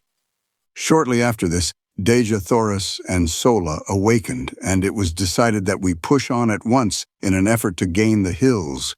We had gone scarcely a mile when I noticed that my thoat was commencing to stumble and stagger in a most pitiful manner, although we had not attempted to force them out of a walk since about noon of the preceding day. Suddenly he lurched wildly to one side and pitched violently to the ground. Dejah Thoris and I were thrown clear of him and fell upon the soft moss with scarcely a jar, but the poor beast was in a pitiable condition, not even being able to rise, although relieved of our weight. Sola told me that the coolness of the night when it fell, together with the rest, would doubtless revive him, and so I decided not to kill him, as was my first intention, as I had thought it cruel to leave him alone there to die of hunger and thirst. Relieving him of his trappings, which I flung down beside him, we left the poor fellow to his fate, and pushed on with the one thoat as best we could. Sola and I walked, making Dejah Thoris ride, much against her will. In this way we had progressed to within about a mile of the hills we were endeavoring to reach, when Dejah Thoris, from her point of vantage upon the thoat, cried out that she saw a great party of mounted men filing down from a pass in the hills several miles away. Sola and I both looked in the direction she indicated, and there, plainly discernible, were several hundred mounted warriors. They seemed to be headed in a southwesterly direction, which would take them away from us. They doubtless were Thark warriors who had been sent out to capture us, and we breathed a great sigh of relief that they were traveling in the opposite direction. Quickly lifting Dejah Thoris from the thoat, I commanded the animal to lie down, and we three did the same, presenting as small an object as possible for fear of attracting the attention of the warriors toward us. We could see them as they filed out of the pass just for an instant before they were lost to view behind a friendly ridge, to us a most providential ridge, since, had they been in view for any great length of time, they scarcely could have failed to discover us. As what proved to be the last warrior came into view from the pass, he halted, and to our consternation, threw his small but powerful field glass to his eye and scanned the sea bottom in all directions. Evidently he was a chieftain, for in certain marching formations among the green men, a chieftain brings up the extreme rear of the column. As his glass swung toward us, our hearts stopped in our breasts, and I could feel the cold sweat start from every pore in my body. Presently it swung full upon us and stopped. The tension on our nerves was near the breaking point, and I doubt if any of us breathed for the few moments he held us covered by his glass. And then he lowered it, and we could see him shout a command to the warriors who had passed from our sight behind the ridge. He did not wait for them to join him, however. Instead, he wheeled his thoat and came tearing madly in our direction. There was but one slight chance, and that we must take quickly. Raising my strange Martian rifle to my shoulder, I sighted and touched the button which controlled the trigger. There was a sharp explosion as the missile reached its goal, and the charging chieftain pitched backward from his flying mount. Springing to my feet, I urged the thoat to rise and directed Sola to take Dejah Thoris with her upon him and make a mighty effort to reach the hills before the green warriors were upon us. I knew that in the ravines and gullies they might find a temporary hiding place, and even though they died there of hunger and thirst, it would be better so than that they fell into the hands of the Tharks. Forcing my 2 revolvers upon them as a slight means of protection and as a last resort, as an escape for themselves from the horrid death which recapture would surely mean, I lifted Dejah Thoris in my arms and placed her upon the thoat behind Sola, who had already mounted at my command. "Goodbye, my princess," I whispered. "We may meet in Helium yet. I have escaped from worse plights than this," and I tried to smile as I lied. "What?" she cried. "Are you not coming with us?" "How may I, Dejah Thoris? Someone must hold these fellows off for a while, and I can better escape them alone than could the 3 of us together." She sprang quickly from the thoat and, throwing her dear arms about my neck, turned to Sola, saying with quiet dignity, "Fly, Sola! Dejah Thoris remains to die with the man she loves." Those words are engraved upon my heart. Gladly would I give up my life 1,000 times could I only hear them once again. But I could not then give even a second to the rapture of her sweet embrace, and pressing my lips to hers for the first time, I picked her up bodily and tossed her to her seat behind Sola again, commanding the latter in peremptory tones to hold her there by force. And then, slapping the thoat upon the flank, I saw them borne away, Dejah Thoris struggling to the last to free herself from Sola's grasp. Turning, I beheld the green warriors mounting the ridge and looking for their chieftain. In a moment they saw him, and then me, but scarcely had they discovered me than I commenced firing, lying flat upon my belly in the moss. I had an even 100 rounds in the magazine of my rifle, and another 100 in the belt at my back, and I kept up a continuous stream of fire until I saw all of the warriors who had been first to return from behind the ridge, either dead or scurrying to cover. My respite was short-lived, however, for soon the entire party, numbering some 1,000 men, came charging into view, racing madly toward me.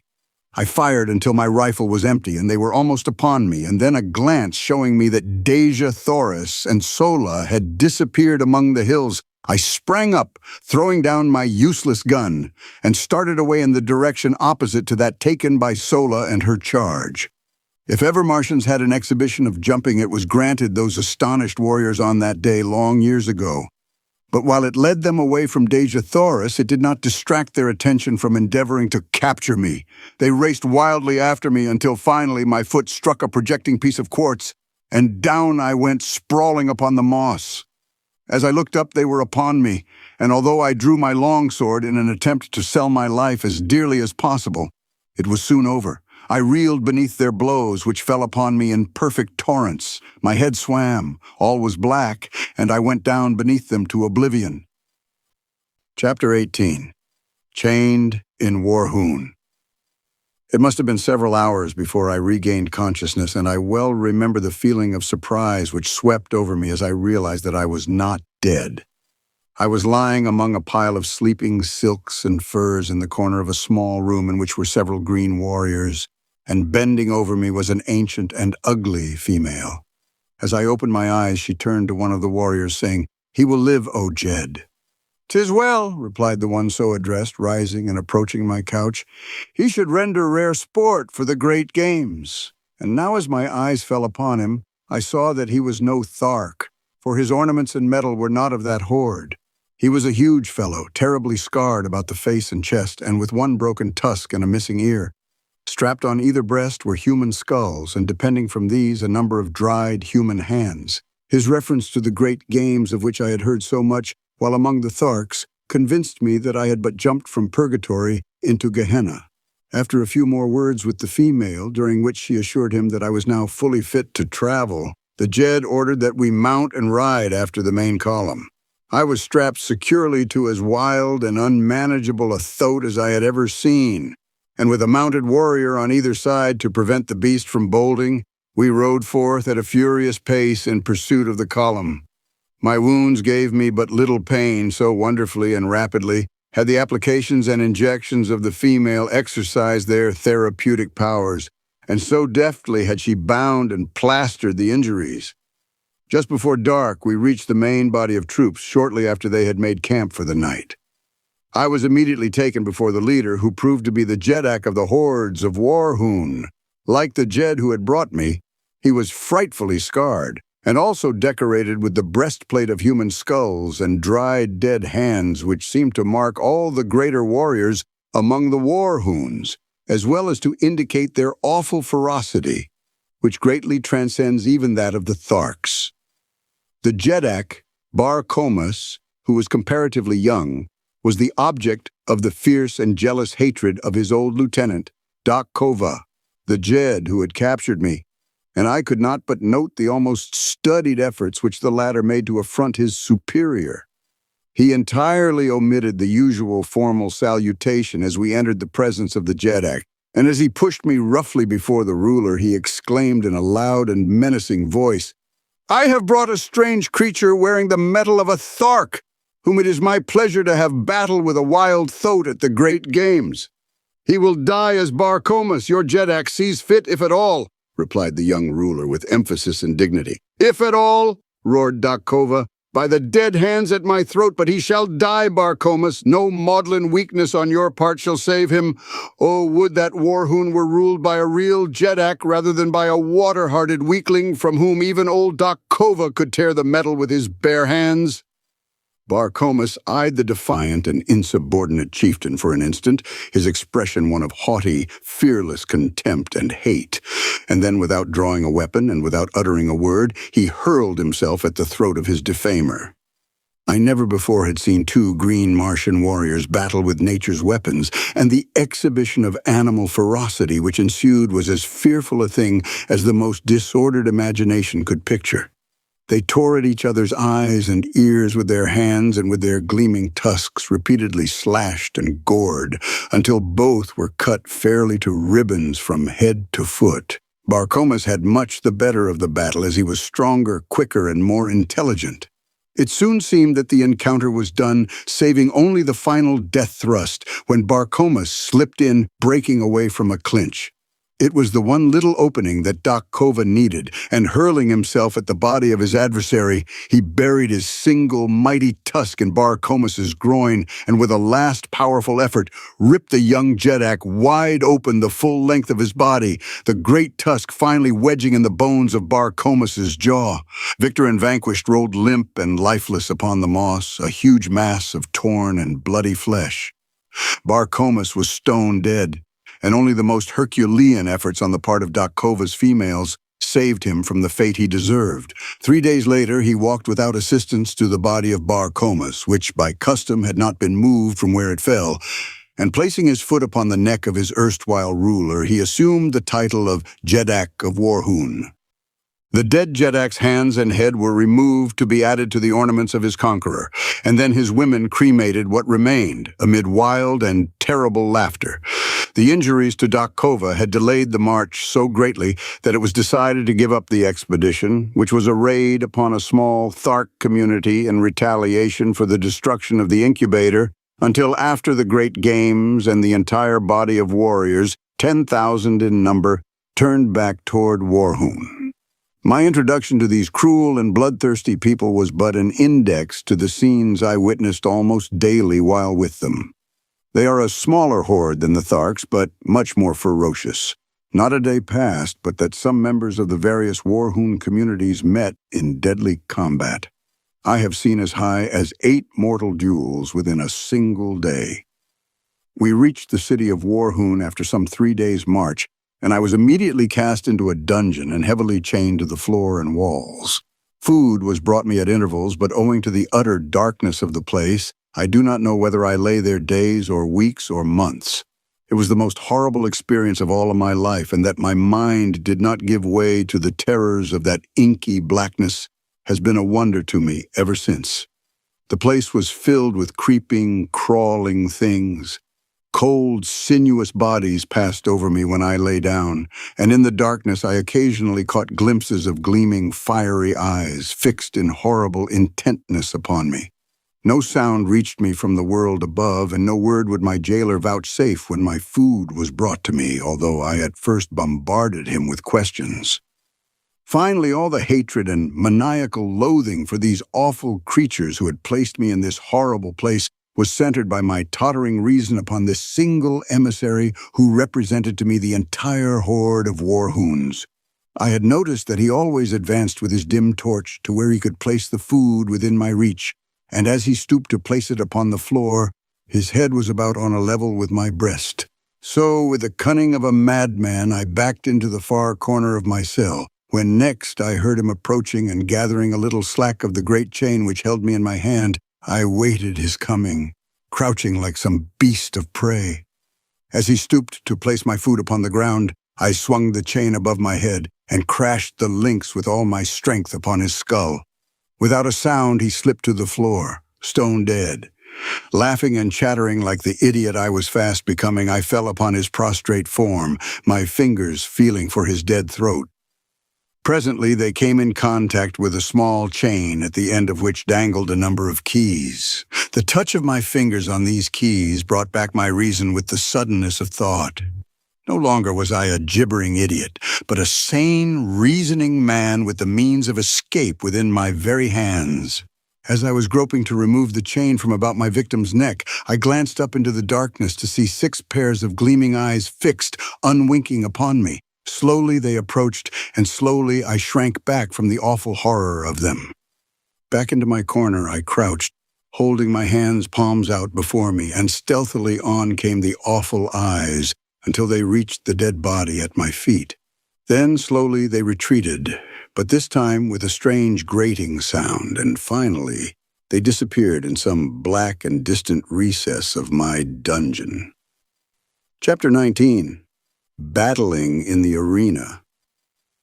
Slowly I regained my composure and finally essayed again to attempt to remove the keys from the dead body of my former jailer. But as I reached out into the darkness to locate it, I found to my horror that it was gone.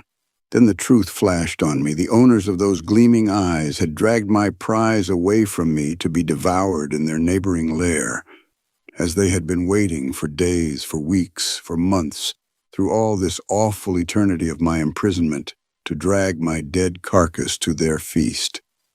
For 2 days no food was brought me, but then a new messenger appeared, and my incarceration went on as before.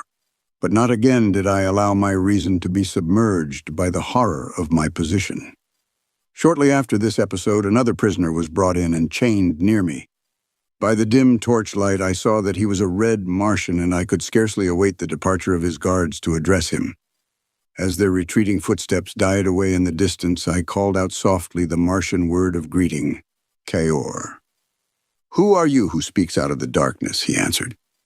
"John Carter, a friend of the Red Men of Helium." "I am of Helium," he said, "but I do not recall your name."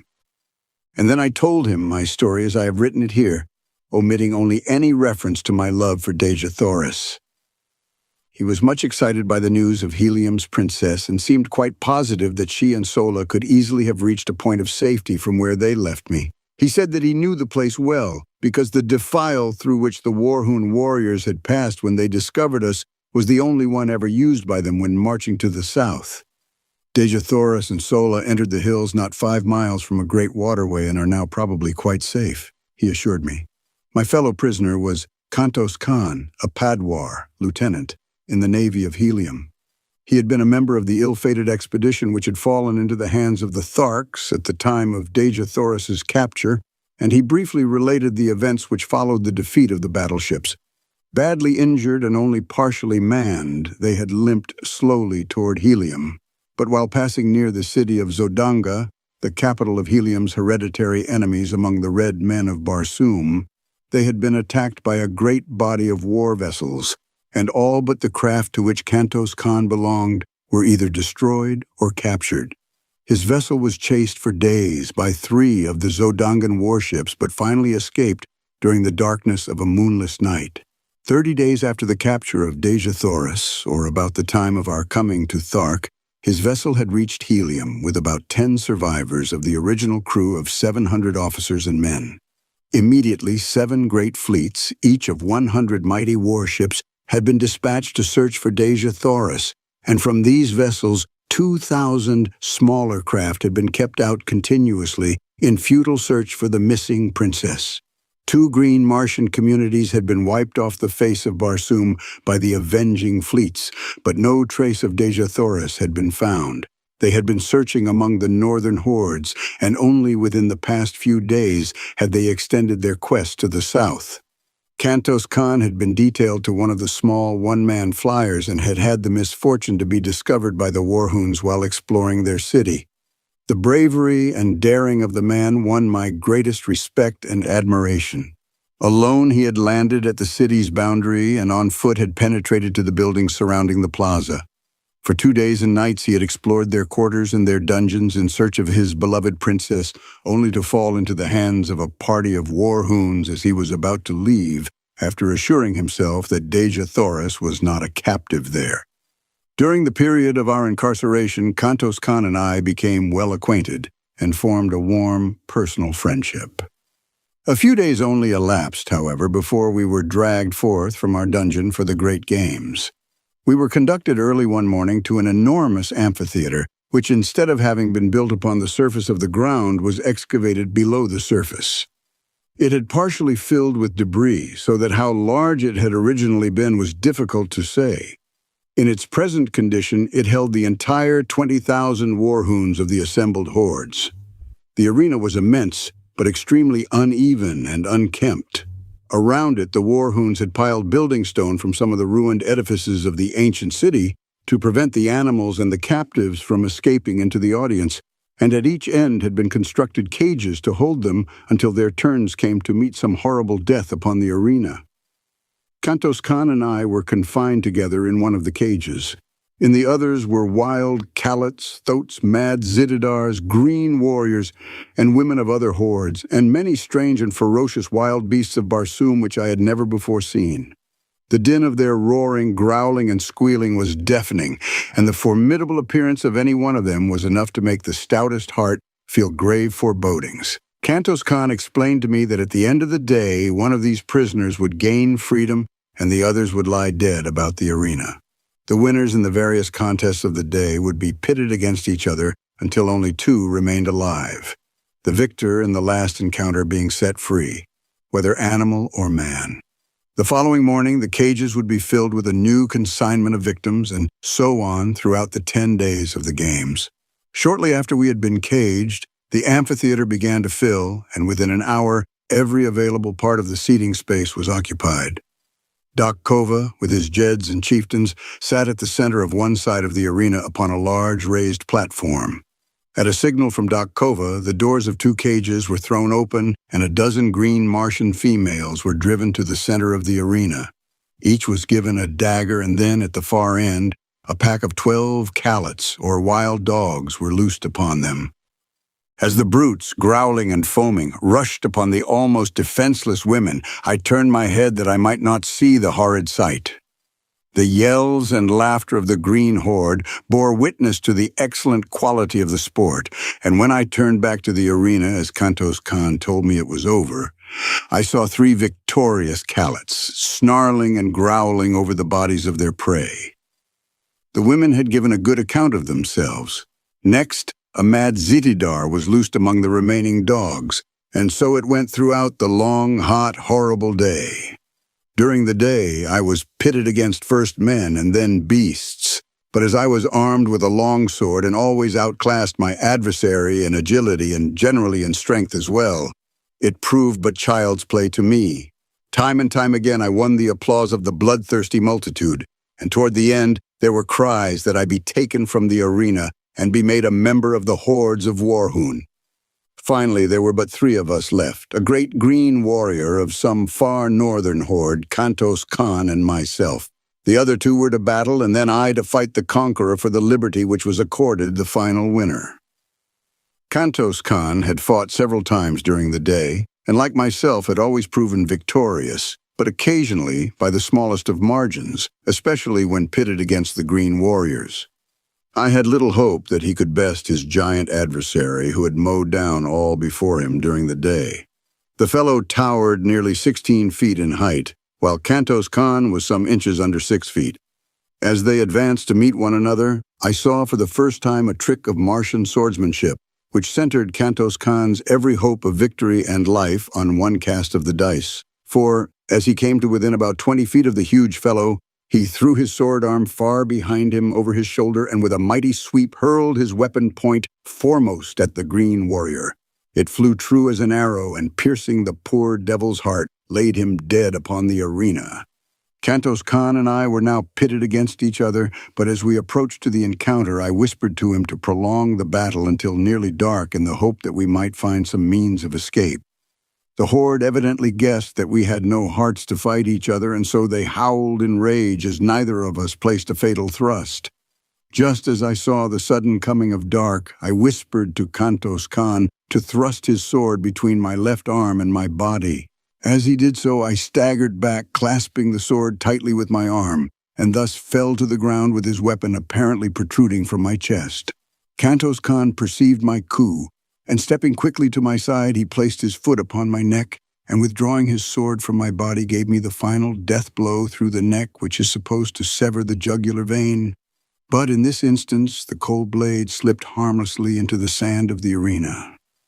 In the darkness which had now fallen, none could tell but that he had really finished me. I whispered to him to go and claim his freedom, and then look for me in the hills east of the city. And so he left me. When the amphitheater had cleared, I crept stealthily to the top, and as the great excavation lay far from the plaza and in an untenanted portion of the great dead city, I had little trouble in reaching the hills beyond. Chapter 20. In the Atmosphere Factory. For 2 days I waited there for Kantos Khan, but as he did not come, I started off on foot in a northwesterly direction toward a point where he had told me lay the nearest waterway. My only food consisted of vegetable milk from the plants which gave so bounteously of this priceless fluid. Through 2 long weeks I wandered, stumbling through the nights guided only by the stars, and hiding during the days behind some protruding rock or among the occasional hills I traversed. Several times I was attacked by wild beasts, strange, uncouth monstrosities that leaped upon me in the dark, so that I had ever to grasp my long sword in my hand that I might be ready for them. Usually my strange, newly acquired telepathic power warned me in ample time, but once I was down with vicious fangs at my jugular and a hairy face pressed close to mine before I knew that I was even threatened. What manner of thing was upon me I did not know, but that it was large and heavy and many-legged I could feel. My hands were at its throat before the fangs had a chance to bury themselves in my neck, and slowly I forced the hairy face from me and closed my fingers vice-like upon its windpipe. Without sound, we lay there, the beast exerting every effort to reach me with those awful fangs, and I straining to maintain my grip and choke the life from it as I kept it from my throat. Slowly my arms gave to the unequal struggle, and inch by inch the burning eyes and gleaming tusks of my antagonist crept toward me, until, as the hairy face touched mine again, I realized that all was over. And then a living mass of destruction sprang from the surrounding darkness, full upon the creature that held me pinioned to the ground. The 2 rolled growling upon the moss, tearing and rending one another in a frightful manner. But it was soon over, and my preserver stood with lowered head above the throat of the dead thing, which would have killed me. The nearer moon, hurtling suddenly above the horizon and lighting up the Barsoomian scene, showed me that my preserver was Woola, but from whence he had come, or how found me, I was at a loss to know. That I was glad of his companionship, it is needless to say, but my pleasure at seeing him was tempered by anxiety as to the reason of his leaving Dejah Thoris. Only her death, I felt sure, could account for his absence from her, so faithful I knew him to be to my commands. By the light of the now brilliant moons, I saw that he was but a shadow of his former self, and as he turned from my caress and commenced greedily to devour the dead carcass at my feet, I realized that the poor fellow was more than half starved. I myself was in but little better plight, but I could not bring myself to eat the uncooked flesh, and I had no means of making a fire. When Wullah had finished his meal, I again took up my weary and seemingly endless wandering in quest of the elusive waterway. At daybreak of the 15th day of my search, I was overjoyed to see the high trees that denoted the object of my search. About noon, I dragged myself wearily to the portals of a huge building which covered perhaps 4 square miles and towered 200 feet in the air. It showed no aperture in the mighty walls other than the tiny door at which I sank exhausted, nor was there any sign of life about it. I could find no bell or other method of making my presence known to the inmates of the place, unless a small round hole in the wall near the door was for that purpose. It was of about the bigness of a lead pencil, and thinking that it might be in the nature of a speaking tube, I put my mouth to it, and was about to call into it when a voice issued from it asking me whom I might be, where from, and the nature of my errand. I explained that I had escaped from the war hoons and was dying of starvation and exhaustion. You wear the metal of a green warrior and are followed by a callet, yet you are of the figure of a red man. In color you are neither green nor red. In the name of the 9th ray, what manner of creature are you? I am a friend of the red men of Barsoom, and I am starving. In the name of humanity, open to us, I replied. Presently the door commenced to recede before me until it had sunk into the wall 50 feet. Then it stopped and slid easily to the left, exposing a short, narrow corridor of concrete, at the further end of which was another door, similar in every respect to the one I had just passed. No one was in sight, yet immediately we passed the first door, it slid gently into place behind us and receded rapidly to its original position in the front wall of the building. As the door had slipped aside, I had noted its great thickness, fully 20 feet, and as it reached its place once more, after closing behind us, great cylinders of steel had dropped from the ceiling behind it and fitted their lower ends into apertures countersunk in the floor. A second and third door receded before me and slipped to one side as the first, before I reached a large inner chamber, where I found food and drink set out upon a great stone table. A voice directed me to satisfy my hunger and to feed my calot, and while I was thus engaged, my invisible host put me through a severe and searching cross-examination. "Your statements are most remarkable," said the voice on concluding its questioning. "But you are evidently speaking the truth, and it is equally evident that you are not of Barsoom. I can tell that by the conformation of your brain and the strange location of your internal organs and the shape and size of your heart." "Can you see through me?" I exclaimed. "Yes, I can see all but your thoughts, and were you a Barsoomian, I could read those." Then a door opened at the far side of the chamber, and a strange, dried-up little mummy of a man came toward me. He wore but a single article of clothing or adornment, a small collar of gold from which depended upon his chest a great ornament as large as a dinner plate, set solid with huge diamonds except for the exact center, which was occupied by a strange stone, an inch in diameter, that scintillated 9 different and distinct rays, the 7 colors of our earthly prism, and 2 beautiful rays which to me were new and nameless. I cannot describe them any more than you could describe red to a blind man. I only know that they were beautiful in the extreme. The old man sat and talked with me for hours, and the strangest part of our intercourse was that I could read his every thought while he could not fathom an iota from my mind unless I spoke. I did not apprise him of my ability to sense his mental operations, and thus I learned a great deal which proved of immense value to me later, and which I would never have known had he suspected my strange power. For the Martians have such perfect control of their mental machinery that they are able to direct their thoughts with absolute precision. The building in which I found myself contained the machinery which produces that artificial atmosphere which sustains life on Mars. The secret of the entire process hinges on the use of the 9th ray, one of the beautiful scintillations which I had noted emanating from the great stone in my host's diadem. This ray is separated from the other rays of the sun by means of finely adjusted instruments placed upon the roof of the huge building, 3/4 of which is used for reservoirs in which the 9th ray is stored. This product is then treated electrically, or rather certain proportions of refined electric vibrations are incorporated with it, and the result is then pumped to the 5 principal air centers of the planet where, As it is released, contact with the ether of space transforms it into atmosphere. There is always sufficient reserve of the ninth ray stored in the great building to maintain the present Martian atmosphere for 1,000 years, and the only fear, as my new friend told me, was that some accident might befall the pumping apparatus. He led me to an inner chamber where I beheld a battery of 20 radium pumps, any one of which was equal to the task of furnishing all Mars with the atmosphere compound. For 800 years, he told me, he had watched these pumps, which are used alternately a day each at a stretch, or a little over 24½ Earth hours. He has one assistant who divides the watch with him. Half a Martian year, about 344 of our days, each of these men spend alone in this huge, isolated plant.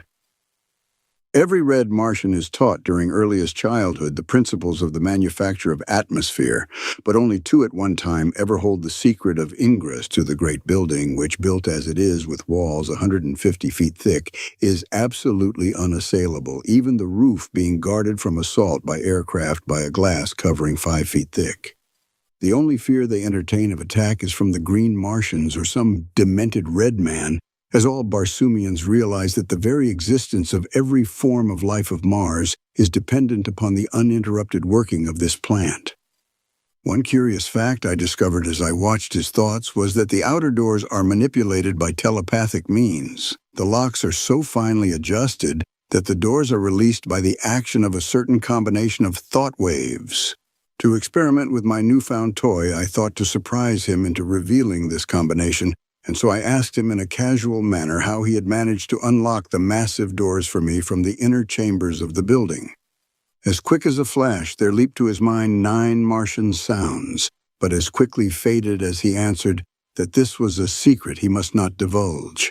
From then on, his manner toward me changed as though he feared that he had been surprised into divulging his great secret, and I read suspicion and fear in his looks and thoughts, though his words were still fair. Before I retired for the night, he promised to give me a letter to a nearby agricultural officer who would help me on my way to Zodanga, which he said was the nearest Martian city. But be sure that you do not let them know you are bound for Helium, as they are at war with that country. My assistant and I are of no country. We belong to all Barsoom, and this talisman which we wear protects us in all lands, even among the green men, though we do not trust ourselves to their hands if we can avoid it, he added. And so good night, my friend, he continued. May you have a long and restful sleep. Yes, a long sleep. And though he smiled pleasantly, I saw in his thoughts the wish that he had never admitted me, and then a picture of him standing over me in the night, and the swift thrust of a long dagger and the half-formed words, "I am sorry, but it is for the best good of Barsoom." As he closed the door of my chamber behind him, his thoughts were cut off from me, as was the sight of him, which seemed strange to me in my little knowledge of thought transference. What was I to do? How could I escape through these mighty walls? Easily could I kill him now that I was warned. But once he was dead, I could no more escape, and with the stopping of the machinery of the great plant, I should die with all the other inhabitants of the planet, all, even Dejah Thoris, were she not already dead. For the others I did not give the snap of my finger, but the thought of Dejah Thoris drove from my mind all desire to kill my mistaken host. Cautiously, I opened the door of my apartment and, followed by Woola, sought the inner of the great doors. A wild scheme had come to me. I would attempt to force the great locks by the 9 thought waves I had read in my host's mind. Creeping stealthily through corridor after corridor and down winding runways which turned hither and thither, I finally reached the great hall in which I had broken my long fast that morning. Nowhere had I seen my host, nor did I know where he kept himself by night. I was on the point of stepping boldly out into the room when a slight noise behind me warned me back into the shadows of a recess in the corridor. Dragging Woola after me, I crouched low in the darkness. Presently the old man passed close by me, and as he entered the dimly lighted chamber which I had been about to pass through, I saw that he held a long, thin dagger in his hand, and that he was sharpening it upon a stone. In his mind was the decision to inspect the radium pumps, which would take about 30 minutes, and then return to my bedchamber and finish me. As he passed through the great hall and disappeared down the runway which led to the pump room, I stole stealthily from my hiding place and crossed to the great door, the inner of the three which stood between me and liberty. Concentrating my mind upon the massive lock, I hurled the 9 thought waves against it. In breathless expectancy, I waited when finally the great door moved softly toward me and slid quietly to one side. One after the other, the remaining mighty portals opened at my command, and Woola and I stepped forth into the darkness, free, but little better off than we had been before, other than that we had full stomachs. Hastening away from the shadows of the formidable pile, I made for the first crossroad, intending to strike the central turnpike as quickly as possible. This I reached about morning, and entering the first enclosure I came to, I searched for some evidences of a habitation. There were low, rambling buildings of concrete barred with heavy, impassable doors, and no amount of hammering and hallooing brought any response. Weary and exhausted from sleeplessness, I threw myself upon the ground, commanding Woola to stand guard. Some time later, I was awakened by his frightful growlings and opened my eyes to see 3 red Martians standing a short distance from us and covering me with their rifles. "I am unarmed and no enemy," I hastened to explain. "I have been a prisoner among the green men and am on my way to Zodanga. All I ask is food and rest for myself and my Kalat and the proper directions for reaching my destination." They lowered their rifles and advanced pleasantly toward me, placing their right hands upon my left shoulder, after the manner of their custom of salute, and asking me many questions about myself and my wanderings. They then took me to the house of one of them, which was only a short distance away.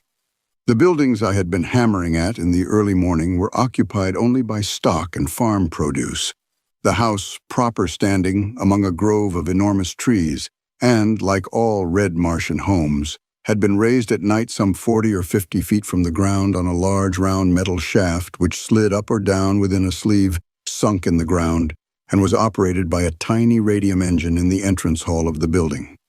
Instead of bothering with bolts and bars for their dwellings, the red Martians simply run them up out of harm's way during the night.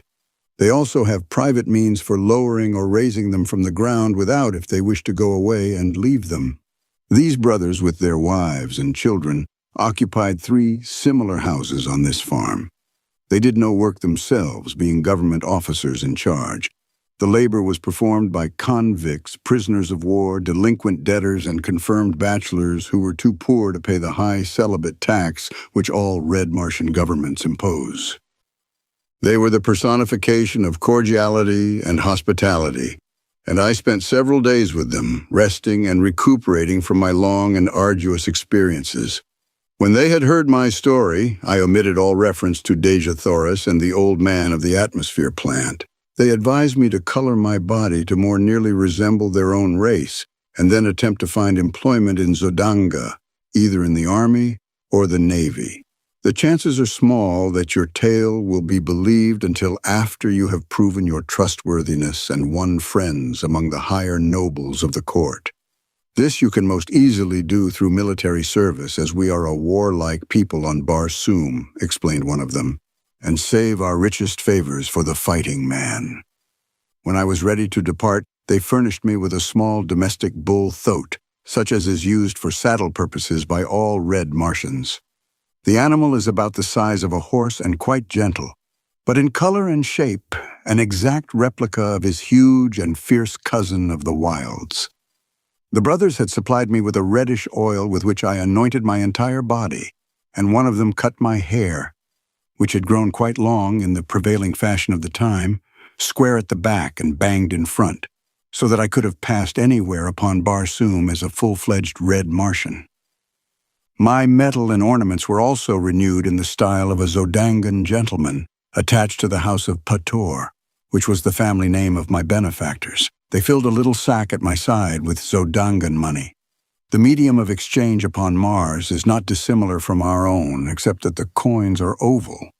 Paper money is issued by individuals as they require it and redeemed twice yearly.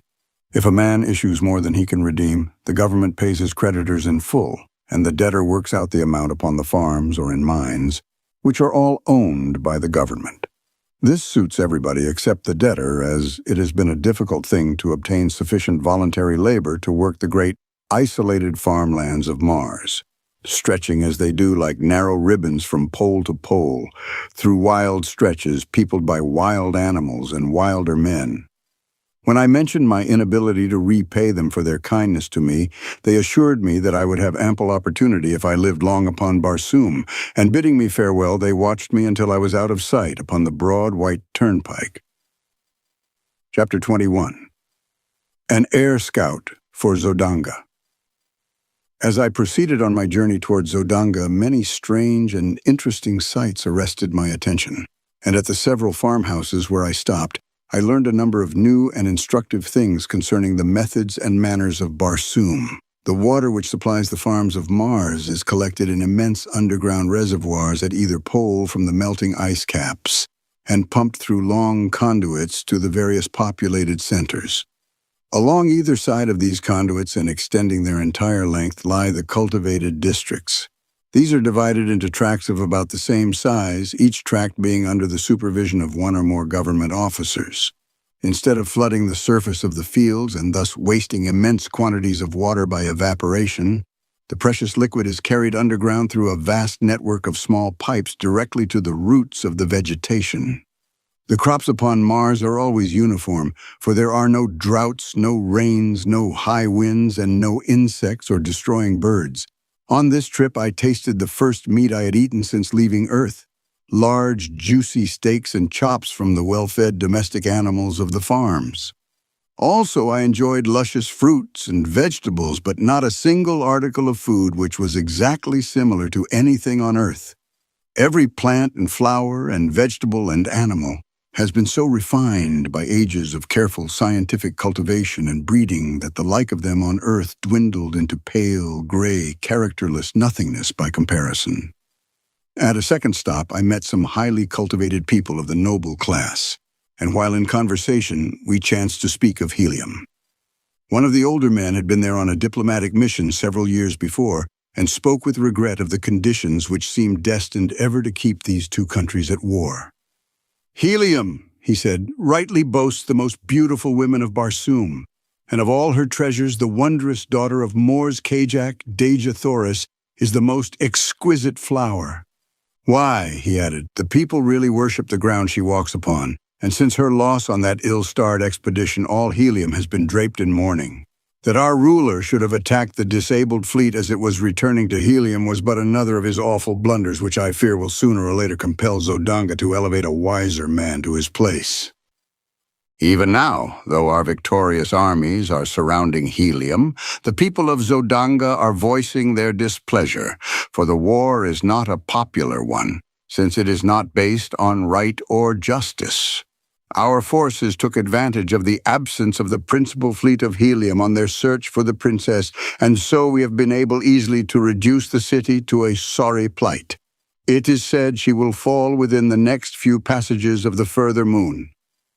"And what, think you, may have been the fate of the princess, Dejah Thoris?" I asked as casually as possible. "She is dead," he answered. "This much was learned from a green warrior recently captured by our forces in the south. She escaped from the hordes of Thark with a strange creature of another world only to fall into the hands of the war hoons. Their thoats were found wandering upon the sea bottom, and evidences of a bloody conflict were discovered nearby. While this information was in no way reassuring, neither was it at all conclusive proof of the death of Dejah Thoris, and so I determined to make every effort possible to reach Helium as quickly as I could, and carry to Tardos Moors such news of his granddaughter's possible whereabouts as lay in my power. 10 days after leaving the three Tor brothers, I arrived at Zodanga. From the moment that I had come in contact with the red inhabitants of Mars, I had noticed that Woola drew a great amount of unwelcome attention to me, since the huge brute belonged to a species which is never domesticated by the red men. Were one to stroll down Broadway with a Numidian lion at his heels, the effect would be somewhat similar to that which I should have produced had I entered Zodanga with Woola. The very thought of parting with the faithful fellow caused me so great regret and genuine sorrow that I put it off until just before we arrived at the city's gates. But then, finally, it became imperative that we separate. Had nothing further than my own safety or pleasure been at stake, no argument could have prevailed upon me to turn away the one creature upon Barsoom that had never failed in a demonstration of affection and loyalty.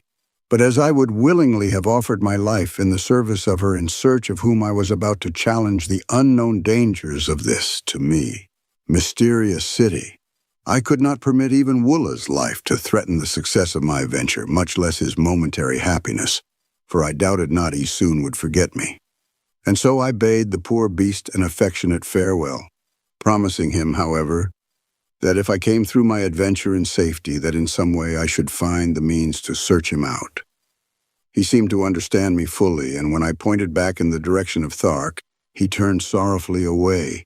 Nor could I bear to watch him go, but resolutely set my face toward Zodanga, and with a touch of heart-sickness approached her frowning walls. The letter I bore from them gained me immediate entrance to the vast, walled city. It was still very early in the morning, and the streets were practically deserted. The residences, raised high upon their metal columns, resembled huge rookeries, while the uprights themselves presented the appearance of steel tree trunks. The shops, as a rule, were not raised from the ground, nor were their doors bolted or barred, since thievery is practically unknown upon Barsoom. Assassination is the ever-present fear of all Barsoomians, and for this reason alone, their homes are raised high above the ground at night or in times of danger. The Pator brothers had given me explicit directions for reaching the point of the city where I could find living accommodations and be near the offices of the government agents to whom they had given me letters. My way led to the central square or plaza, which is a characteristic of all Martian cities. The plaza of Zodanga covers a square mile and is bounded by the palaces of the Jeddak, the Jeds, and other members of the royalty and nobility of Zodanga, as well as by the principal public buildings, cafes, and shops. As I was crossing the great square, lost in wonder and admiration of the magnificent architecture and the gorgeous scarlet vegetation which carpeted the broad lawns, I discovered a red Martian walking briskly toward me from one of the avenues. He paid not the slightest attention to me, but as he came abreast, I recognized him, and turning, I placed my hand upon his shoulder, calling out, "Kayor Kantos Khan!" Like lightning he wheeled, and before I could so much as lower my hand, the point of his long sword was at my breast. "Who are you?" he growled, and then as a backward leap carried me 50 feet from his sword, he dropped the point to the ground and exclaimed, laughing, "I do not need a better reply. There is but one man upon all Barsoom who can bounce about like a rubber ball. By the mother of the further moon, John Carter, how came you here, and have you become a Darseen that you can change your color at will?" "You gave me a bad half-minute, my friend," he continued, after I had briefly outlined my adventures since parting with him in the arena at Warhoon. "Were my name and city known to the Zodangans, I would shortly be sitting on the banks of the lost Sea of Chorus with my revered and departed ancestors. I am here in the interest of Tardos Moors, Jeddak of Helium, to discover the whereabouts of Dejah Thoris, our princess. Sabthan, prince of Zodanga, has her hidden in the city and has fallen madly in love with her. His father, Thankosis, Jeddak of Zodanga, has made her voluntary marriage to his son the price of peace between our countries. But Tardos Moors will not accede to the demands, and has sent word that he and his people would rather look upon the dead face of their princess than see her wed to any than her own choice, and that personally he would prefer being engulfed in the ashes of a lost and burning helium to joining the metal of his house with that of Thankosis. His reply was the deadliest affront he could have put upon Thankosis and the Zodangans, but his people love him the more for it, and his strength in helium is greater today than ever. "I have been here 3 days," continued Kantos Khan, "but I have not yet found where Dejah Thoris is imprisoned. Today I joined the Zodangan Navy as an air scout, and I hope in this way to win the confidence of Sabthan, the prince who is commander of this division of the Navy, and thus learn the whereabouts of Dejah Thoris. I am glad that you are here, John Carter, for I know your loyalty to my princess, and 2 of us working together should be able to accomplish much." The plaza was now commencing to fill with people going and coming upon the daily activities of their duties. The shops were opening and the cafes filling with early morning patrons. Kantos Khan led me to one of these gorgeous eating places where we were served entirely by mechanical apparatus. No hand touched the food from the time it entered the building in its raw state until it emerged hot and delicious upon the tables before the guests, in response to the touching of tiny buttons to indicate their desires. After our meal, Kantos Khan took me with him to the headquarters of the Air Scout Squadron and, introducing me to his superior, asked that I be enrolled as a member of the Corps. In accordance with custom, an examination was necessary, but Kantos Khan had told me to have no fear on this score, as he would attend to that part of the matter. He accomplished this by taking my order for examination to the examining officer and representing himself as John Carter. "This ruse will be discovered later," he cheerfully explained, "when they check up my weights, measurements, and other personal identification data, but it will be several months before this is done, and our mission should be accomplished or have failed long before that time." The next few days were spent by Kantos Khan in teaching me the intricacies of flying and of repairing the dainty little contrivances which the Martians use for this purpose. The body of the one-man aircraft is about 16 feet long, 2 feet wide and 3 inches thick, tapering to a point at each end. The driver sits on top of this plane upon a seat constructed over the small, noiseless radium engine which propels it. The medium of buoyancy is contained within the thin metal walls of the body and consists of the 8th Barsoomian ray, or ray of propulsion, as it may be termed in view of its properties. This ray, like the 9th ray, is unknown on Earth, but the Martians have discovered that it is an inherent property of all light, no matter from what source it emanates. They have learned that it is the solar 8th ray which propels the light of the sun to the various planets, and that it is the individual 8th ray of each planet which reflects or propels the light thus obtained out into space once more. The solar 8th ray would be absorbed by the surface of Barsoom, but the Barsoomian 8th ray, which tends to propel light from Mars into space, is constantly streaming out from the planet, constituting a force of repulsion of gravity, which when confined is able to lift enormous weights from the surface of the ground. It is this ray which has enabled them to so perfect aviation that battleships far outweighing anything known upon Earth sail as gracefully and lightly through the thin air of Barsoom as a toy balloon in the heavy atmosphere of Earth. During the early years of the discovery of this ray, many strange accidents occurred before the Martians learned to measure and control the wonderful power they had found. In one instance, some 900 years before, the first great battleship to be built with 8th ray reservoirs was stored with too great a quantity of the rays, and she had sailed up from helium with 500 officers and men, never to return. Her power of repulsion for the planet was so great that it had carried her far into space, where she can be seen today by the aid of powerful telescopes, hurtling through the heavens 10,000 miles from Mars, a tiny satellite that will thus encircle Barsoom to the end of time.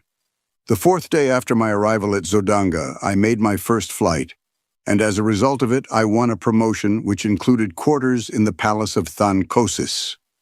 As I rose above the city, I circled several times, as I had seen Kantos Khan do, and then throwing my engine into top speed, I raced at terrific velocity toward the south, following one of the great waterways which enter Zodanga from that direction. I had traversed perhaps 200 miles in a little less than an hour, when I descried far below me a party of 3 green warriors racing madly toward a small figure on foot, which seemed to be trying to reach the confines of one of the walled fields.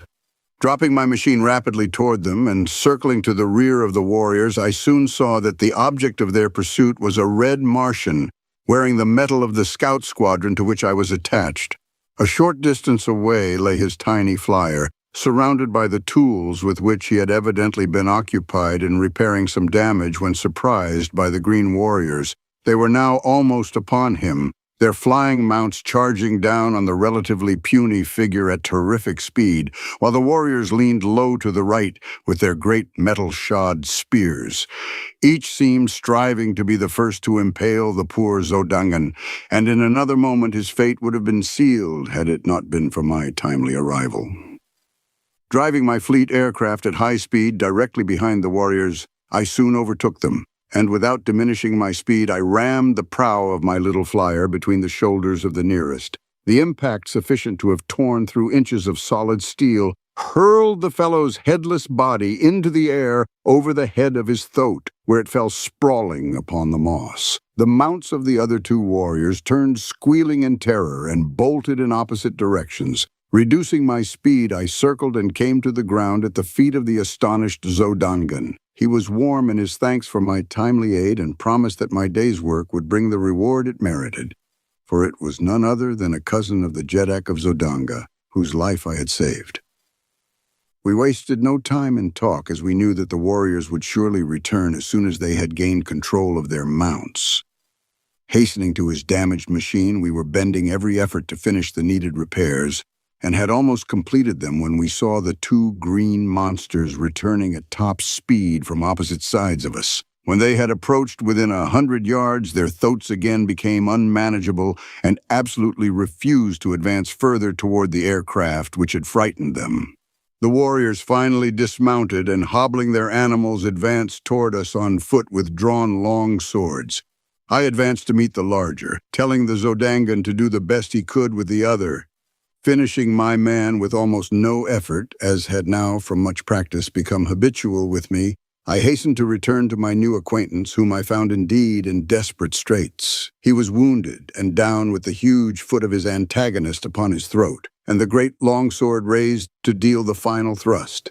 With a bound, I cleared the 50 feet intervening between us, and with outstretched point, drove my sword completely through the body of the green warrior. His sword fell, harmless, to the ground, and he sank limply upon the prostrate form of the Zodangan. A cursory examination of the latter revealed no mortal injuries, and after a brief rest he asserted that he felt fit to attempt the return voyage. He would have to pilot his own craft, however, as these frail vessels are not intended to convey but a single person. Quickly completing the repairs, we rose together into the still, cloudless Martian sky, and at great speed and without further mishap returned to Zodanga. As we neared the city, we discovered a mighty concourse of civilians and troops assembled upon the plain before the city. The sky was black with naval vessels and private and public pleasure craft, flying long streamers of gay-colored silks and banners and flags of odd and picturesque design. My companion signaled that I slow down, and running his machine close beside mine, suggested that we approach and watch the ceremony, which, he said, was for the purpose of conferring honors on individual officers and men for bravery and other distinguished service. He then unfurled a little ensign which denoted that his craft bore a member of the royal family of Zodanga, and together we made our way through the maze of low-lying air vessels until we hung directly over the Jeddak of Zodanga and his staff.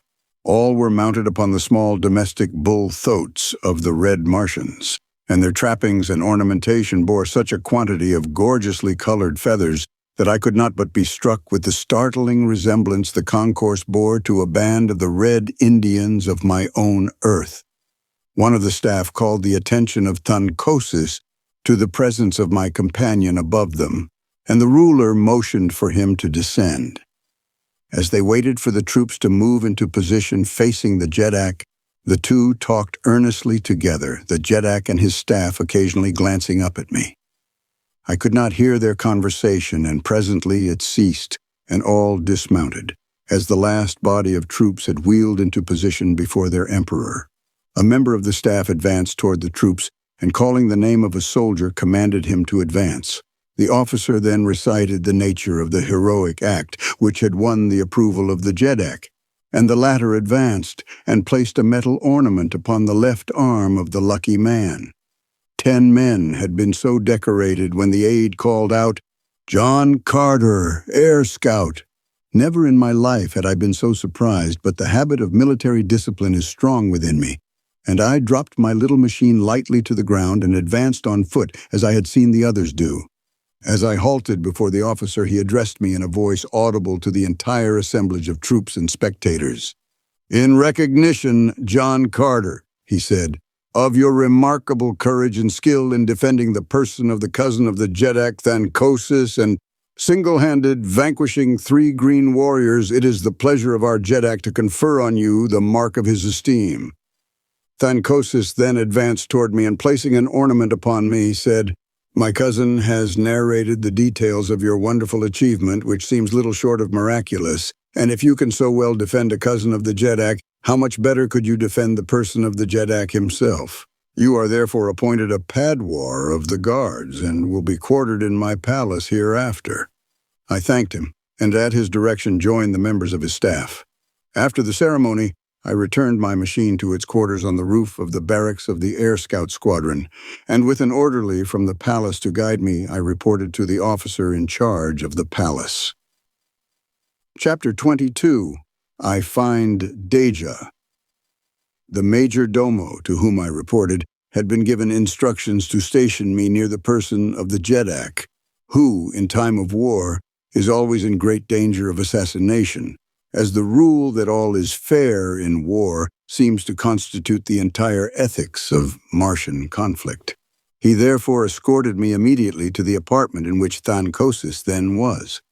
The ruler was engaged in conversation with his son Sabthan and several courtiers of his household and did not perceive my entrance. The walls of the apartment were completely hung with splendid tapestries which hid any windows or doors which may have pierced them. The room was lighted by imprisoned rays of sunshine held between the ceiling proper and what appeared to be a ground glass false ceiling a few inches below. My guide drew aside one of the tapestries, disclosing a passage which encircled the room between the hangings and the walls of the chamber. Within this passage, I was to remain, he said, so long as Thankosis was in the apartment. When he left, I was to follow. My only duty was to guard the ruler and keep out of sight as much as possible. I would be relieved after a period of 4 hours. The major domo then left me. The tapestries were of a strange weaving, which gave the appearance of heavy solidity from one side, but from my hiding place I could perceive all that took place within the room as readily as though there had been no curtain intervening. Scarcely had I gained my post than the tapestry at the opposite end of the chamber separated, and 4 soldiers of the guard entered, surrounding a female figure. As they approached Thankosis, the soldiers fell to either side, and there, standing before the Jeddak and not 10 feet from me, her beautiful face radiant with smiles, was Dejah Thoris. Sabthan, Prince of Zodanga, advanced to meet her, and hand in hand they approached close to the Jeddak. Thankosis looked up in surprise and, rising, saluted her. "To what strange freak do I owe this visit from the Princess of Helium, who, 2 days ago, with rare consideration for my pride, assured me that she would prefer Talhajus, the green Thark, to my son?" Dejah Thoris only smiled the more, and with the roguish dimples playing at the corners of her mouth, she made answer, "From the beginning of time upon Barsoom, it has been the prerogative of woman to change her mind as she listed, and to dissemble in matters concerning her heart, that you will forgive Thankosis as has your son.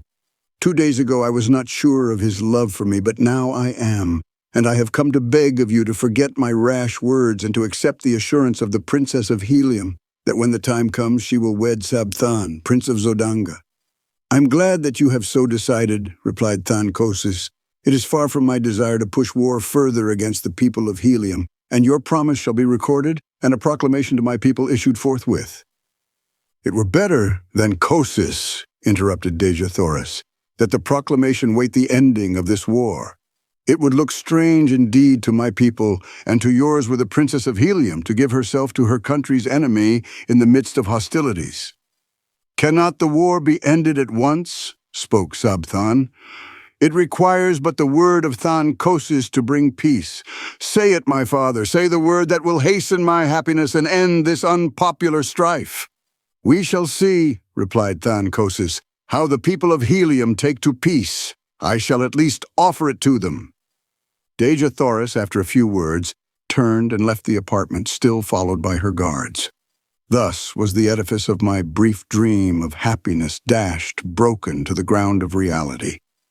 The woman for whom I had offered my life, and from whose lips I had so recently heard a declaration of love for me, had lightly forgotten my very existence and smilingly given herself to the son of her people's most hated enemy. Although I had heard it with my own ears, I could not believe it. I must search out her apartments and force her to repeat the cruel truth to me alone before I would be convinced.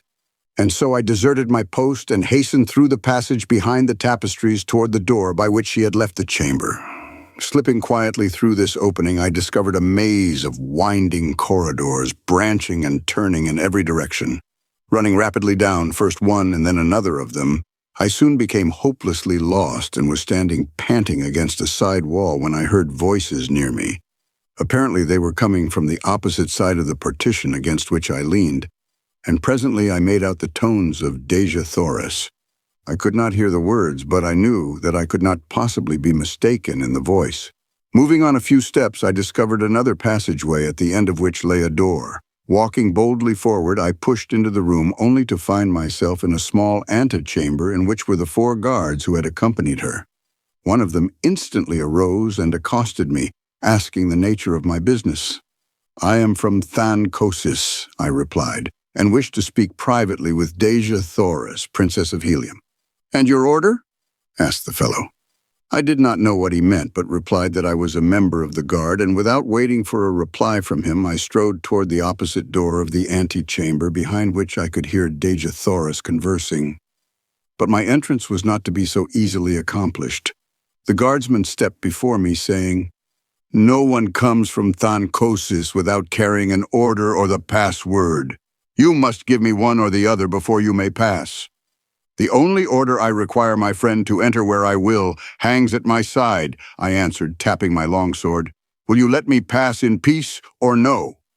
For reply, he whipped out his own sword, calling to the others to join him, and thus the 4 stood with drawn weapons, barring my further progress. "You are not here by the order of Thancosis," cried the one who had first addressed me. "And not only shall you not enter the apartments of the Princess of Helium, but you shall go back to Thancosis under guard to explain this unwarranted temerity. Throw down your sword. You cannot hope to overcome 4 of us," he added with a grim smile. My reply was a quick thrust, which left me but 3 antagonists, and I can assure you that they were worthy of my mettle. They had me backed against the wall in no time, fighting for my life.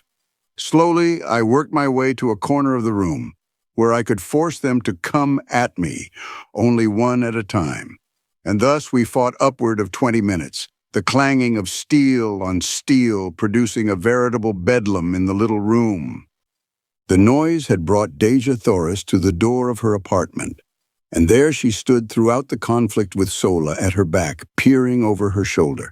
Her face was set and emotionless, and I knew that she did not recognize me, nor did Sola. Finally, a lucky cut brought down a second guardsman, and then, with only 2 opposing me, I changed my tactics and rushed them down after the fashion of my fighting that had won me many a victory. The third fell within 10 seconds after the second, and the last lay dead upon the bloody floor a few moments later. They were brave men and noble fighters, and it grieved me that I had been forced to kill them. But I would have willingly depopulated all Barsoom could I have reached the side of my Dejah Thoris in no other way. Sheathing my bloody blade, I advanced toward my Martian princess, who still stood mutely gazing at me without sign of recognition. "Who are you, Zodangan?" she whispered. "Another enemy to harass me in my misery?" "I am a friend," I answered, "a once-cherished friend." "No friend of Helium's princess wears that medal," she replied. "And yet the voice! I have heard it before. It cannot be. No, for he is dead."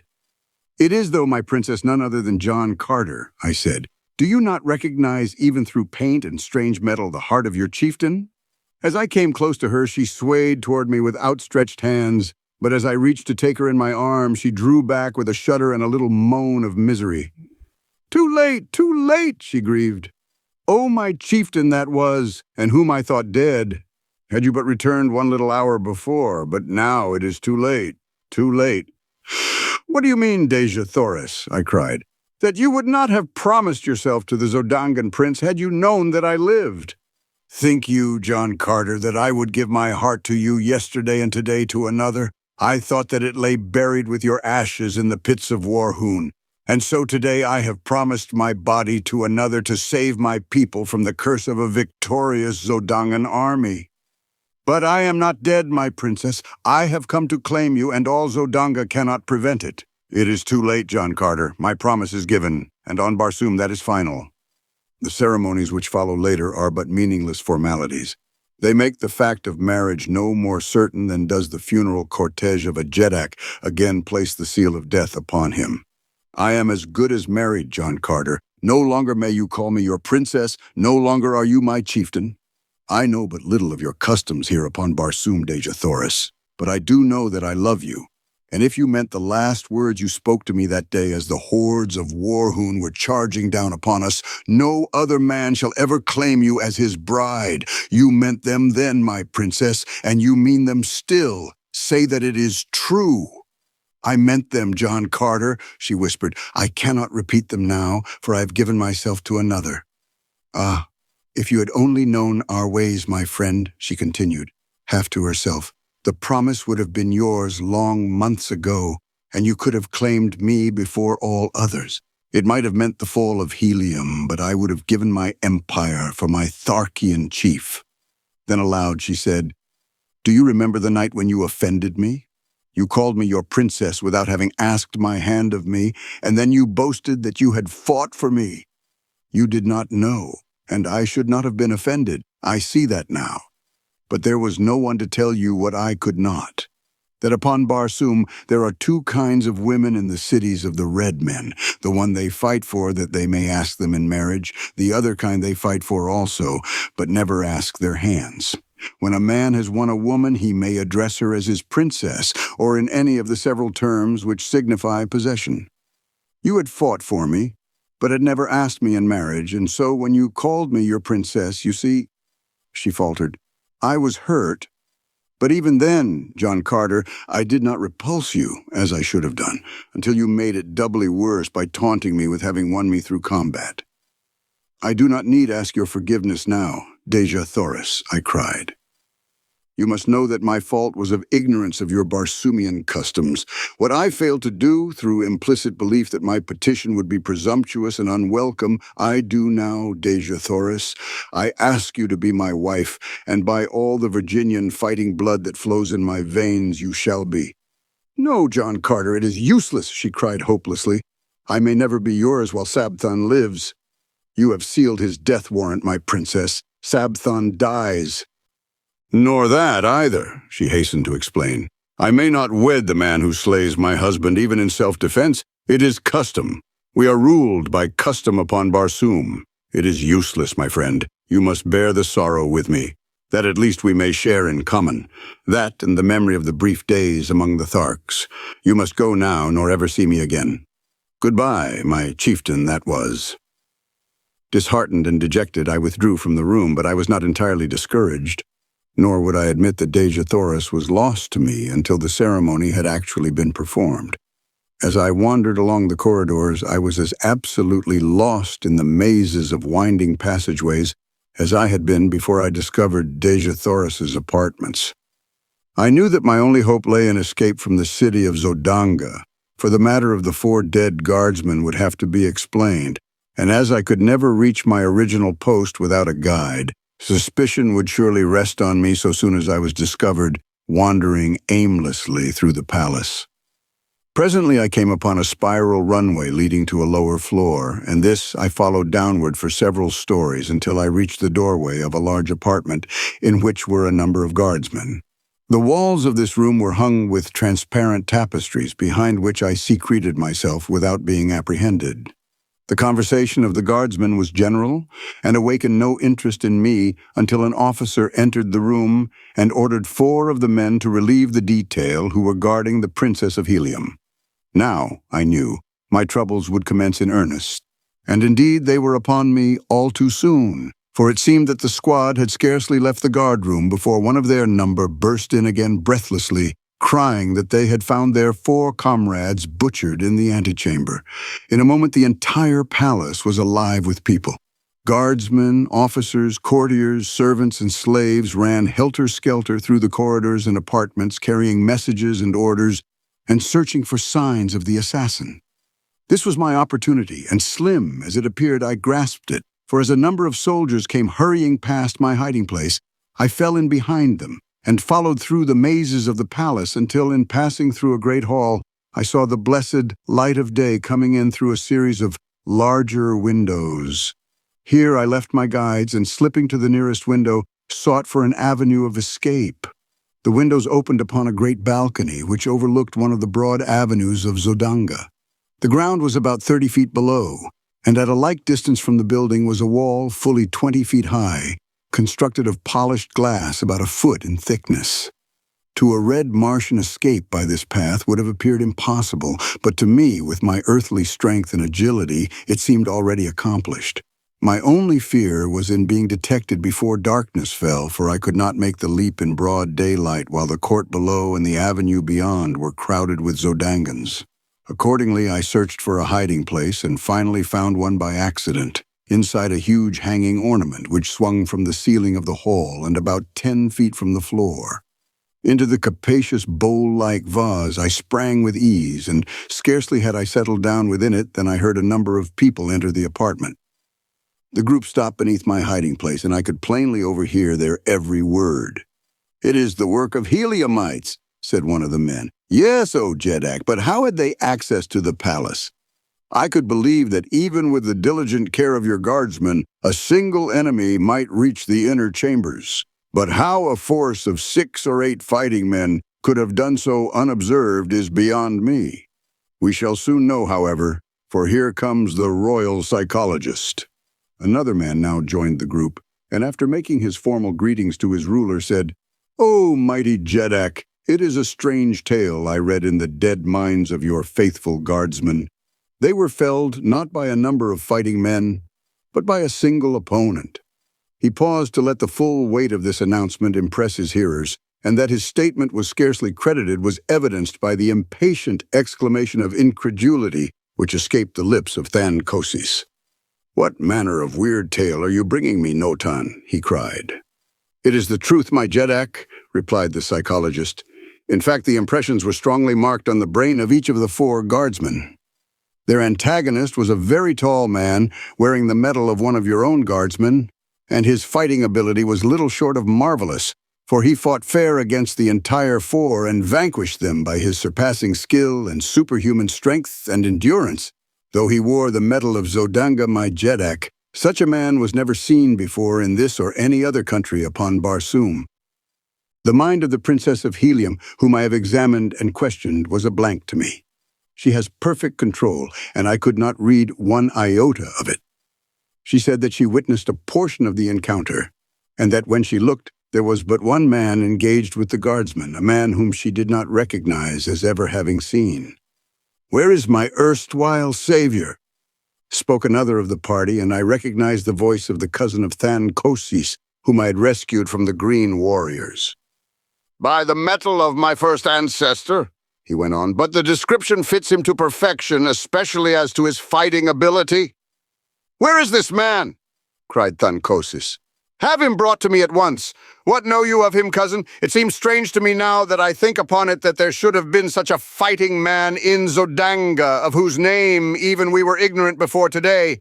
And his name too, John Carter, who ever heard of such a name upon Barsoom?" Word was soon brought that I was nowhere to be found, either in the palace or at my former quarters in the barracks of the Air Scout Squadron. Kantos Khan they had found and questioned, but he knew nothing of my whereabouts, and as to my past, he had told them he knew as little since he had but recently met me during our captivity among the Warhoons. "Keep your eyes on this other one," commanded Thankosis. "He also is a stranger, and likely as not they both hail from Helium, and where one is, we shall sooner or later find the other. Quadruple the air patrol, and let every man who leaves the city by air or ground be subjected to the closest scrutiny." Another messenger now entered with word that I was still within the palace walls. "The likeness of every person who has entered or left the palace grounds today has been carefully examined," concluded the fellow, "and not one approaches the likeness of this new padwar of the guards, other than that which was recorded of him at the time he entered." "Then we will have him shortly," commented Thankosis contentedly, "and in the meanwhile we will repair to the apartments of the Princess of Helium and question her in regard to the affair. She may know more than she cared to divulge to you, Notan. Come." They left the hall, and as darkness had fallen without, I slipped lightly from my hiding place and hastened to the balcony. Few were in sight, and choosing a moment when none seemed near, I sprang quickly to the top of the glass wall and from there to the avenue beyond the palace grounds. Chapter 23. Lost in the Sky. Without effort at concealment, I hastened to the vicinity of our quarters where I felt sure I should find Kantos Khan. As I neared the building, I became more careful as I judged, and rightly, that the place would be guarded. Several men in civilian metal loitered near the front entrance, and in the rear were others. My only means of reaching unseen the upper story where our apartments were situated was through an adjoining building, and after considerable maneuvering, I managed to attain the roof of a shop several doors away. Leaping from roof to roof, I soon reached an open window in the building where I hoped to find the heliumite, and in another moment I stood in the room before him. He was alone and showed no surprise at my coming, saying he had expected me much earlier, as my tour of duty must have ended some time since. I saw that he knew nothing of the events of the day at the palace, and when I had enlightened him, he was all excitement. The news that Dejah Thoris had promised her hand to Sabdan filled him with dismay. "It cannot be," he exclaimed. "It is impossible. Why, no man in all Helium but would prefer death to the selling of our loved princess to the ruling house of Zodanga. She must have lost her mind to have assented to such an atrocious bargain. You, who do not know how we of Helium love the members of our ruling house, cannot appreciate the horror with which I contemplate such an unholy alliance." "What can be done, John Carter?" he continued. "You are a resourceful man. Can you not think of some way to save Helium from this disgrace?" "If I can come within sword's reach of Sabthan," I answered, "I can solve the difficulty insofar as Helium is concerned, but for personal reasons I would prefer that another struck the blow that frees Dejah Thoris." Kantos Khan eyed me narrowly before he spoke. "You love her," he said. "Does she know it?" "She knows it, Kantos Khan, and repulses me only because she is promised to Sabthan." The splendid fellow sprang to his feet and, grasping me by the shoulder, raised his sword on high, exclaiming, "And had the choice been left to me, I could not have chosen a more fitting mate for the first princess of Barsoom. Here is my hand upon your shoulder, John Carter, and my word that Sabthan shall go out at the point of my sword for the sake of my love for Helium, for Dejah Thoris, and for you. This very night I shall try to reach his quarters in the palace." "How?" I asked. "You are strongly guarded, and a quadruple force patrols the sky." He bent his head in thought a moment, then raised it with an air of confidence. "I only need to pass these guards, and I can do it," he said at last. "I know a secret entrance to the palace through the pinnacle of the highest tower. I fell upon it by chance one day as I was passing above the palace on patrol duty. In this work, it is required that we investigate any unusual occurrence we may witness, and a face peering from the pinnacle of the high tower of the palace was, to me, most unusual. I therefore drew near and discovered that the possessor of the peering face was none other than Sabthan. He was slightly put out at being detected and commanded me to keep the matter to myself, explaining that the passage from the tower led directly to his apartments and was known only to him. If I can reach the roof of the barracks and get my machine, I can be in Sabthan's quarters in 5 minutes. But how am I to escape from this building, guarded as you say it is?" "How well are the machine sheds at the barracks guarded?" I asked. "There's usually but one man on duty there at night upon the roof. Go to the roof of this building, Kantos Khan, and wait me there." Without stopping to explain my plans, I retraced my way to the street and hastened to the barracks. I did not dare to enter the building, filled as it was with members of the Air Scout Squadron who, in common with all Zodanga, were on the lookout for me. The building was an enormous one, rearing its lofty head fully 1,000 feet into the air. But few buildings in Zodanga were higher than these barracks, though several topped it by a few hundred feet. The docks of the great battleships of the line standing some 1,500 feet from the ground, while the freight and passenger stations of the merchant squadrons rose nearly as high. It was a long climb up the face of the building, and one fraught with much danger, but there was no other way, and so I essayed the task. The fact that Barsoomian architecture is extremely ornate made the feat much simpler than I had anticipated, since I found ornamental ledges and projections which fairly formed a perfect ladder for me all the way to the eaves of the building. Here I met my first real obstacle. The eaves projected nearly 20 feet from the wall to which I clung, and though I encircled the great building, I could find no opening through them.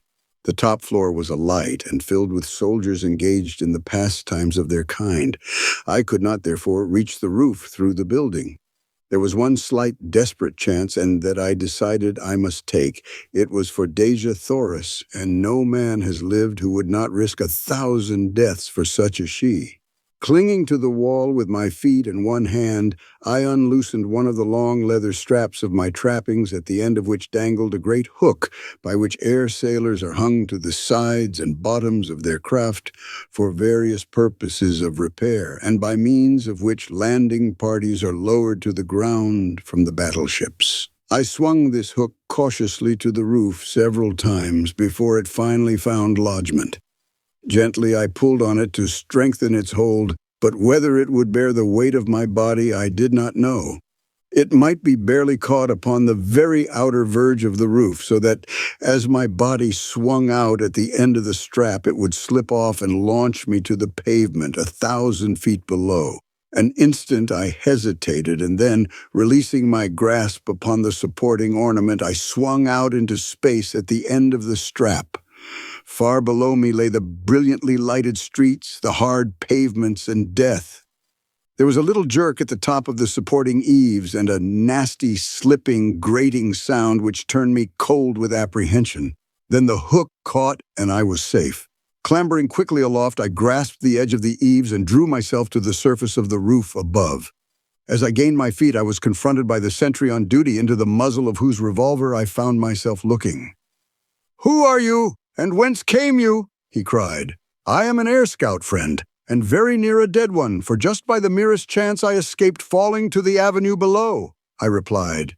"But how came you upon the roof, man? No one has landed or come up from the building for the past hour. Quick, explain yourself, or I call the guard." "Look you here, sentry, and you shall see how I came and how close a shave I had to not coming at all," I answered, turning toward the edge of the roof where, 20 feet below, at the end of my strap, hung all my weapons. The fellow, acting on impulse of curiosity, stepped to my side and to his undoing, for as he leaned to peer over the eaves, I grasped him by his throat and his pistol arm and threw him heavily to the roof. The weapon dropped from his grasp, and my fingers choked off his attempted cry for assistance. I gagged and bound him, and then hung him over the edge of the roof, as I myself had hung a few moments before. I knew it would be morning before he would be discovered, and I needed all the time that I could gain. Donning my trappings and weapons, I hastened to the sheds and soon had out both my machine and Kantos Khan's. Making his fast behind mine, I started my engine, and skimming over the edge of the roof, I dove down into the streets of the city far below the plain usually occupied by the air patrol. In less than a minute, I was settling safely upon the roof of our apartment beside the astonished Kantos Khan. I lost no time in explanation, but plunged immediately into a discussion of our plans for the immediate future.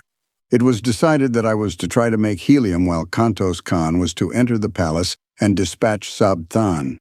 If successful, he was then to follow me. He set my compass for me, a clever little device which will remain steadfastly fixed upon any given point on the surface of Barsoom. And bidding each other farewell, we rose together and sped in the direction of the palace, which lay in the route which I must take to reach helium.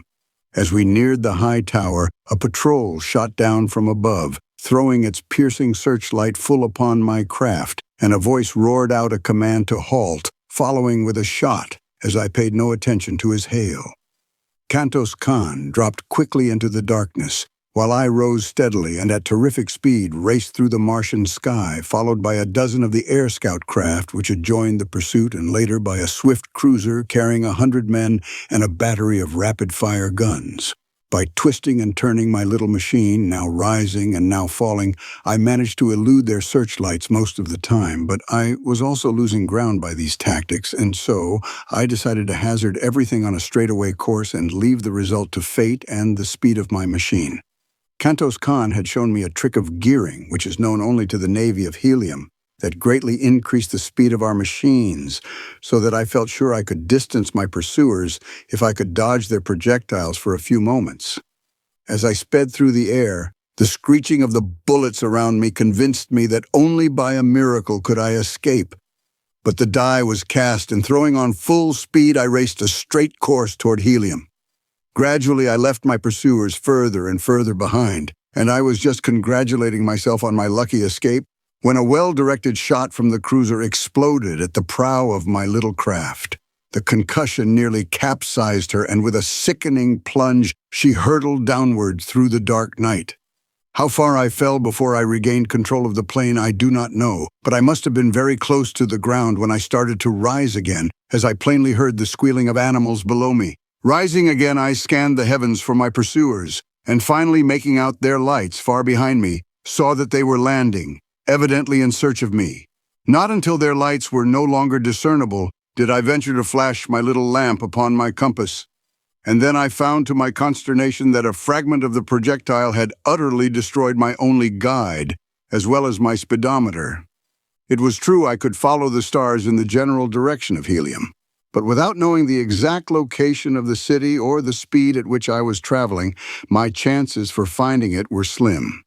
Helium lies 1,000 miles southwest of Zodanga, and with my compass intact, I should have made the trip, barring accidents, in between 4 and 5 hours.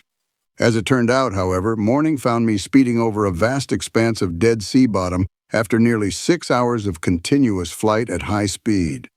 Presently, a great city showed below me, but it was not helium, as that alone of all Barsoomian metropolises consists in 2 immense circular walled cities about 75 miles apart, and would have been easily distinguishable from the altitude at which I was flying. Believing that I had come too far to the north and west, I turned back in a southeasterly direction, passing during the forenoon several other large cities, but none resembling the description which Kantos Khan had given me of helium. In addition to the twin city formation of helium, another distinguishing feature is the 2 immense towers, one of vivid scarlet rising nearly a mile into the air from the center of one of the cities, while the other, of bright yellow and of the same height, marks her sister. Chapter 24. Tarkus finds a friend. About noon, I passed low over a great dead city of ancient Mars, and as I skimmed out across the plain beyond, I came full upon several thousand green warriors engaged in a terrific battle. Scarcely had I seen them than a volley of shots was directed at me, and with the almost unfailing accuracy of their aim, my little craft was instantly a ruined wreck, sinking erratically to the ground. I fell almost directly in the center of the fierce combat, among warriors who had not seen my approach so busily were they engaged in life and death struggles. The men were fighting on foot with long swords, while an occasional shot from a sharpshooter on the outskirts of the conflict would bring down a warrior who might for an instant separate himself from the entangled mass. As my machine sank among them, I realized that it was fight or die, with good chances of dying in any event, and so I struck the ground with drawn longsword, ready to defend myself as I could. I fell beside a huge monster who was engaged with 3 antagonists, and as I glanced at his fierce face filled with the light of battle, I recognized Tarkus the Thark. He did not see me, as I was a trifle behind him, and just then the 3 warriors opposing him, and whom I recognized as warhoons, charged simultaneously. The mighty fellow made quick work of one of them, but in stepping back for another thrust, he fell over a dead body behind him, and was down and at the mercy of his foes in an instant. Quick as lightning they were upon him, and Tarkus would have been gathered to his fathers in short order, had I not sprung before his prostrate form and engaged his adversaries. I had accounted for one of them when the mighty Thark regained his feet and quickly settled the other. He gave me one look, and a slight smile touched his grim lip as, touching my shoulder, he said, "I would scarcely recognize you, John Carter, but there is no other mortal upon Barsoom who would have done what you have for me. I think I have learned that there is such a thing as friendship, my friend." He said no more, nor was there opportunity, for the war hounds were closing in about us, and together we fought shoulder to shoulder during all that long, hot afternoon, until the tide of battle turned, and the remnant of the fierce war hound horde fell back upon their throats and fled into the gathering darkness. 10,000 men had been engaged in that titanic struggle, and upon the field of battle lay 3,000 dead. Neither side asked or gave quarter, nor did they attempt to take prisoners.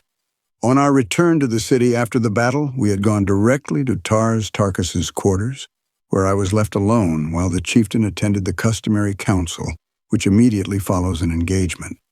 As I sat awaiting the return of the Green Warrior, I heard something move in an adjoining apartment, and as I glanced up, there rushed suddenly upon me a huge and hideous creature, which bore me backward upon the pile of silks and furs upon which I had been reclining. It was Woola, faithful, loving Woola. He had found his way back to Thark, and as Tarkis later told me, had gone immediately to my former quarters, where he had taken up his pathetic and seemingly hopeless watch for my return. "Talhajus knows that you are here, John Carter," said Tarkis on his return from the Jedak's quarters. "Sarkoja saw and recognized you as we were returning.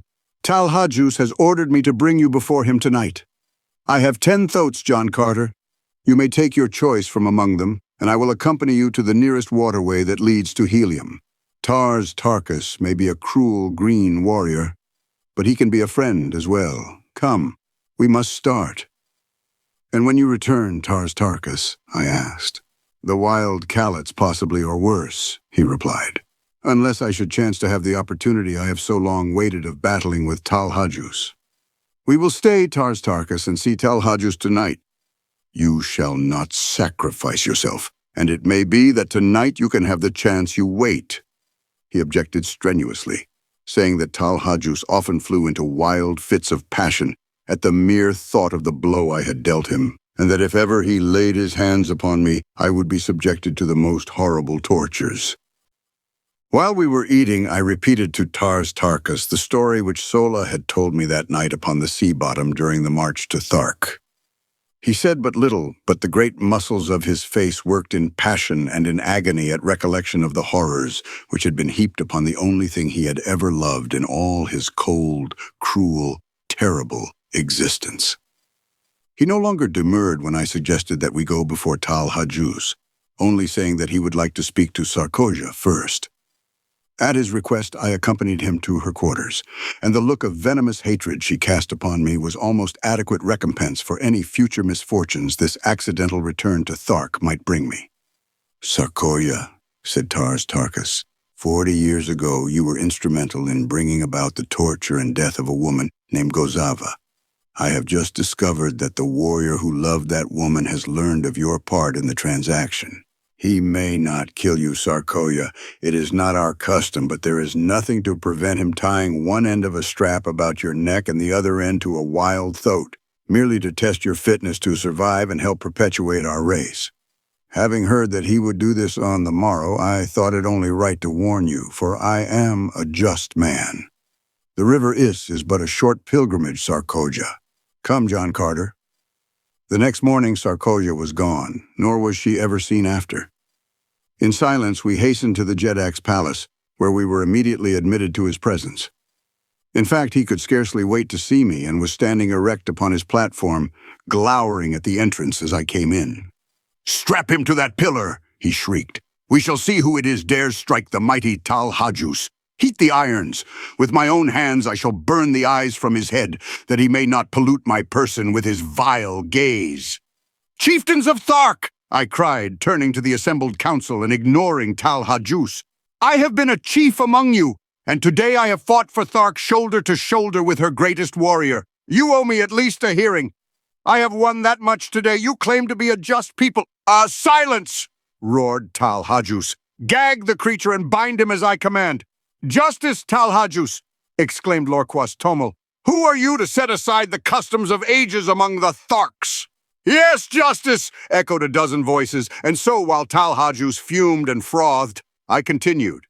"You are a brave people and you love bravery.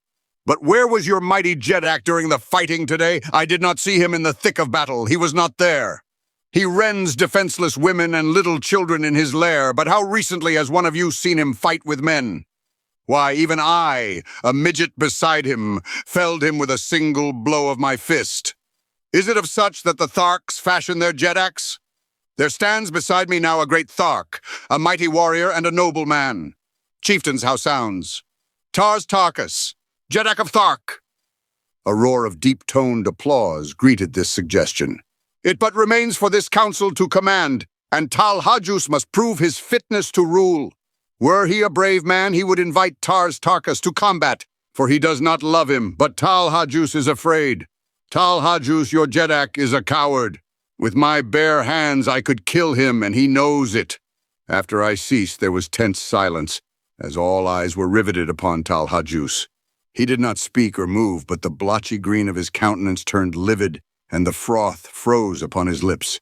"Tal Hajus," said Lorquas Tomel in a cold, hard voice, "never in my long life have I seen a Jedak of the Thark so humiliated. There could be but one answer to this arraignment. We wait it." And still Tal Hajus stood as though petrified. "Chieftains," continued Lorquas Tomel, "shall the Jedak Tal Hajus prove his fitness to rule over Tars Tarkas?" There were 20 chieftains about the rostrum, and 20 swords flashed high in assent. There was no alternative. That decree was final, and so Tal Hajus drew his longsword and advanced to meet Tars Tarkas. The combat was soon over, and with his foot upon the neck of the dead monster, Tars Tarkas became Jedak among the Tharks. His first act was to make me a full-fledged chieftain with the rank I had won by my combats the first few weeks of my captivity among them. Seeing the favorable disposition of the warriors toward Tars Tarkas as well as toward me, I grasped the opportunity to enlist them in my cause against Zodanga. I told Tars Tarkas the story of my adventures and in a few words had explained to him the thought I had in mind. "John Carter has made a proposal," he said, addressing the council, "which meets with my sanction. I shall put it to you briefly. Dejah Thoris, the Princess of Helium, who was our prisoner, is now held by the Jedak of Zodanga, whose son she must wed to save her country from devastation at the hands of the Zodangan forces. John Carter suggests that we rescue her and return her to Helium. The loot of Zodanga would be magnificent, and I have often thought that had we an alliance with the people of Helium, we could obtain sufficient assurance of sustenance to permit us to increase the size and frequency of our hatchings and thus become unquestionably supreme among the green men of all Barsoom. What say you?" It was a chance to fight, an opportunity to loot, and they rose to the bait as a speckled trout to a fly. For Tharks, they were wildly enthusiastic, and before another half-hour had passed, 20 mounted messengers were speeding across dead sea bottoms to call the hordes together for the expedition.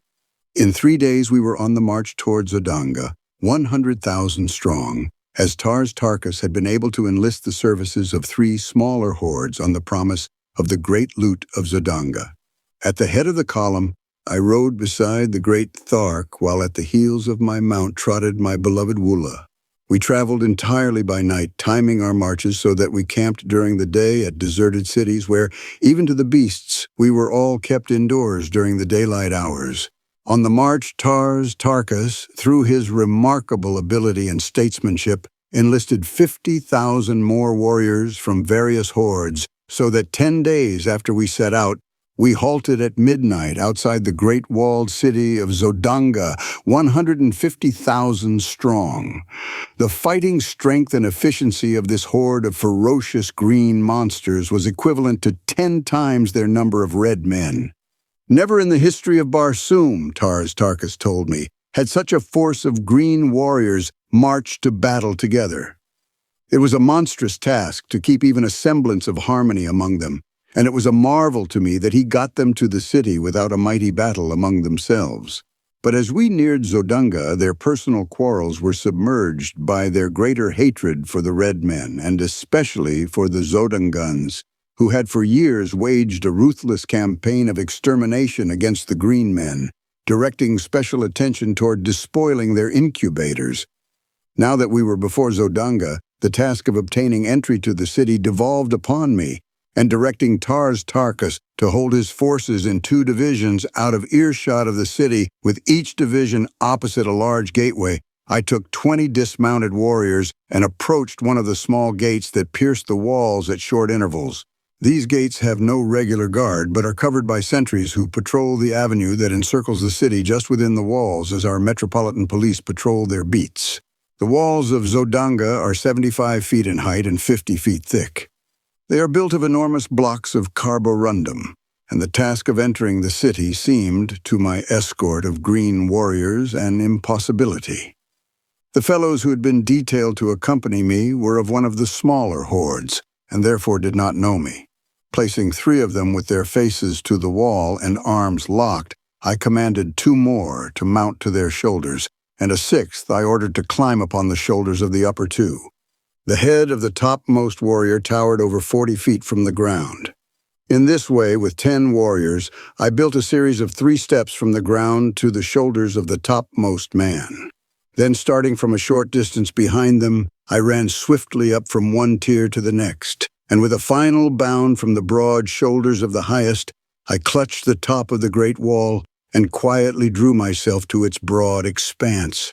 After me I dragged 6 lengths of leather from an equal number of my warriors. These lengths we had previously fastened together, and passing one end to the topmost warrior, I lowered the other end cautiously over the opposite side of the wall toward the avenue below. No one was in sight, so, lowering myself to the end of my leather strap, I dropped the remaining 30 feet to the pavement below. I had learned from Kantos Khan the secret of opening these gates, and in another moment my 20 great fighting men stood within the doomed city of Zodanga. I found to my delight that I had entered at the lower boundary of the enormous palace grounds. The building itself showed in the distance a blaze of glorious light, and on the instant I determined to lead a detachment of warriors directly within the palace itself, while the balance of the great horde was attacking the barracks of the soldiery. Dispatching one of my men to Tarkas for a detail of 50 Tharks, with word of my intentions, I ordered 10 warriors to capture and open one of the great gates, while with the 9 remaining I took the other. We were to do our work quietly. No shots were to be fired and no general advance made until I had reached the palace with my 50 Tharks. Our plans worked to perfection. The 2 sentries we met were dispatched to their fathers upon the banks of the lost sea of Korus, and the guards at both gates followed them in silence. Chapter 25. The Looting of Zodanga. As the great gate where I stood swung open, my 50 Tharks, headed by Tarkas himself, rode in upon their mighty thoats. I led them to the palace walls, which I negotiated easily without assistance. Once inside, however, the gate gave me considerable trouble, but I finally was rewarded by seeing it swing upon its huge hinges, and soon my fierce escort was riding across the gardens of the Jeddak of Zodanga. As we approached the palace, I could see through the great windows of the first floor into the brilliantly illuminated audience chamber of Thankosis. The immense hall was crowded with nobles and their women as though some important function was in progress. There was not a guard in sight without the palace, due, I presume, to the fact that the city and palace walls were considered impregnable, and so I came close and peered within. At one end of the chamber, upon massive golden thrones encrusted with diamonds, sat Thankosis and his consort, surrounded by officers and dignitaries of state. Before them stretched a broad aisle lined on either side with soldiery, and as I looked, there entered this aisle at the far end of the hall the head of a procession which advanced to the foot of the throne. First there marched 4 officers of the Jeddak's guard, bearing a huge salver on which reposed, upon a cushion of scarlet silk, a great golden chain with a collar and padlock at each end. Directly behind these officers came 4 others, carrying a similar salver which supported the magnificent ornaments of a prince and princess of the reigning house of Zodanga. At the foot of the throne these 2 parties separated and halted, facing each other at opposite sides of the aisle. Then came more dignitaries, and the officers of the palace and of the army, and finally 2 figures entirely muffled in scarlet silk, so that not a feature of either was discernible. These 2 stopped at the foot of the throne, facing Thankosis. When the balance of the procession had entered and assumed their stations, Thankosis addressed the couple standing before him.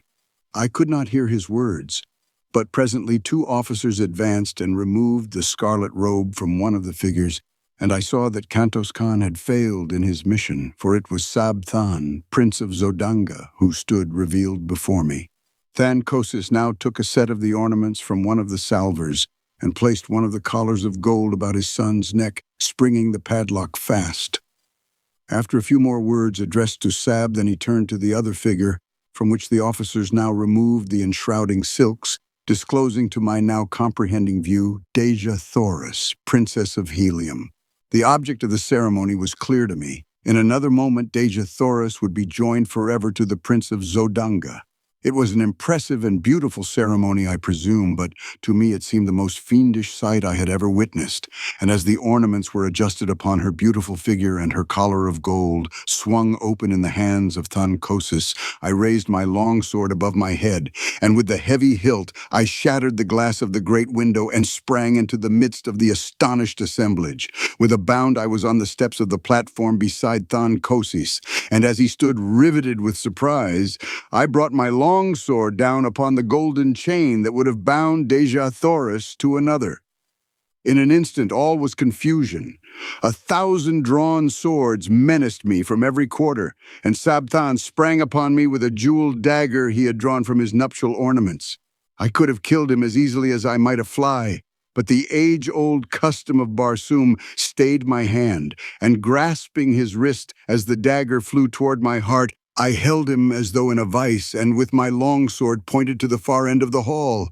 "Zodanga has fallen!" I cried. "Look!"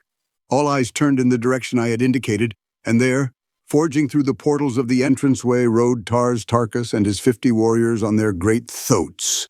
A cry of alarm and amazement broke from the assemblage, but no word of fear, and in a moment the soldiers and nobles of Zodanga were hurling themselves upon the advancing Tharks. Thrusting Sab Than headlong from the platform, I drew Dejah Thoris to my side. Behind the throne was a narrow doorway, and in this Than Kosis now stood facing me, with drawn longsword. In an instant we were engaged, and I found no mean antagonist. As we circled upon the broad platform, I saw Sab Than rushing up the steps to aid his father, but as he raised his hand to strike, Dejah Thoris sprang before him, and then my sword found the spot that made Sab Than Jeddak of Zodanga. As his father rolled dead upon the floor, the new Jeddak tore himself free from Dejah Thoris's grasp, and again we faced each other. He was soon joined by a quartet of officers, and with my back against a golden throne, I fought once again for Dejah Thoris. I was hard-pressed to defend myself, and yet not strike down Sab Than, and with him, my last chance to win the woman I loved. My blade was swinging with the rapidity of lightning as I sought to parry the thrusts and cuts of my opponents. 2 I had disarmed, and 1 was down, when several more rushed to the aid of their new ruler, and to avenge the death of the old. As they advanced, there were cries of, the woman, strike her down! It is her plot! Kill her! Kill her!" Calling to Dejah Thoris to get behind me, I worked my way toward the little doorway back of the throne, but the officers realized my intentions, and 3 of them sprang in behind me and blocked my chances for gaining a position where I could have defended Dejah Thoris against an army of swordsmen. The Tharks were having their hands full in the center of the room, and I began to realize that nothing short of a miracle could save Dejah Thoris and myself when I saw Tarkas surging through the crowd of pygmies that swarmed about him. With one swing of his mighty longsword, he laid a dozen corpses at his feet, and so he hewed a pathway before him until, in another moment, he stood upon the platform beside me, dealing death and destruction right and left. The bravery of the Zodangans was awe-inspiring. Not one attempted to escape, and when the fighting ceased, it was because only Tharks remained alive in the great hall, other than Dejah Thoris and myself. Sab Than lay dead beside his father, and the corpses of the flower of Zodangan nobility and chivalry covered the floor of the bloody shambles. My first thought when the battle was over was for Kantos Khan, and leaving Dejah Thoris in charge of Tarkas, I took 12 warriors and hastened to the dungeons beneath the palace. The jailers had all left to join the fighters in the throne room, so we searched the labyrinthine prison without opposition. I called Kantos Khan's name aloud in each new corridor and compartment, and finally I was rewarded by hearing a faint response. Guided by the sound, we soon found him helpless in a dark recess. He was overjoyed at seeing me and to know the meaning of the fight, faint echoes of which had reached his prison cell. He told me that the air patrol had captured him before he reached the high tower of the palace, so that he had not even seen Sab Than. We discovered that it would be futile to attempt to cut away the bars and chains which held him prisoner. So, at his suggestion, I returned to search the bodies on the floor above for keys to open the padlocks of his cell and of his chains. Fortunately, among the first I examined, I found his jailer, and soon we had Kantos Khan with us in the throne room.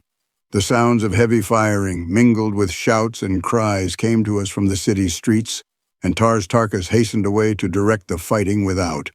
Kantos Khan accompanied him to act as guide, the Green Warriors commencing a thorough search of the palace for other Zodangans and for loot, and Dejah Thoris and I were left alone. She had sunk into one of the golden thrones, and as I turned to her she greeted me with a wan smile.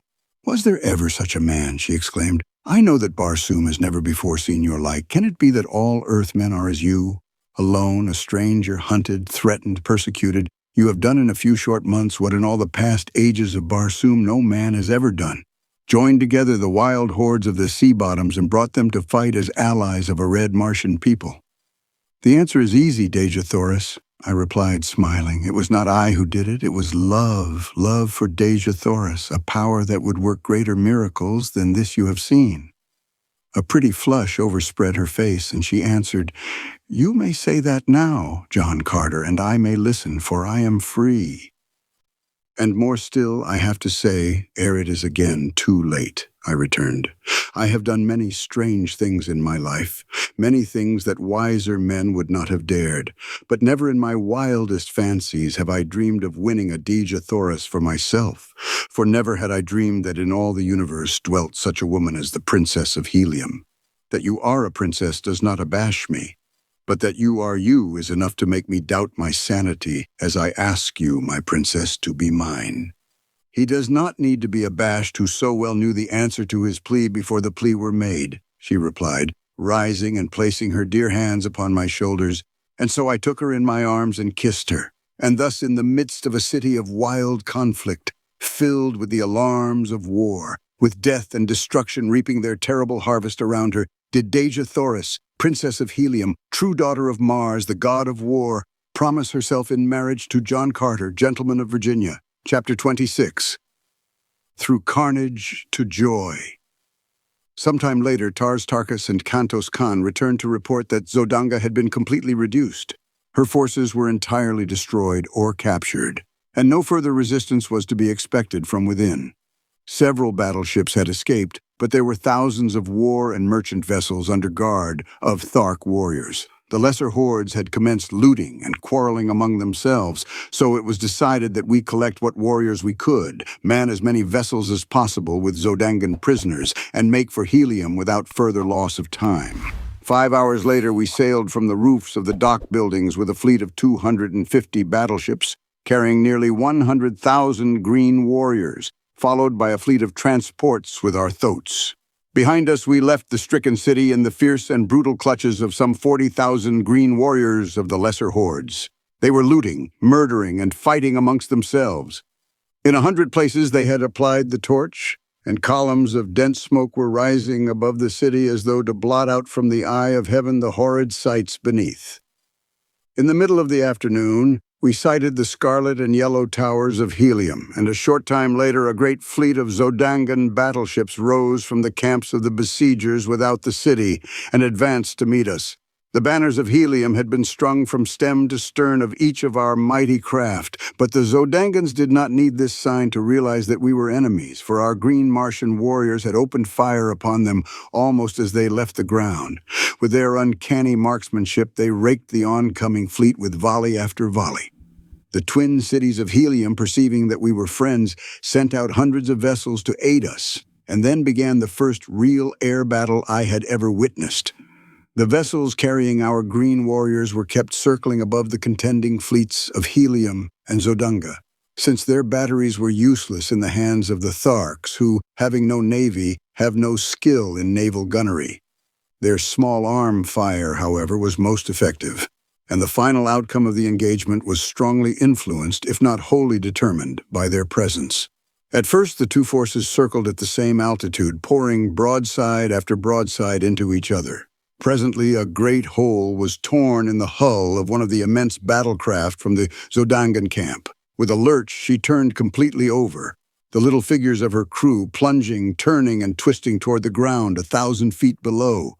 Then, with sickening velocity, she tore after them, almost completely burying herself in the soft loam of the ancient sea bottom. A wild cry of exultation arose from the Heliumite squadron, and with redoubled ferocity they fell upon the Zodangan fleet. By a pretty maneuver, two of the vessels of Helium gained a position above their adversaries, from which they poured upon them from their keel bomb batteries a perfect torrent of exploding bombs. Then, one by one, the battleships of Helium succeeded in rising above the Zodangans, and in a short time a number of the beleaguering battleships were drifting hopeless wrecks toward the high scarlet tower of Greater Helium. Several others attempted to escape, but they were soon surrounded by thousands of tiny individual flyers, and above each hung a monster battleship of Helium ready to drop boarding parties upon their decks. Within but little more than an hour from the moment the victorious Zodangan squadron had risen to meet us from the camp of the besiegers, the battle was over, and the remaining vessels of the conquered Zodangans were headed toward the cities of Helium under prize crews. There was an extremely pathetic side to the surrender of these mighty flyers, the result of an age-old custom which demanded that surrender should be signalized by the voluntary plunging to earth of the commander of the vanquished vessel. One after another, the brave fellows, holding their colors high above their heads, leaped from the towering bows of their mighty craft to an awful death. Not until the commander of the entire fleet took the fearful plunge, thus indicating the surrender of the remaining vessels, did the fighting cease, and the useless sacrifice of brave men come to an end. We now signaled the flagship of Helium's navy to approach, and when she was within hailing distance, I called out that we had the Princess Dejah Thoris on board, and that we wished to transfer her to the flagship that she might be taken immediately to the city. As the full import of my announcement bore in upon them, a great cry arose from the decks of the flagship, and a moment later, the colors of the Princess of Helium broke from 100 points upon her upper works. When the other vessels of the squadron caught the meaning of the signals, flashed them, they took up the wild acclaim and unfurled her colors in the gleaming sunlight. The flagship bore down upon us, and as she swung gracefully to and touched our side, 12 officers sprang upon our decks. As their astonished gaze fell upon the hundreds of green warriors who now came forth from the fighting shelters, they stopped aghast. But at sight of Kantos Khan, who advanced to meet them, they came forward, crowding about him. Dejah Thoris and I then advanced, and they had no eyes for other than her. She received them gracefully, calling each by name, for they were men high in the esteem and service of her grandfather, and she knew them well. "Lay your hands upon the shoulder of John Carter," she said to them, turning toward me, "the man to whom Helium owes her princess as well as her victory today." They were very courteous to me and said many kind and complimentary things, but what seemed to impress them most was that I had won the aid of the fierce Tharks in my campaign for the liberation of Dejah Thoris and the relief of Helium. "You owe your thanks more to another man than to me," I said, "and here he is. Meet one of Barsoom's greatest soldiers and statesmen, Tars Tarkas, Jeddak of Thark." With the same polished courtesy that had marked their manner towards me, they extended their greetings to the great Thark, nor, to my surprise, was he much behind them in ease of bearing or in courtly speech. Though not a garrulous race, the Tharks are extremely formal, and their ways lend themselves amazingly to dignified and courtly manners. Dejah Thoris went aboard the flagship and was much put out that I would not follow, but as I explained to her, the battle was but partly won. We still had the land forces of the besieging Zodangans to account for, and I would not leave Tars Tarkas until that had been accomplished. The commander of the naval forces of Helium promised to arrange to have the armies of Helium attack from the city in conjunction with our land attack, And so the vessels separated, and Dejah Thoris was borne in triumph back to the court of her grandfather, Tardos Mors, Jeddak of Helium.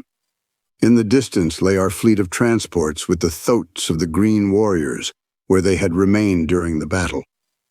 Without landing stages, it was to be a difficult matter to unload these beasts upon the open plain, but there was nothing else for it, and so we put out for a point about 10 miles from the city and began the task. It was necessary to lower the animals to the ground in slings, and this work occupied the remainder of the day and half the night. Twice we were attacked by parties of Zodangan cavalry, but with little loss, however, and after darkness shut down, they withdrew. As soon as the last thoat was unloaded, Tarkas gave the command to advance, and in 3 parties we crept upon the Zodangan camp from the north, the south, and the east. About a mile from the main camp, we encountered their outposts and, as had been prearranged, accepted this as the signal to charge. With wild, ferocious cries and amidst the nasty squealing of battle-enraged thoats, we bore down upon the Zodangans. We did not catch them napping, but found a well-entrenched battle line confronting us. Time after time, we were repulsed until, toward noon, I began to fear for the result of the battle. The Zodangans numbered nearly 1 million fighting men, gathered from pole to pole, wherever stretched their ribbon-like waterways, while pitted against them were less than 100,000 green warriors. The forces from Helium had not arrived, nor could we receive any word from them. Just at noon, we heard heavy firing all along the line between the Zodangans and the cities, and we knew then that our much-needed reinforcements had come. Again, Tarkas ordered the charge, and once more, the mighty thoats bore their terrible riders against the ramparts of the enemy. At the same moment, the battle line of Helium surged over the opposite breastworks of the Zodangans, and in another moment they were being crushed as between 2 millstones. Nobly they fought, but in vain. The plain before the city became a veritable shambles ere the last Zodangan surrendered, but finally the carnage ceased. The prisoners were marched back to Helium, and we entered the greater city's gates, a huge, triumphal procession of conquering heroes. The broad avenues were lined with women and children, among which were the few men whose duties necessitated that they remain within the city during the battle. We were greeted with an endless round of applause and showered with ornaments of gold, platinum, silver, and precious jewels. The city had gone mad with joy. My fierce Tharks caused the wildest excitement and enthusiasm. Never before had an armed body of green warriors entered the gates of Helium, and that they came now as friends and allies filled the red men with rejoicing. That my poor services to Dejah Thoris had become known to the Heliumites was evidenced by the loud crying of my name, and by the loads of ornaments that were fastened upon me and my huge thoat as we passed up the avenues to the palace. For even in the face of the ferocious appearance of Woola, the populace pressed close about me. As we approached this magnificent pile, we were met by a party of officers who greeted us warmly and requested that Tarkas and his Jeds, with the Jeddiks and Jeds of his wild allies, together with myself, dismount and accompany them to receive from Tardos Mors an expression of his gratitude for our services. At the top of the great steps leading up to the main portals of the palace stood the royal party, and as we reached the lower steps, one of their number descended to meet us. He was an almost perfect specimen of manhood, tall, straight as an arrow, superbly muscled, and with the carriage and bearing of a ruler of men. I did not need to be told that he was Tardos Mors, Jeddak of Helium. The first member of our party he met was Tarkas, and his first words sealed forever the new friendship between the races. "That Tardos Mors," he said earnestly, "may meet the greatest living warrior of Barsoom is a priceless honor, but that he may lay his hand on the shoulder of a friend and ally is a far greater boon." "Jeddak of Helium," returned Tarkas, "it has remained for a man of another world to teach the green warriors of Barsoom the meaning of friendship. To him we owe the fact that the hordes of Thark can understand you, that they can appreciate and reciprocate the sentiments so graciously expressed." Tardos Mors then greeted each of the green Jeddaks and Jeds, and to each spoke words of friendship and appreciation. As he approached me, he laid both hands upon my shoulders. "Welcome, my son. he said, "that you are granted gladly and without one word of opposition the most precious jewel in all helium, yes, on all Barsoom, is sufficient earnest of my esteem." We were then presented to Mors Kajak, Jed of Lesser Helium and father of Dejah Thoris. He had followed close behind Tardos Mors and seemed even more affected by the meeting than had his father. He tried a dozen times to express his gratitude to me, but his voice choked with emotion, and he could not speak, and yet he had, as I was to later learn, a reputation for ferocity and fearlessness as a fighter that was remarkable even upon warlike Barsoom. In common with all helium, he worshipped his daughter, nor could he think of what she had escaped without deep emotion. Chapter 27. From Joy to Death. For 10 days, the hordes of Thark and their wild allies were feasted and entertained, and then loaded with costly presents and escorted by 10,000 soldiers of helium, commanded by Mors Kajak, they started on the return journey to their own lands. The Jed of Lesser Helium, with a small party of nobles, accompanied them all the way to Thark to cement more closely the new bonds of peace and friendship. Sola also accompanied Tars Tarkas, her father, who before all his chieftains had acknowledged her as his daughter. 3 weeks later, Mors Kajak and his officers, accompanied by Tars Tarkas and Sola, returned upon a battleship that had been dispatched to Thark to fetch them in time for the ceremony, which made Dejah Thoris and John Carter one. For 9 years I served in the councils and fought in the armies of Helium as a prince of the house of Tardos Mors.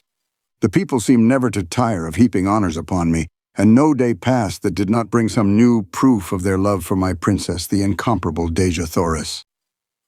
In a golden incubator upon the roof of our palace lay a snow-white egg. For nearly 5 years, 10 soldiers of the Jedak's guard had constantly stood over it, and not a day passed when I was in the city that Dejah Thoris and I did not stand hand in hand before our little shrine, planning for the future when the delicate shell should break. Vivid in my memory is the picture of the last night, as we sat there talking in low tones of the strange romance which had woven our lives together and of this wonder which was coming to augment our happiness and fulfill our hopes.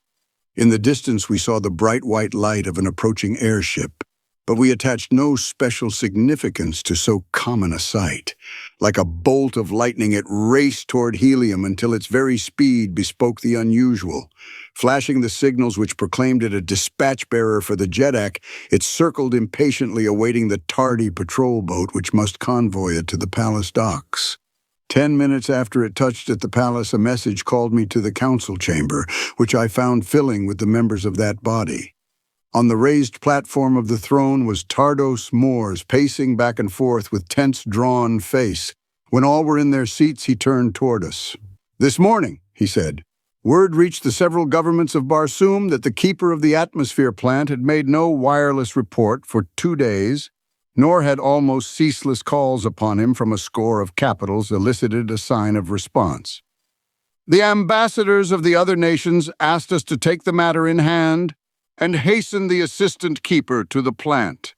All day, 1,000 cruisers have been searching for him, until just now one of them returns bearing his dead body, which was found in the pits beneath his house, horribly mutilated by some assassin.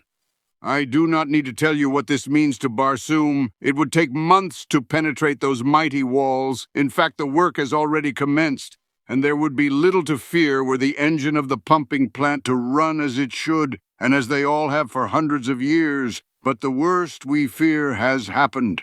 The instruments show a rapidly decreasing air pressure on all parts of Barsoom. The engine has stopped. My gentlemen, he concluded, we have at best 3 days to live. There was absolute silence for several minutes, and then a young noble arose, and with his drawn sword held high above his head, addressed Tardos Mors.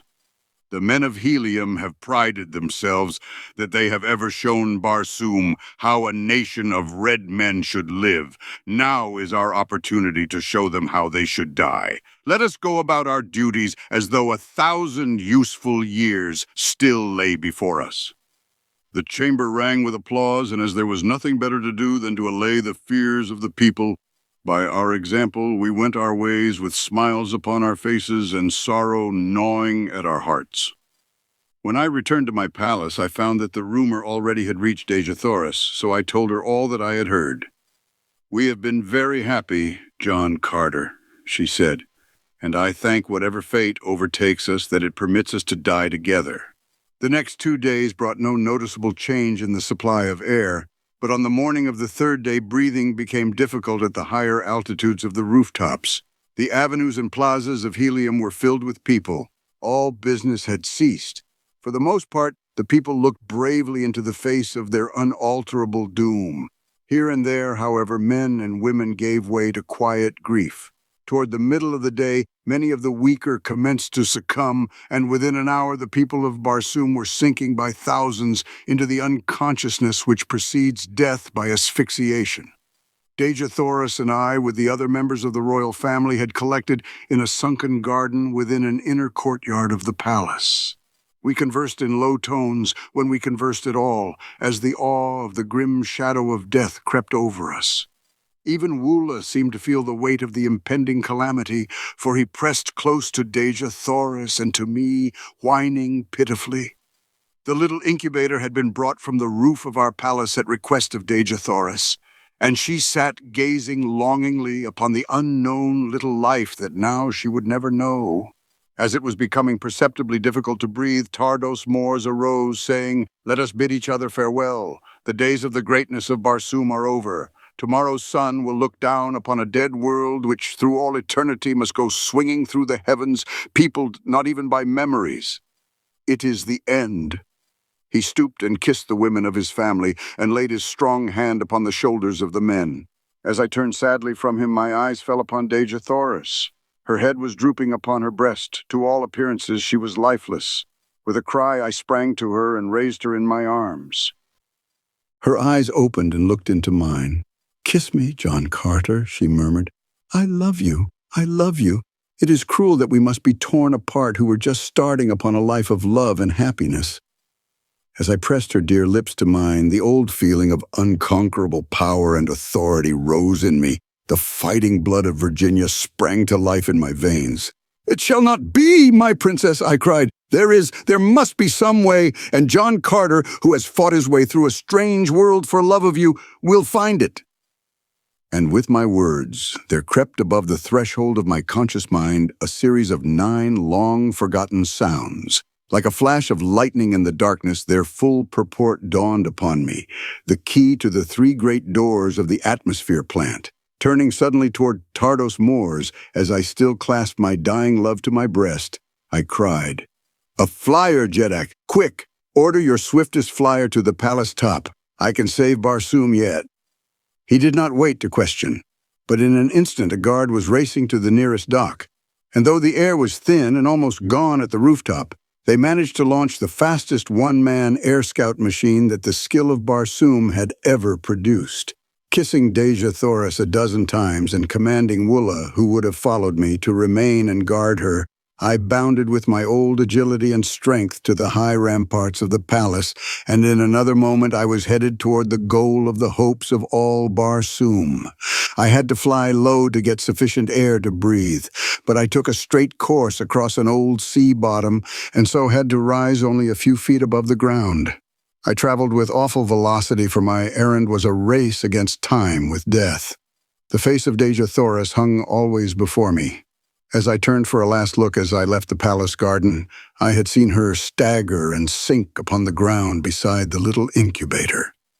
That she had dropped into the last coma which would end in death if the air supply remained unreplenished, I well knew. And so, throwing caution to the winds, I flung overboard everything but the engine and compass, even to my ornaments, and lying on my belly along the deck with one hand on the steering wheel and the other pushing the speed lever to its last notch, I split the thin air of dying Mars with the speed of a meteor.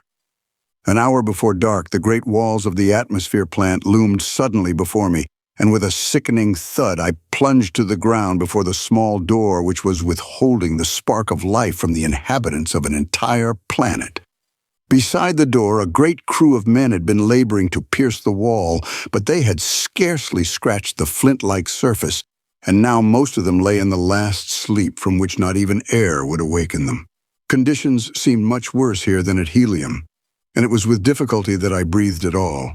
There were a few men still conscious, and to one of these, I spoke. "If I can open these doors, is there a man who can start the engines?" I asked. "I can," he replied, "if you open quickly. I can last but a few moments more, but it is useless. They're both dead, and no one else upon Barsoom knew the secret of these awful locks. For 3 days, men crazed with fear have surged about this portal in vain attempts to solve its mystery." I had no time to talk. I was becoming very weak, and it was with difficulty that I controlled my mind at all. But with a final effort, as I sank weakly to my knees, I hurled the 9 thought waves at that awful thing before me. The Martian had crawled to my side, and with staring eyes fixed on the single panel before us, we waited in the silence of death. Slowly, the mighty door receded before us. I attempted to rise and follow it, but I was too weak. "After it!" I cried to my companion, "and if you reach the pump room, turn loose all the pumps. It is the only chance Barsoom has to exist tomorrow." From where I lay, I opened the second door, and then the third, and as I saw the hope of Barsoom crawling weakly on hands and knees through the last doorway, I sank unconscious upon the ground. Chapter 28. At the Arizona Cave. It was dark when I opened my eyes again. Strange, stiff garments were upon my body, garments that cracked and powdered away from me as I rose to a sitting posture. I felt myself over from head to foot, and from head to foot I was clothed, though when I fell unconscious at the little doorway I had been naked. Before me was a small patch of moonlit sky which showed through a ragged aperture. As my hands passed over my body, they came in contact with pockets, and in one of these a small parcel of matches wrapped in oiled paper. One of these matches I struck, and its dim flame lighted up what appeared to be a huge cave, toward the back of which I discovered a strange, still figure huddled over a tiny bench. As I approached it, I saw that it was the dead and mummified remains of a little old woman with long black hair, and the thing it leaned over was a small charcoal burner, upon which rested a round copper vessel containing a small quantity of greenish powder. Behind her, depending from the roof upon rawhide thongs and stretching entirely across the cave, was a row of human skeletons. From the thong which held them stretched another to the dead hand of the little old woman. As I touched the cord, the skeleton swung to the motion with a noise as of the rustling of dry leaves. It was a most grotesque and horrid tableau, and I hastened out into the fresh air, glad to escape from so gruesome a place. The sight that met my eyes as I stepped out upon a small ledge which ran before the entrance of the cave filled me with consternation. A new heaven and a new landscape met my gaze. The silvered mountains in the distance, the almost stationary moon hanging in the sky, the cacti-studded valley below me were not of Mars. I could scarce believe my eyes, but the truth slowly forced itself upon me. I was looking upon Arizona from the same ledge from which 10 years before I had gazed with longing upon Mars. Burying my head in my arms, I turned, broken and sorrowful, down the trail from the cave. Above me shone the red eye of Mars holding her awful secret 48 million miles away. Did the Martian reach the pump room? Did the vitalizing air reach the people of that distant planet in time to save them? Was my Dejah Thoris alive, or did her beautiful body lie cold in death beside the tiny golden incubator in the sunken garden of the inner courtyard of the palace of Tardos Mors, the Jeddak of Helium? For 10 years I have waited and prayed for an answer to my questions. For 10 years I have waited and prayed to be taken back to the world of my lost love. I would rather lie dead beside her there than live on Earth all those millions of terrible miles from her. The old mine, which I found untouched, has made me fabulously wealthy, but what care I for wealth? As I sit here tonight in my little study overlooking the Hudson, just 20 years have elapsed since I first opened my eyes upon Mars. I can see her shining in the sky through the little window by my desk, and tonight she seems calling to me again, as she has not called before since that long, dead night. And I think I can see, across that awful abyss of space, A beautiful black-haired woman standing in the garden of a palace, and at her side is a little boy who puts his arm around her as she points into the sky toward the planet Earth, while at their feet is a huge and hideous creature with a heart of gold. I believe that they are waiting there for me, and something tells me that I shall soon know.